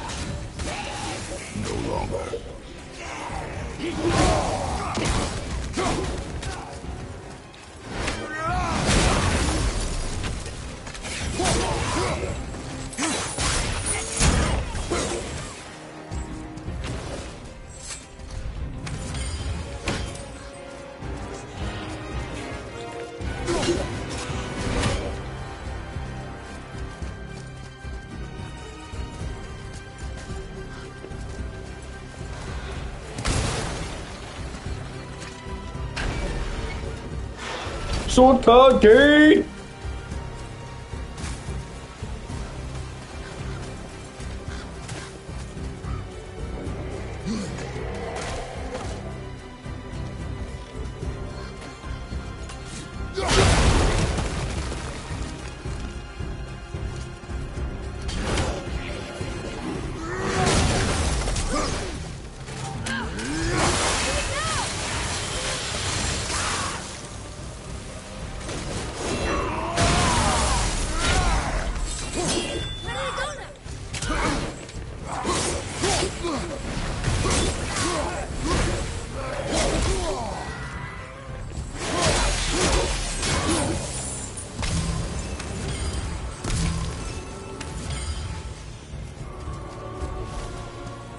Here, boy. Yes, sir.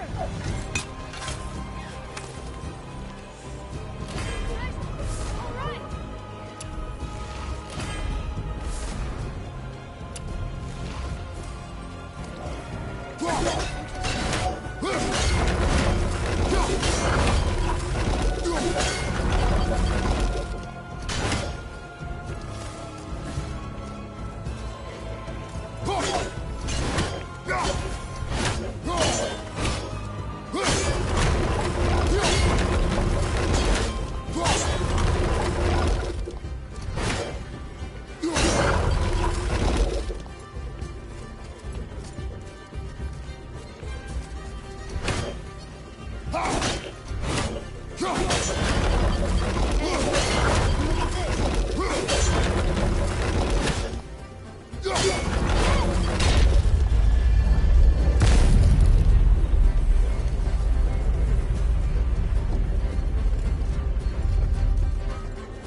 Looks like the runes on the right side fell off.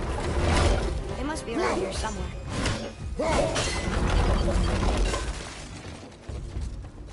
There's one.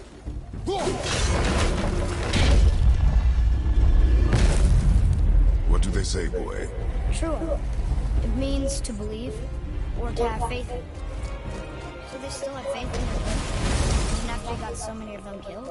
It is a command to have faith despite his failures.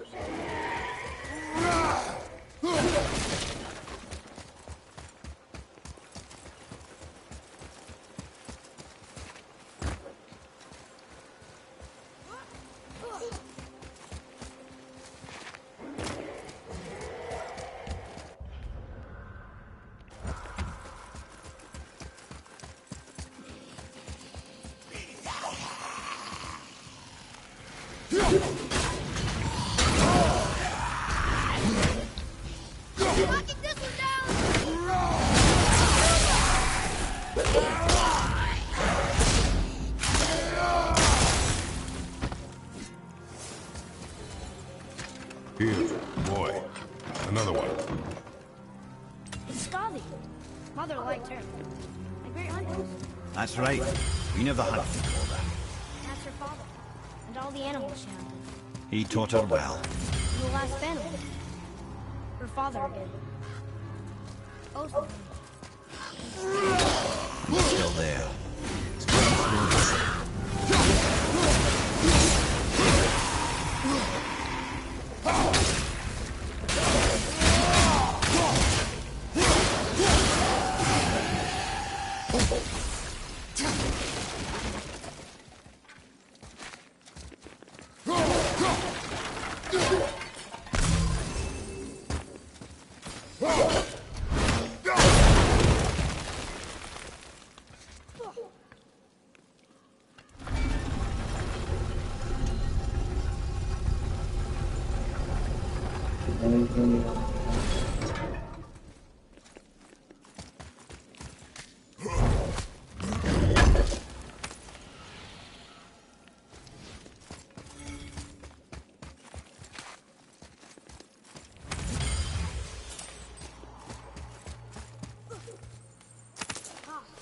More of those.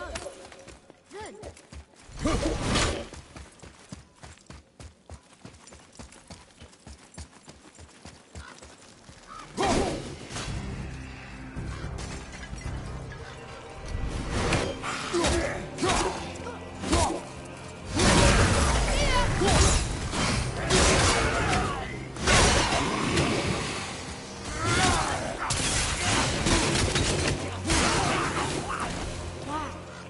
Look at this place. A ruin. Well, yeah. But if a dwarf built it, they must have been impressive back when he ruled. Yep, 3 owned ravens. Okay.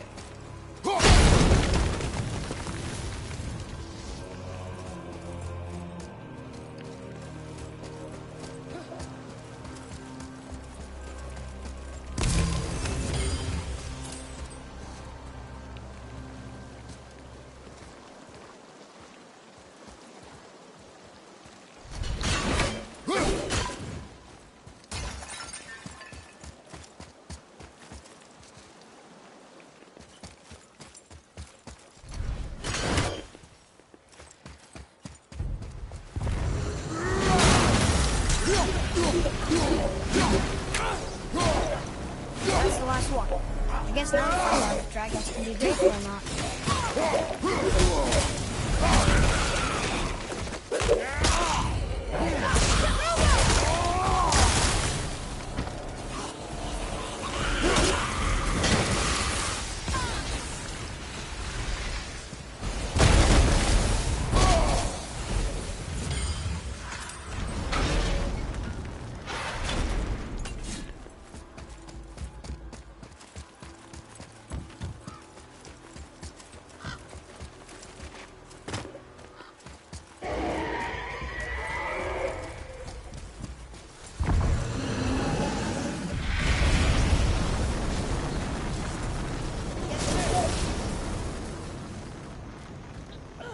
Be free, dragon!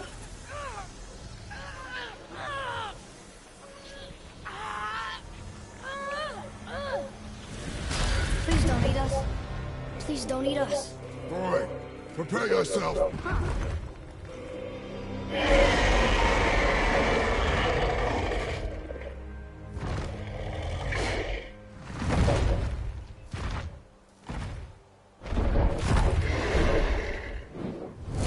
Welcome!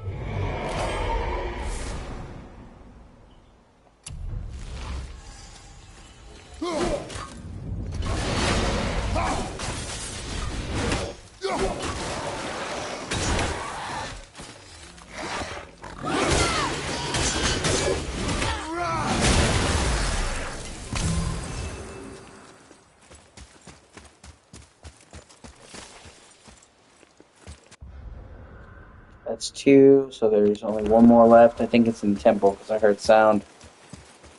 I guess we're gonna see.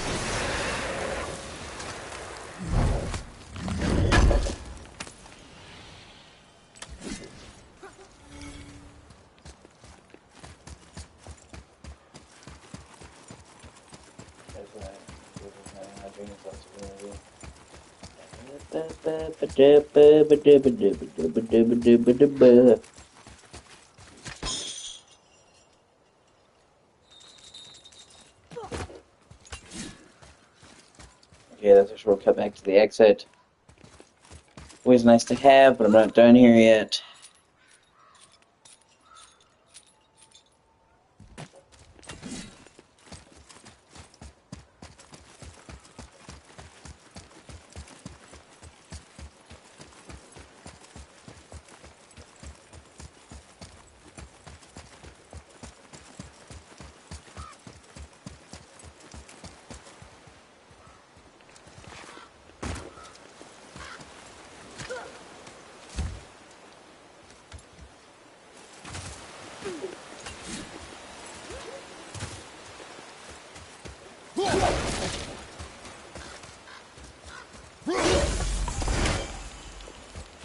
Sweet, I just need 1 more.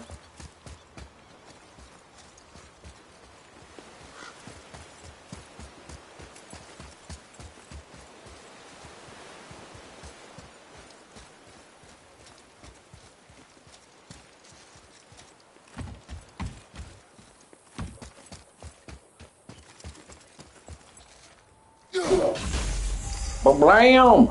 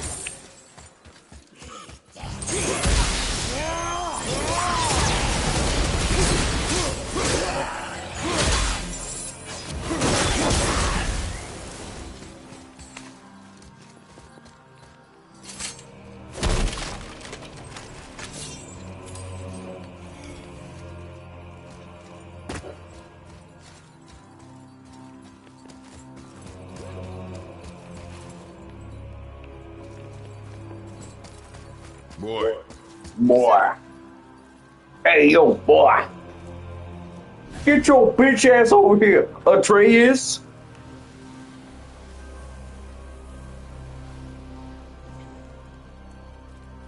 The Dwarf King made his subjects hunt dragons and other monsters for him? Some king, huh? Yeah, pretty shitty.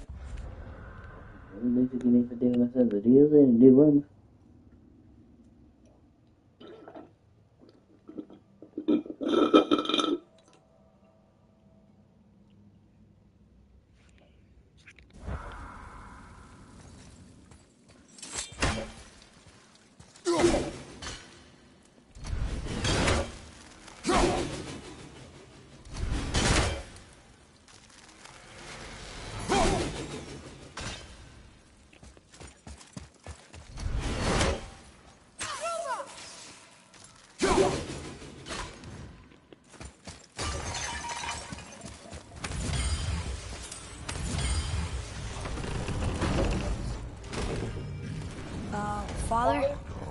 You may want to see this. Looks like that lever over there will free them. You will attack. No. What keeps them in a cage like this?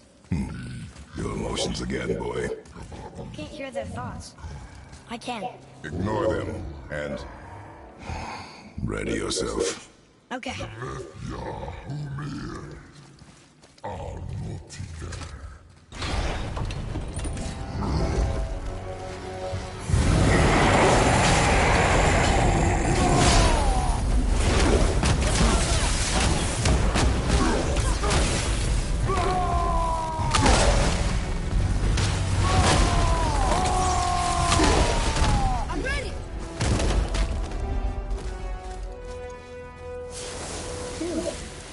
What is the beast thinking now? Well, nothing. But he was grateful to die in battle, instead of rotting in a cage. Your skill is improving. You fought well, Atreus. Thank you, Father.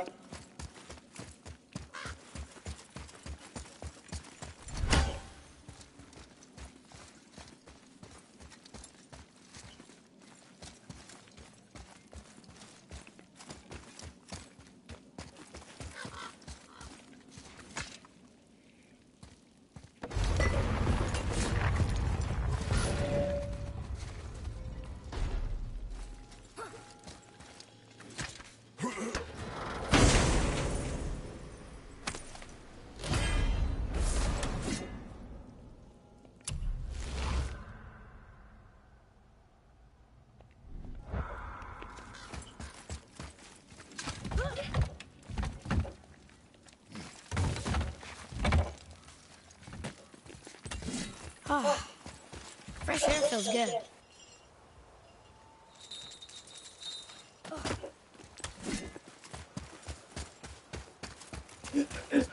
So, what happened to all the people who lived here? Follow the clues, boy. Right. Follow the clues. Okay, so there was an evil dwarf king, and he made all these people hunt monsters. The people put them in cages, and then I don't know. We are missing a clue. Back inside the castle? No. There is nothing more for us inside. But stay alert for chained dragons, boy. Perhaps you'll uncover more about this Dwarf King.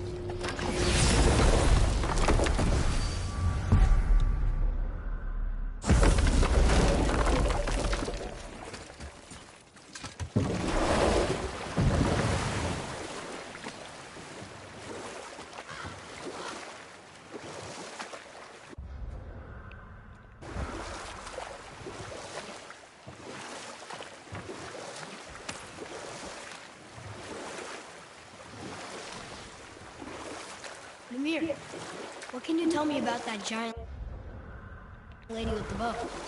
She was called Skadi, Queen of the Hunt. Her father was Thiotzi, who could take the shape of any wild creature, and taught Skadi how to hunt them all. From the ribs of pack beasts, she fashioned second feet, allowing her to glide upon the snow so no animal could evade her. She became a huntress beyond compare, even to any god. Odin himself wanted her for his bride, believing she would bear him strong sons. But she spurned his affections, and for that insult, Odin vowed revenge. It was put forth that the Aesir were plagued by an eagle who would steal the precious golden apples of Idun. Not even the finest archer among the gods could bring it down. Odin knew that Skadi could not resist the temptation to prove herself superior, and so she joined the hunt. Skadi tracked the eagle as it flew where she alone could glide, and loosed an arrow from her unerring bow. When she collected her quarry, she found no eagle at all, but her own father, poor Thiotzi, slain by his own daughter. She was overcome with grief and shame, for there is nothing nature so reviles as a child who kills their parent. Skadi succumbed to her fate as winter's blanket fell, holding her father as the mountain held her in an embrace to last eternity. Well, that was sad. Aye. There aren't many happy endings for the giants, I'm afraid.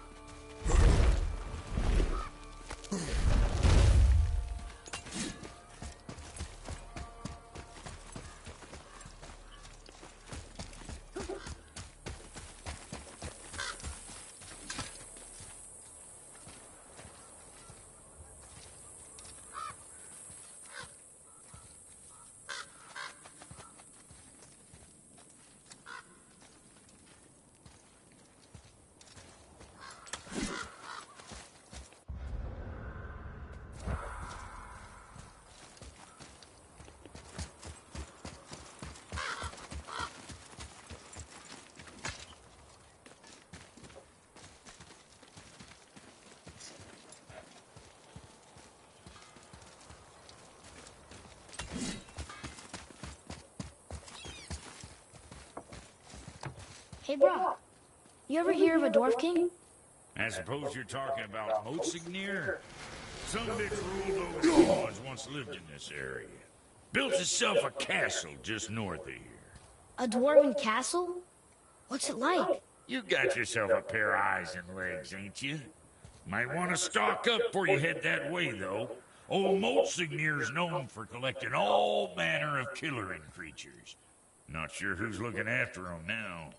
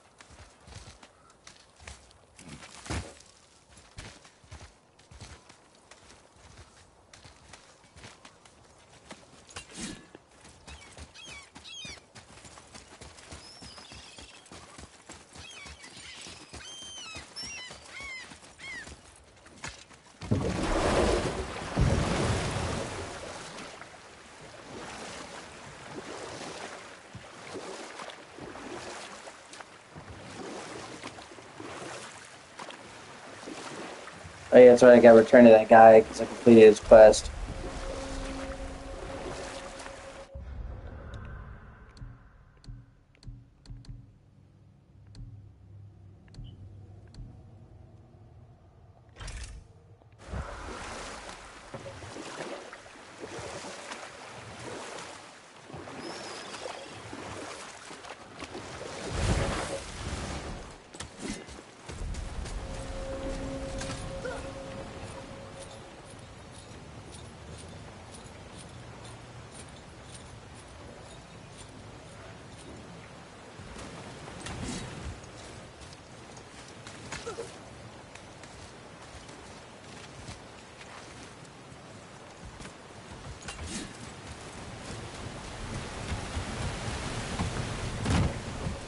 You there? Have you destroyed the statue? The statue stands no longer, Spirit. Then my bond to this realm is severed, and I am off to find the real God of Thunder. He will know retribution. My deepest gratitude. Off he goes. Brave guy. Going to look for Thor on his own. He is a fool. What did the spirit leave us? An offering to one of the gods. Can we use it? No, but perhaps the dwarves can.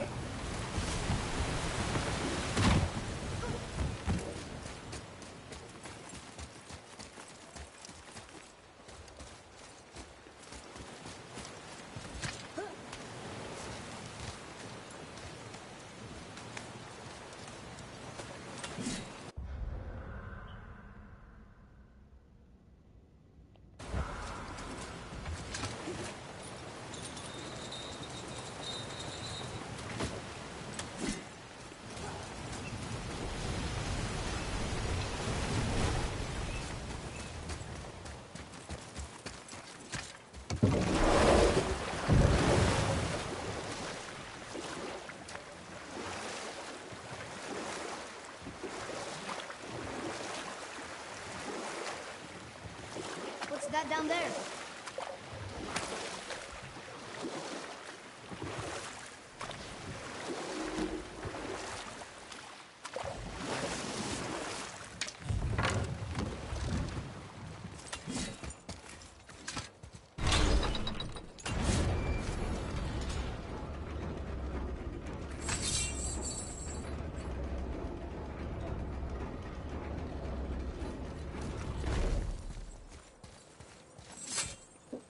One more for the collection.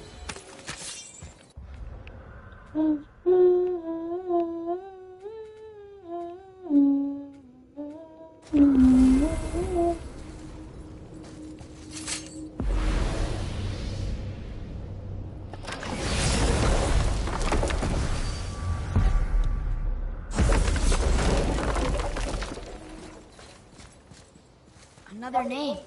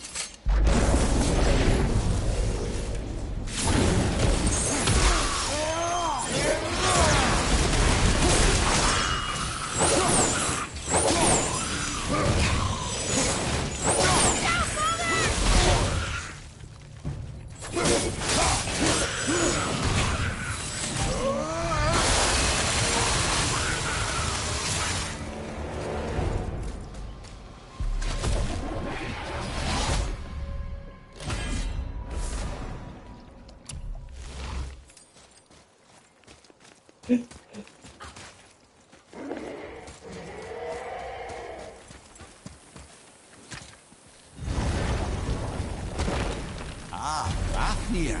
I always wondered what became of him. Wait, Fafnir? Like, Fafnir's storeroom Fafnir? The very one. But Sindri said he was a horse. He was. And now he's a dragon. Funny how life works, isn't it? He's chained up. Perhaps we should keep an eye out for binding shrines and free the poor bastard. Aye, lads?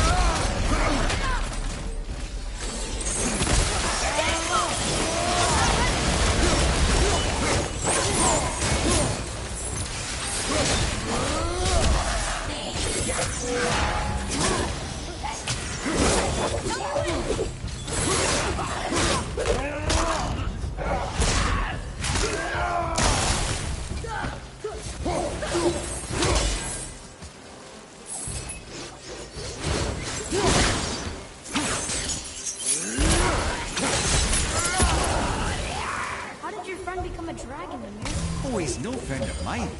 This little scrote was a constant source of annoyance amongst Aesir and Vanir alike. Then why free him? Trust the recently liberated, brother. No one deserves to be held captive like this. Even a greedy little dwarf come dragon.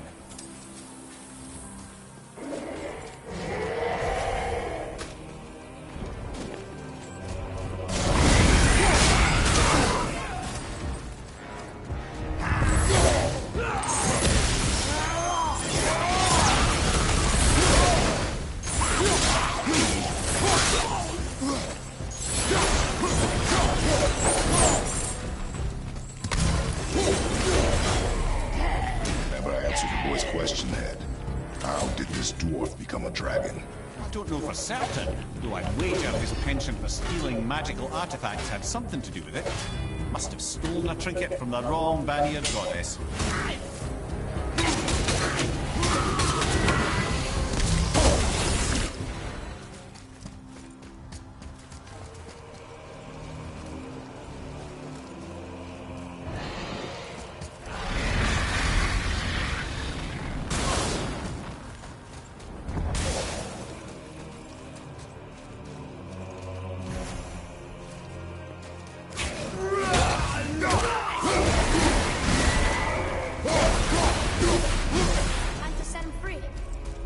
Think he'll remember you? I don't know, lad. A lot's changed since we last crossed paths.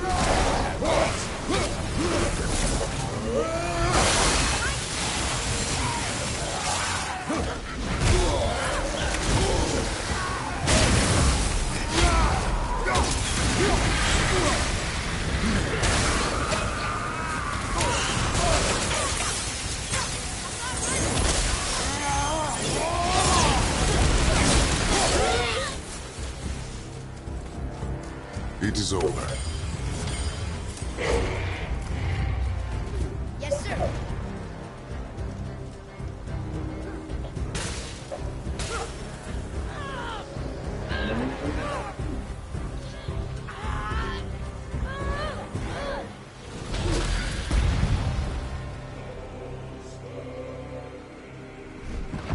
go, you wee little bugger.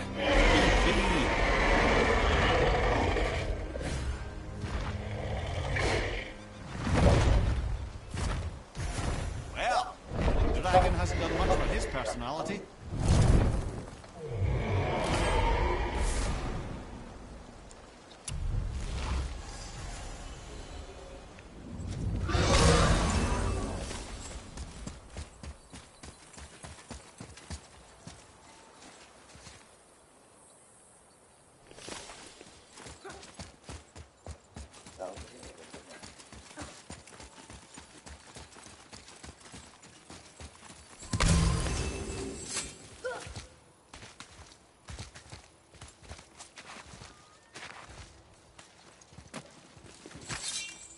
Boy.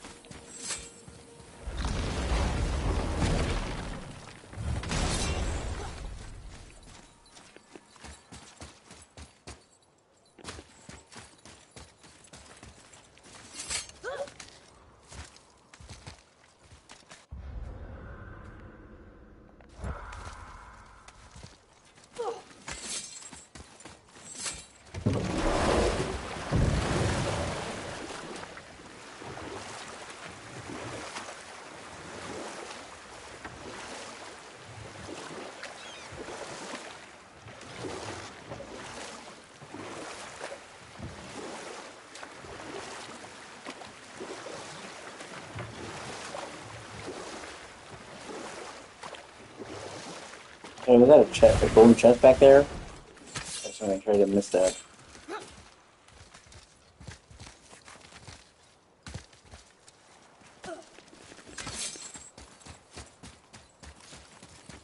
Oh, it was too.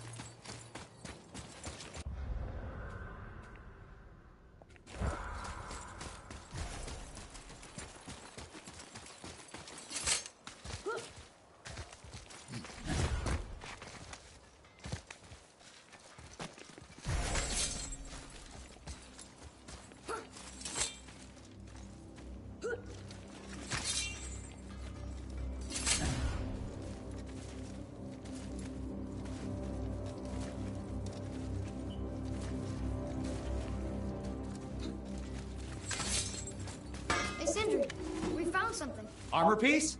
Oh, I hope it's a new armor piece. Ah, offerings to Tyr. These are quite rare, you know. Why? Well, you know Odin, not the biggest fan of Tyr. I thought he destroyed all of these. Where shall we begin?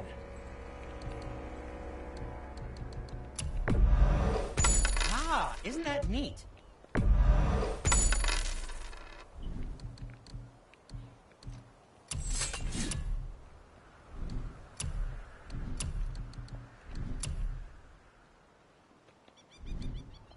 Master Atreus, how may I serve?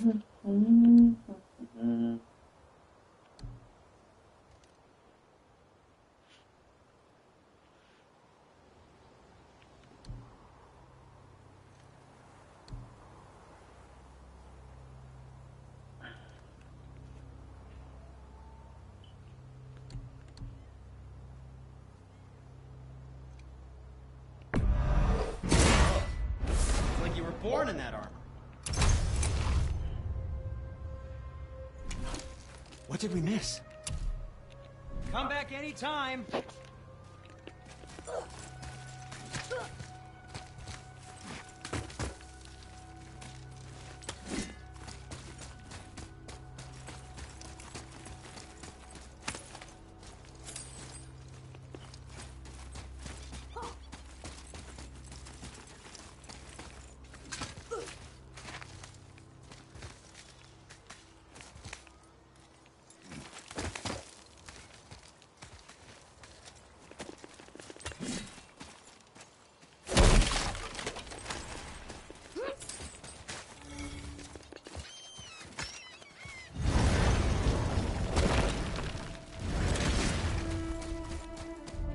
This is it, right? The rock stool? Aye, lad. The Council of Valkyries. The Valkyries are of Valhalla, are they not? Glad to see you're paying attention, brother. You are correct. Valhalla, the great hall of the Einherjar, is their home within Asgard. But while there, they are subject to the scrutiny of the All-Father himself. And relations between the Valkyries and Odin were tense during my tenure as his advisor. Why? Well, that's an even longer story, lad. For now, why don't we look around for some clues?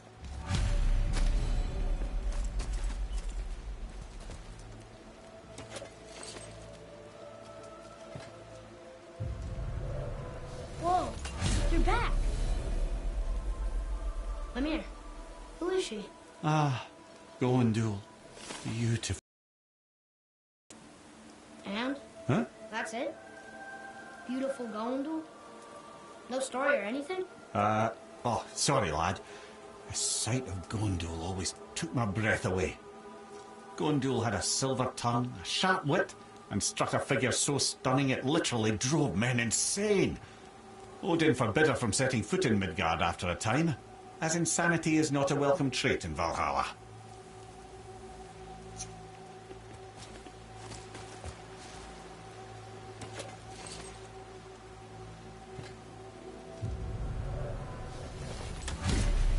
This, my friends, is Kara. Now, Valkyries are volatile by nature, but Kara, the lass is wild storm personified. A wild storm? Aye, calm and collected. Then the air would shift and the fury of her storm would unleash. 'Twas beautiful in a way, assuming you could find proper shelter. Her tears would cleanse the blood-soaked battlefields.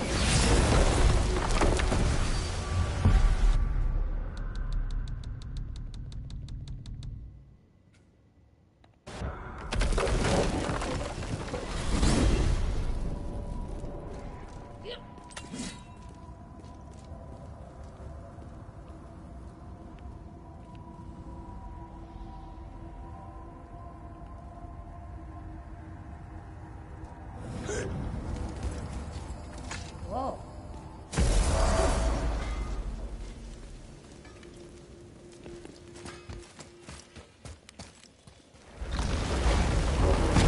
Once more to the horn.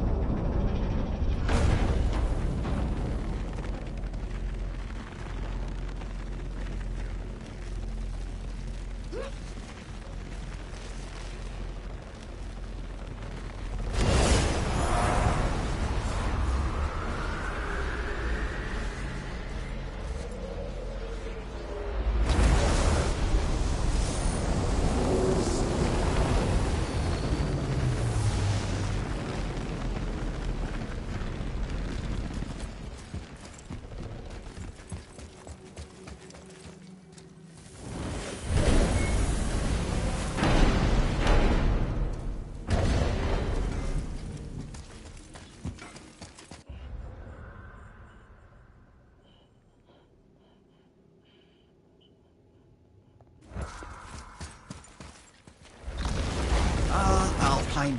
I missed its gentle breeze and the sweet smell of honeysuckle and blood. Well, judging by the sky, the light elves are in control of the light this time.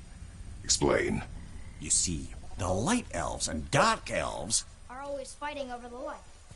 That part we know. But did you also know that control of the light has changed hands no less than 213 times? Really? It's true. Each side believes itself the rightful keepers of the light and argue they're simply fighting for survival. But the fact of the matter is, the war has been going on so long, they don't know who they are without it. Read it. Yes, sir.